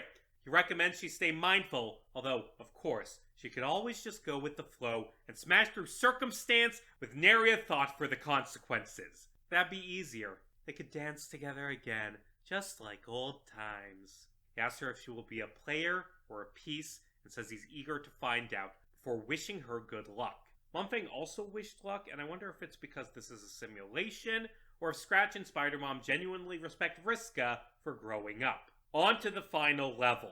Vriska thinks she needs to face Terezi. She couldn't be more wrong. Parentheses Vriska is her final test. And God, she looks so young compared to Vriska's updated design. Vriska says she's sorry for hating her because Parentheses chose to be happy. Parentheses silently asks for a hug. Vriska can't. The visual novel ends with Vriska still trapped in the Hell-Tier chamber. The hyperbolic Hell-Tier chamber segment goes on for a long time, but to be fair, it contains some excellent character writing. I wasn't sold on Vriska going through a redemption arc or receiving so much focus, but the visual novel understands Vriska as a character. It isn't just that she's a bad person. It's that she's obsessed with winning, that she doesn't respect other people's agency, and she hates herself as much as she hates other people. The visual novel actually makes Vriska growing as a person feel believable through a series of excellent scenes. Cut to Jade and Rose preparing for the battle. Jade says that they can continue to paint Rose as the good guy to the others in the future. Rose says she needs to accept that this isn't a situation she can win. Rose says that Jade doesn't have to deal with the burden of keeping Yiffy secret anymore and can maybe work on herself. She can't keep trying to control the narrative forever. Jade says that the truth is whatever people want to believe. Rose says that there aren't any right or wrong routes anymore, just a tangle of meandering side paths. Jade says she's worried about her, and that if she doesn't start trying, Kanaya will leave Rose. The narration for Rose's thoughts explains that Jade is right, in a way. With Candy being dubiously canon, nothing fucking matters. Vriska is going to fail. Jane is going to fail. Al is going to sacrifice herself fruitlessly because it is impossible for anyone to do anything that really matters. Also, Rose's future visions show her that she's going to get shot in the head. She won't die, but will be left in a coma forever. She thinks this will be good for Kanaya. Or maybe everything will collapse and everybody will disappear. The point is, it's out of Rose's hands at this point. Oh God, I thought Meat Rose was bad. Rose has completely given up on everything. And honestly, that must be nice for her. The idea that watching her get shot in the head will be anything but heart-wrenching for Kanaya. Rose says she's nobody now. Just a shadow. Dirk was right to leave. She thinks back to Jasper's telling her to play the rain. She wanted so much, always needing to be seen, desperate to fight for some shred of validation, only to never appreciate what was already in front of her. Thankfully, Rose isn't that girl anymore. Can we chuck Rose in the hyperbolic Hell-Tier chamber next? The three trolls arrive for the battle, and damn, those are some cool panels! Jane sits in her ship, ready to fire the cake-shaped Eclipse cannon, which, as a reminder, will kill everyone, including her son. She thinks about how she should have asked her dad for some parenting advice before he got gibbed, and that she's completely botched the last 15 years. Oh well, she's immortal. She'll do better with the next kid. Can we throw Jane in the hyperbolic Hell-Tier chamber too? Actually, here's a tier list of how much the candy cast needs to be hell-chambered. Jake enters saying he's really happy he got to see Jane, and that he's going to miss her. Jake shoots her in the head. This is good. what I've been waiting for, what I've wanted, is for Jake to finally grow a damn backbone and take a stand. And he hasn't. Oh, god damn it! You fucking moron! You missed? How the fuck do you miss a headshot at that range? She has a healing factor! Jane spits out the bolt and beats Jake with the gun while shouting that if you have one shot, you better make it count. Jane is about to finish him off, then stops, because if he dies, then she'll be alone forever. She tosses Jake out of the ship, saying death was a kindness and that after the battle's over, she'll scramble his frontal lobe and make sure it doesn't heal right. It won't be much of a change. Jake, injured, stares at the battle about to begin and shouts his son's name. Meanwhile, Yiffy runs out to fight in the battle. Tavros goes after her because he wants to protect her and is sick of sitting around doing nothing. Harry and Vrissy run after them, which distracts Jade, allowing a sniper to shoot her in the head. Rose covers their eyes to keep them from watching Jade's head get exploded. See, Jake, that's how you shoot someone in the head. A lot of godly women getting shot in the head today. Time for the end of Act 1 animation. But first, there's a cameo of one of the new Species. Also, Dirk's team time skips forward. Trezzy mentions that she can sense significant things are happening somewhere else. But then, it's time for the end of Act 1 Flash. I was originally going to end things here because I didn't expect this Flash to come out on time. Like, they said they were aiming for a special date, and I assumed 4/13, and the Beyond Canon team has problems with delays, so I was fully expecting to end this video by saying, Beyond Canon is a step up from Homestuck 2, but at this point, it's built up on a house of cards. It's loaded the bases, it's insert third metaphor here. If this comic is going to survive, it needs this next part to be good. And then I would put the comic in high C tier and end the video and say I was looking forward to seeing if they would manage to stick the landing. Then, as I was finishing up writing this part of the script, the Flash came out titled Break. Oh wow, copying Altstuck's homework now, aren't we? The Flash begins with the plot point hourglass spinning, reflected in John's eye. Jane's army fights against the rebels. Jane revives them when they die with her life powers, while Mina steals it to heal her own troops using her own powers. Jane fires a missile at Yiffany. Kanai gives an angry look and refuses to save her. Tavros does a youth roll and bounces around the screen like a DVD logo, eventually landing and kicking the missile away. Speaking of dumb gags, when Jade dies, she drops Dave's taxidermied corpse, which lands on Carcat and freaks him out. Also, Solix spends half the Flash waiting for his pizza to arrive, and right when the delivery boy is about to get there, he gets hit by that missile tab kicked and dies. No! Look at Solix's anguish! Jake watches as Tavros fights against the soldiers. Jane's men dogpile on him. We see Jade's clock tick back and forth, and then, in the background, we see Jake clench his fist. A blast of hope vaporizes the men holding Jake down as, finally, he rises up. Jade's clock stops ticking as Jake wills her back to life. Jane panics and fires the Eclipse cannon, but Jake effortlessly blocks it with his hope. He walks towards his son and granddaughter, glowing with power. I've been waiting for this for so very, very long, for Jake to finally take a stand. A few of the comics I discussed earlier tried, but this is what I was waiting for, and it is glorious. Meanwhile, Rose calmly walks up to a soldier and points to her forehead. She's ready to be shot. She pushed away everyone she cared about so they wouldn't miss her when she's gone, and she's eager for things to finally end. The soldier takes the shot. Meanwhile, Vriska is still stuck in the Hell Tier chamber. The years go by as the fight outside rages. Eventually, 8 years in, Vriska looks at the messages she sent to Terezi at the end of the epilogues, still ignored. Parentheses puts a hand on her shoulder. Vriska stands up and raises her hand. Parentheses cowers in fear, but Vriska just pats her on the head. She hugs her counterpart. She forgives herself. Dave Pettit cheers as Vriska finally grows up. She bursts out of the meteor base. Images of the meat timeline go past as the bullet flies towards Rose. Vriska catches it, an inch before it hits her head. Light is the element of fortune. Rose, the seer of light, can see the future. But Vriska is a thief. She can steal it. And she hasn't just stolen Rose's horrible fate. No, she has stolen the very concept of being the Alpha timeline from meat. Made Candy the true ending, because it's the one that features Vriska, his character so incredibly powerful that all of reality bends around her. Rose gazes upon Hell Tier Vriska. Vriska uses her newfound strength to cut a figure 8 through the battlefield. She breaks into Jane's ship and cuts her head off. All I can say is that was the second best Homestuck fan comic flash animation named S-Break. But no, seriously, that was so good! That is what I have been waiting for. We're back! We're so fucking back! After years of this comic dragging its feet, finally, everything comes together into something amazing. If I were to give one critique, it's that the Flash was a bit too fast. For example, you may have noticed that I skipped past Jack Noir being sent down in a Beck Noir mech suit and fighting Karkat, ending with Karkat decapitating him. That's because there's so much shit happening so fast in this Flash that I genuinely missed it the first time I watched it. Beyond Canon has spent a year and a half fighting an uphill battle, trying to bring back fans that hate the foundation it rests upon. And for the first 100 or so pages, it continued the flaws of Homestuck 2. But eventually, stuff started happening. We started to get good writing for these characters. And I am no longer fearful about the future of Homestuck. Oh, and after I finished this segment of the video, the dang comic went and updated again and closed out the act. I don't have time for a full recap. There's a lot of really interesting stuff you can read for yourself. But anyway, John stares into the plot point as Vriska breaks free and sees June?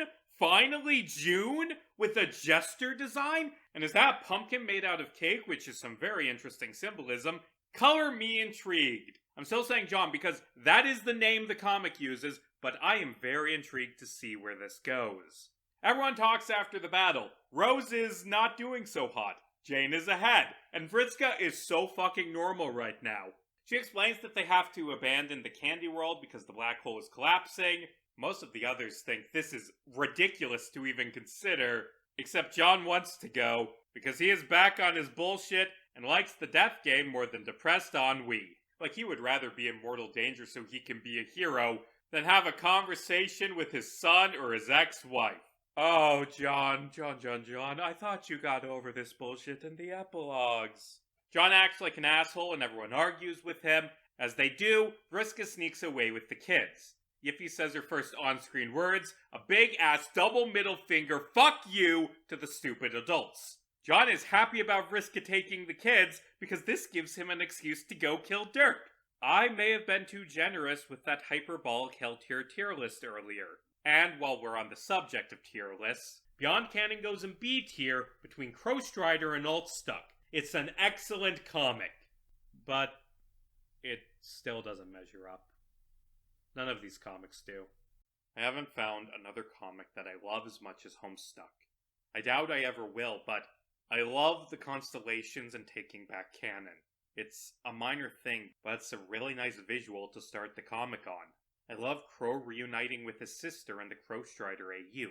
I love the sheer absurdity of Solik showing up in Act G. I love Calliope and Roxy's love in Act Omega. I love Casey being cute in Homeslice. I love Vriska's breakdown in Act 8. I love the outfits in Subscript. I love the spectacular finale of Altstuck.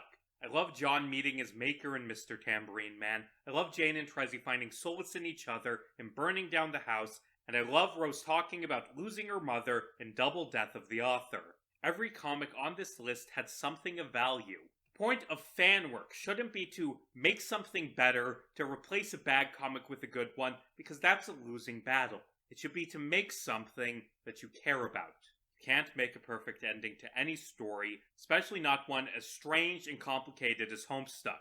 There will always be ideas that must be abandoned, either for pacing reasons or because it is impossible for a story to go in two different contradictory ways. But fanworks help fill in the gaps, help explore ideas that couldn't be explored, help give more meaning to the original story. To quote a Tumblr meme, holy shit, 2 cakes. Whereas I was finishing the script, Andrew Hussey did an interview with Austin Van Landingham, A Vast Error. In it, Hussey talked a lot about handing the story over to the fans, and about how so many Homestuck fans went on to create amazing works of art. To quote a few lines, my stance is that if the creator is having a good time putting passion into it and bringing their unique touch to Homestuck, then it's successful. I never liked the idea much of bringing the same harsh critical eye to fan works that I use to judge mainstream media, because the point is for fans to build their skills and experiment with whatever wacky ideas they're working through at the time. So I don't let myself get too pulled into these works and trick myself into picking things apart like characterization or other choices. The whole idea is that those things can be altered however you want. The more creators that get pulled into involvement with Homestuck, the more likely I think it is that these people will later go on to make cool things happen with their own work or in the industry, as has already been the case so often. I have the least strict guidelines for judging fan work possible. I don't think they need to adhere too much to the source at all. They can stay very close or drift as far as to be almost unrecognizable. Essentially, I view every fan work as being in constructive conversation with the source material, or more specifically, a critique of it. Even fan works coming from a great fondness for the source reads as a form of critique to me, as long as you accept that critiques can also be very positive. Canon doesn't matter. Not in a fuck you, I'm better kind of way, in a no one has the right to dictate the meaning you find in art or decide what stories touch you. Homestuck belongs to the fans, not because of some major change or some unsatisfying continuation, because it and every other story was always in some way tied to the reader and the experience they get out of it. So, go out there and make some art. Make something you care about. Make something that brings you together with other people. Make something that hones your skills as an artist. Make something messy, make something bad, make something great. Make art, because making art brings light to the darkest days of our lives.